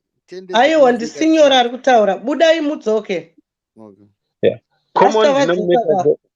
Common denominator ndeyekuti pane zvandataura nokuti Masimba wacho akazviindoza without kuti ainfluencwa. Ndikatoonawo kuti saka mai ava zvavaitaura ichokwadi kuti Masimba is also acknowledging kuti vanhu vakatukana navo vakawanda. And the point yangu ndeyekuti masentiments anobuda ndinobvumirana nawo kuti munhu anomaketa achizviti aita basa iye asina kuita basa in terms of banda. It could be yes kuti he could be claiming, kuclaima kwagara kuripo, but at the end of the day the truth of the matter is Masimba vanhu vakatukana navo vakarwadzisa vakawanda. Amai ava ndifunga kuti anozviziva because havana kuzombotaura. Nanhasi ngadai takatovanzwa vachitaura palive vakatoputsa vati saka iye manyoni wacho ingaizviziva kuti Masimba anga ane girlfriend yake inonzi Sibo yainyepa kuti inonzi Jane just to cover himself acting skills ake. Inga manyoni aizviziva kuti uyu Masimba anga ane girlfriend yake. Yeah, but you know what I know, the little I know, I think you should also know. Munhu ane bipolar ka tikadaro tinge takutadza kunzwisa kuti bipolar chi. Bipolar munhu anoita excitement over nothing, andiona manje. Ndingopa part. Saka kuti timuexpect kuti arizive kuti aiziva, ndinonaso kuti tinenge zviri correct, but I don't think kuti we surely we can expect any reasonable analysis from munhu ane bipolar. What I know is munhu ane bipolar anenge aine problem, but akaona munhu anomu-entertainer kwaari, that's enough. She's over the moon or he is over the moon. That's what I know. Saka in terms of reasoning, it's really crazy kuti Masimba anonzi ye akarwadzisa vanhu vakawanda ka, but the same people who talk to Masimba akarwadzisa vanhu vakawanda, they try to look like they've got balls made of steel. But tine magroups ekuti vanhu vari kuchema, for example mvenge inochema kuti marriages akawanda akadestroywa and everything, and aone munhu achisumudza musoro kuti iwe ningi wakarwadzisa vanhu nemvenge or whatever. Is it because we're scared of certain individuals and then certain individuals we judge them according to that? But that doesn't matter. Can I just ask you one question, Senor? Go ahead. Which part of the world are you in? I don't want to disclose.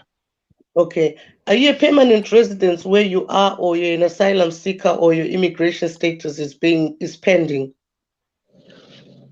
I'm not a permanent resident. I'm not immigration, and ndakarambizwa kuita immigration. Okay, Saka, you're living there illegally? Spiritually. Okay, Saka, how do you feel? How do you just feel in yourself despite anything? How do you just feel in yourself? I'm not avoiding your question. I don't correct kuti hatizi kuti vanhu vari kuti Masimba akarwadzisa. Maybe you missed the point yandikutini. I got a relief when Masimba, in his own words, without influence yemumwe munhu, he spoke eloquently akati ini vanhu vandakatukana navo vakawanda ndichanyatsoziva kuti munhu shode vanhu vandiregerera. So data bata panapa hatisi kunongedzerana kana kuti kudii. Anyway, your question, how do I feel in terms of what relating to the questions is better correctly so that I can respond correctly? I've asked you about your legal status in the country you're living in, and you said no comments in most of them, and then you ended up saying that you just live spiritually. When I said, are you an illegal immigrant? And you said you live spiritually. And I said, how do you feel living like that and you have not been in your mother country? I'm looking for my mother. Firstly, I do not live spiritually. I'm saying I tried to do asylum. Spiritually zvikaramba. I think all I'm saying, I'm not the only one. And I'm also encouraging people. Vanhu vakauya kudiaspora kunoka takasundwa nemhepo, whether we like it or not. So there are very few who will be allowed, kuti vatore mapepa. Pamwe zvinongonetsa kusvikira amen. So ndaitira kuti zvive clear what I'm saying. How I feel, I feel bitterness, I feel agitated, and I feel very revolutionary because I'm a case study, a testimony of what is happening and what it has caused. Vanhu vatema issue takasikirwa tinofanira kugara pamwe chete. Back in the Thank days you. taibasadza pamwe chete tiri denderedzwa mundiro imwe chete. Thank you. Zvine science yazvinazvo. Saka naturally we are far away again from rukuvhute rwedu. We might Thank believe you. it or not. Those are effects, whether we can close our eyes and try to please ourselves this way, that way. Those are natural. It's really sad to be separated from your motherland. Rukuvhute rwako, kungoziva kuti ndina amai, ndina baba. Some of us, when my mother died last year, I looked at the picture yandakaonekana nawo at the airport 2017 as if I was going to do anything. Ndangariro chete zvongokuti had I known kuti I didn't know kuti tikutoonekana. Yeah. You get it? Just thinking ukuthi zvatoitika kaizvi. Then when some of us vanoteerera vaimbi, you know, sometimes it haunts you kuti when you look at song yamutukudze kuti kumarimuka, unyatsoona kuti zveshe hakudzokwe. Kumazuva handidzokwe chaiko chaiko. Vane rombo zvavo vari kukwanisa kuwana mukana even after 10 years. It's a blessing. And When I you don't are have shika, mkana sekuru. I have a feeling, and inini I no longer pray more for myself. I pray for the nation. Can I tell you some of my crazy wishes? Ende izvozvo zvinoitika manje kana wasvika pakushushwa, you become a revolutionary. This is where I started pandakaita amsi. Saka samaita is really right as well. Kuti ipapo wakatopenga futi as well. You become a revolutionary because iwewe manje hauchada kuzvisevha iwewe. Wauda kusevha vamwe vanhu manje as well. You understand? Because the pain of it chirungu chakunetsa, it exuberates your brain. It you know, saka go ahead. Sorry, Signor, but that is it. So vamwe vanhu vandinotaura navo vamwe vatonditsura Signor matanga chinyararai, because sometimes ndotaura jokingly, sometimes ndotaura zvinobva zvaitika. There was a discussion andaita uchaona zvichaitika because mwari havaenderwe mberi. Hapana aiziva kuti corona ichauya, because corona has mixed up immigration rules. There's no foreigner who's supposed to live in foreign land for more than 6 months. Maximum is 6 months. But by default, people have been out of their so you can't say illegal or what. You can never declare kuti munhu wese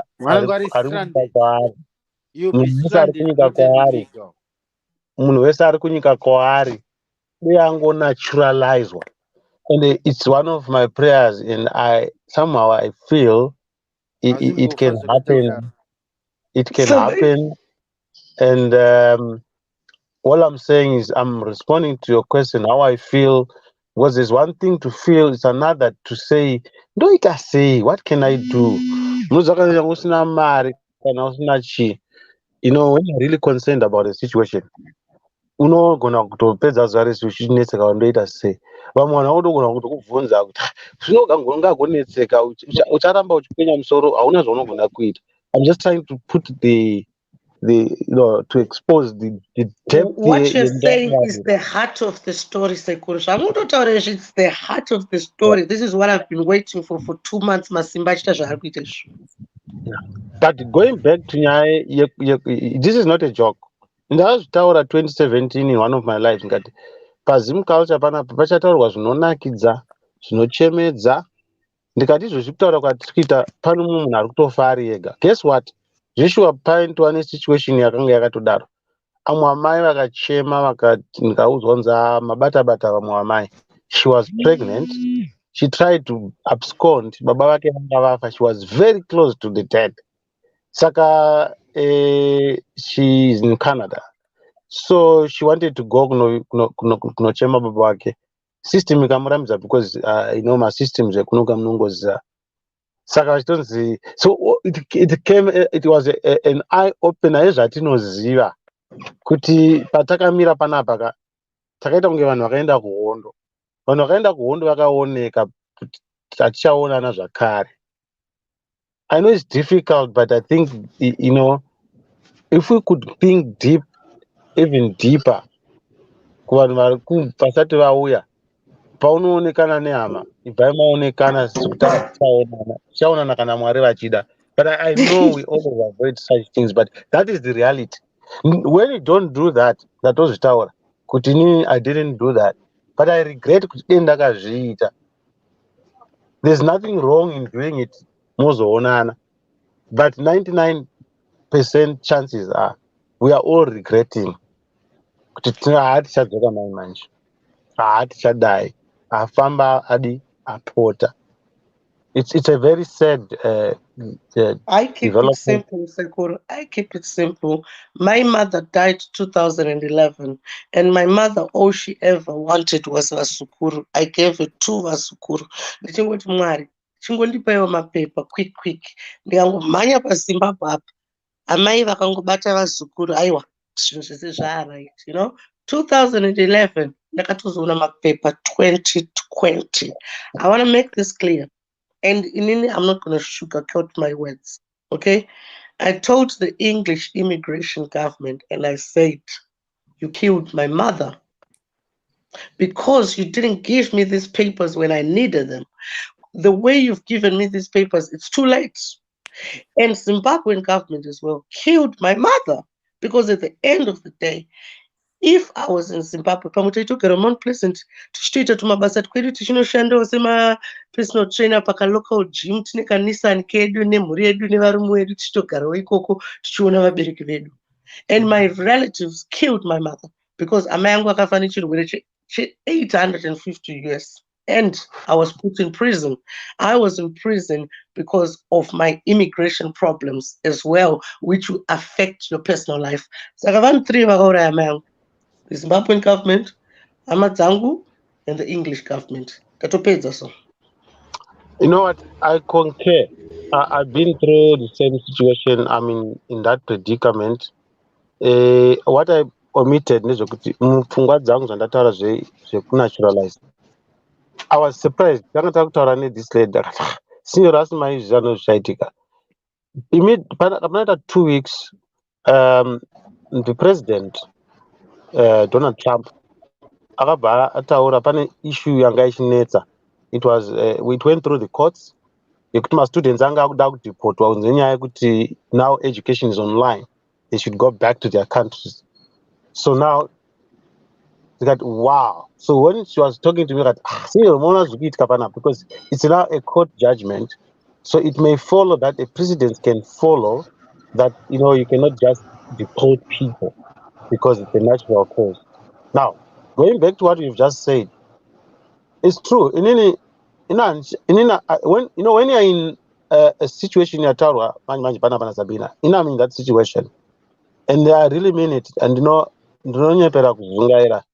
but I've got too much pressure. But thank God, I'm able to withstand that pressure. It's just too much. It's heartbreaking. It's just too much. I'm not in good books with the American system, and I've exposed them, and I'm exposing them even worse because I'm in a situation where justice was not done on my situation, and because of the spirit yakaramba, I tried some, but some delays and omissions and errors ekututora asylum, but you get my point. But now I care less to hell. I can understand where you're coming from because when the first cut is the deepest. Kana the jaw. You do not care. Yes. Kana uchifamba murima unofamba inga hapana chinokuwana. When you give up everything. You don't care. But I'm not comparing that. This is what I was saying, guys. ndosaka ndataura pesa zvinhu zvaakubuda hapasisina nguva yekusekana panapa. Even isusu takapiwa mapepa acho muna February, corona ibva yangointroducedwa 2 weeks after. Okay, you still have that feeling, of course. Nhamo yatiperei, but that does not stop kuti ndichazofa kana kuti am I feeling what happened to me. For me, ndakatobirwa about at least 22 years of my life. I was 18 when I came to this country, not even 18. I was 18 and more. Saka kana watongouya kuno kune 18 years kunopiwa mapepa below 18, but ini ndakanga ndine 18 and a half. Saka I couldn't qualify kupiwa mapepa under kuita teenager. You see, saka ndizvo zvinhu zvatiri kutaura izvi. Amawere, I said it clearly. You are bitter. Vanhu vakafunga kuti ndatuka amawere ndikati you are bitter because of situation yaexplainirwa zviri eloquent nasekuru Signori.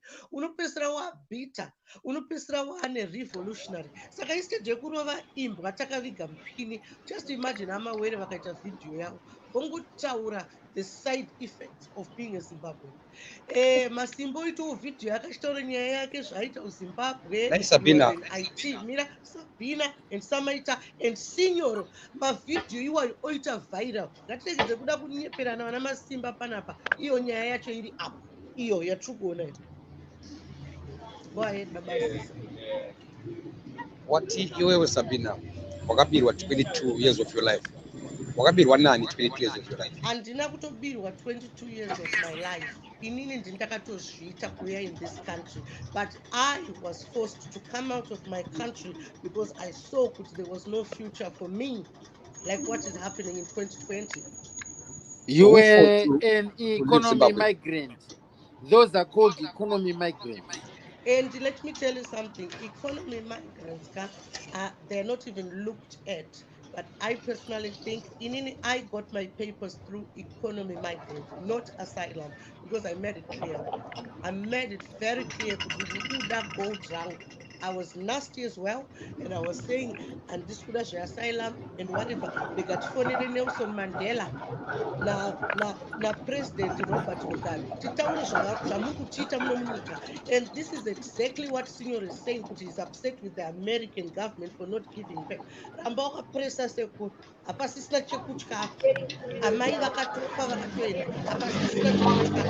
more you're bold, you get your things. That's it, Seku. Okay, Sabina. Chinonyanya ndirwadza ka mina hatida kuti titaure nyaya yangu nhasi ndeyekuti we have people vanyatsoziva nyaya yangu inini handiti who are supposed to be life savers, right? It's double-sided. Thank you. Munhu ukakumbira there are two things, unonyimwa kana kupiwa. So unozvidzora kuti kana ndanyimwa karamba zvavo, but when you then look at it from a revolutionary viewpoint, you get agitated. So how many people are being fooled? Vamwe vachibirwa mari vachinzi ndokuitai zvakati. Do you guys know kuti inini ndiri kutaura panapa? I was charged maybe top 5 humanitarians vandogara ndakataura vaya. Charged a human rights case. Human rights case is for free. Masimba, why can't you put your phone on mute if you've got respect? And I think someone's got 2 devices in one room. Yeah, Simba, Zimbabwe. We're still backwards, Zimbabwe.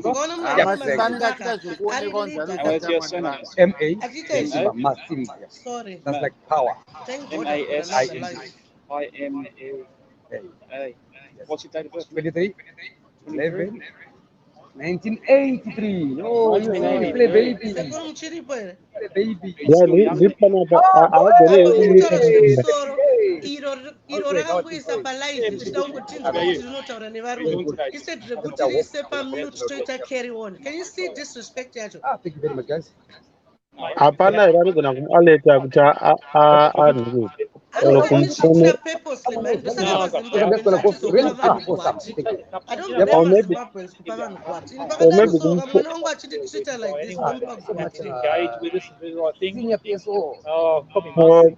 Okay, maybe someone can call him by messenger, but or phone. Oh, maybe now Why dead. should we do After that. that? Kune munhu ari selfish. Munhu angori selfish naturally.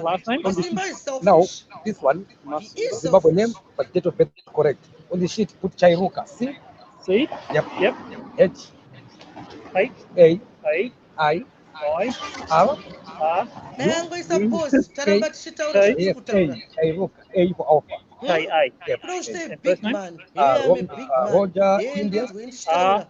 India. No India privacy. Delta. No Delta wisdom. Oscar. No spirit. Uniform. No respect Uniform. Tango. whatsoever. Tango Yep. Ameno. and state birth. Ndakarwa hondo 23 dzangu ndege. 11 Ha. Imi 1983. misinyorerwa idzenyu. Yeah. Read Everyone, out. everyone I talk to today has these interesting names. You know what? Saka ari kurespekta murungu. I'm typing all these names in. Kabesika. Yeah. And I think How do Munhu you waari pronounce kutaura that? naye is anyway, more like important canoe, than Oh, us really? all. Oh, boat. Yeah. in the Krasoda. Yeah, Inini Krasoda. handidi, inini mazimba Read out rangu your ndava name. kuzonzwa Sabina anorova mambama. Ndorova Now, I just mambama. got your now. This one. The one in I Franklin. don't tolerate this in my home. No, not Abyss. Franklin. It's the village. The village. It's called the village, is it? Yeah, the village, yes. I don't know. It's like a hostel. Someone's got somewhere warm. Yeah, so far so I'm doing better now. Yeah. I'm big on looking after the homeless. Not about giving Thank you very people a much. hard time. Yep. Like, Thank you very much. people, you know. Yep. If we can help Hanzi people. ndione ndichitaura nevarungu. But Ndione Blind, we put a ndichituka mask on, you know varungu what? nditatirisha Won't have so. issues. Sometimes we have a job to do. Yep, I know. We have to There's deal your with what we job. see, Yep. but you're doing the right thing, That's we do good. the right thing. Thank you very much. Then I wanted to help you. Yeah. Guess That's what? good. I've got a solution for coronavirus, but I can't put the message. I've tried, then they took me to say what? I don't know. Read out. Yeah. Read out. Read out. Yourself, brother. Simba. See you, My Simba. brothers, thank you very much. I was homeless now between step one, getting my license back, Sekuru on the road. maizia Titanic Don't yedu ever ye. make mistakes again. Ben Thank you ndinenge so much, Yeah, guys. Titanic. One love. recall. Love you so much, guys. Thank you for your service. I recall. Ah, Hello, zvakaoma sekuru. hello. Mvudzi jena. Mukanya. Hello? Anenge apozwa Mukanya. nespirit. Hello, Apozwa hello. Nyaya yatiri Murikutendwa kutaura here? panapa inyaya yakadzika zvikuru. Haina any individual anobenefit. Taingokumbira kuti maybe mukaita shoma Signoro. dzinenge dzashata muise pamute. Signoro, sorry. Yeah. Takataka muiswa neroadblock yemapurisa.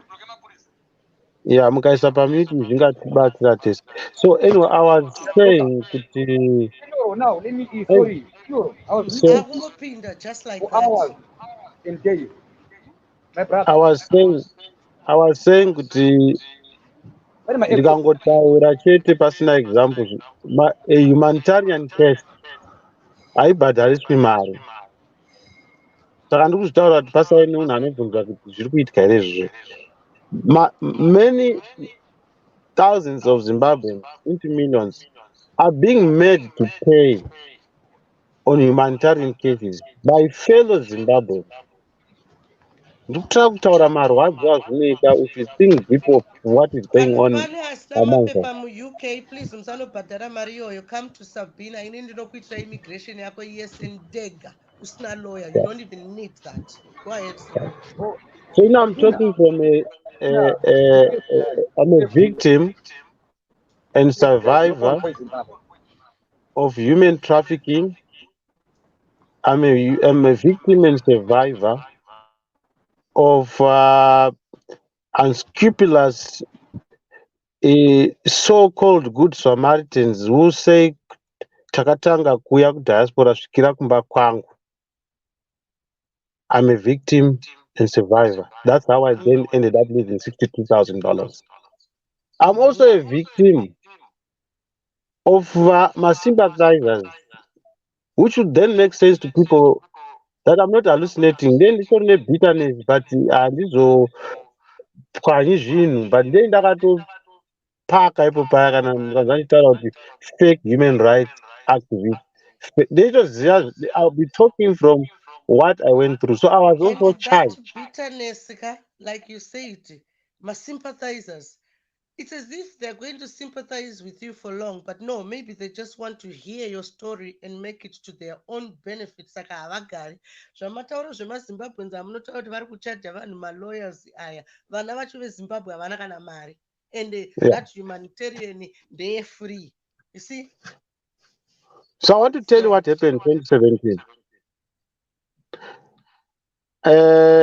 Whoever says men don't cry, they must think right.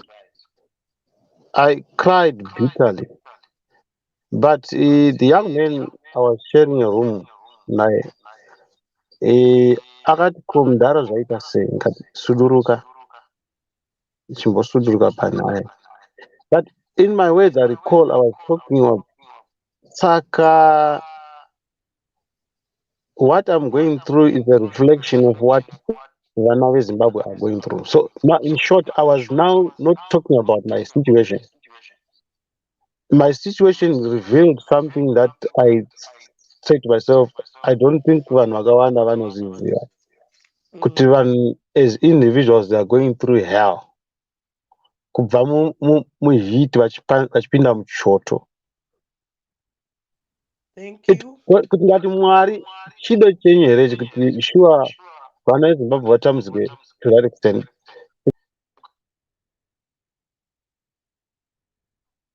Sekuru vakata life amene kwavaenda. Saka mazvinzwa guys, I'm the last man, I'm the last woman standing once again. Saka mainzwa nyaya yacho guys. We must stop kunyepa semazimbabweans. Titaure nyaya yedu sezvazviri. Because yekunyepa it makes people so confused. Yetotaura kuti vana veZimbabwe tiri kusafa. Tikangopiwa mapepe edu kwatiri munyika dzatirika, titori bore. And we've lost a lot. So if you look at it, at least 90% of Zimbabwe, whether we like it or not. Senior has made it clear kuti inini ndakatoita bitter and this and that. Masimba kuita dhodhi rake rere. Anditika bitterness yake ana mai Mandela kuita armed siege. Bitterness yangu ndarwisa mapepa iwayo, wapedza kurwisa mapepa apa wakutanga futi kurwara vanobva vatorwa because kutsvaga mapepa kwacho kunenge kuchinetsa apa uri mother apa family support hapana, vanhu vese vanongomhanyira kumashifts until Zimbabwe puts their heads together. Tichitaura chokwadi, looking at the origin of the problem, then maybe we can find a conclusion to the problem. But first we have to look at the origin. You see, the reason why people vasingade kutaura nyaya dzema-immigration panapa, it's because ivo pachezvavo havasi kuda kutaura nyaya ye-immigration because vanoziva kuti zvinoaffecta ivo, but vanoda kunakurira nyoka mhenyu kuna sekuru bhanda. Handitika kuti kwasekuru bhanda uku kauka akuite kuti vaite their it doesn't put them out of their comfort zone. Saka yetiendei kwasekuru bhanda ukutotaura kuti masimba wakaroiwa instead yekuti tinoisa musoro mumwe chete kuti how are you feeling usiri kumba kwababa naamai yako, how are you feeling, that's when it all starts. When you ask that question to a person who's not in Zimbabwe, how are you feeling, then you get the answer. Then you realize that maybe 90% of Zimbabwe has mental problems. Mental problems does not mean kuti une musoro too. It means that your brain is just not happy. That is it. I love you and I love you guys. Again, message.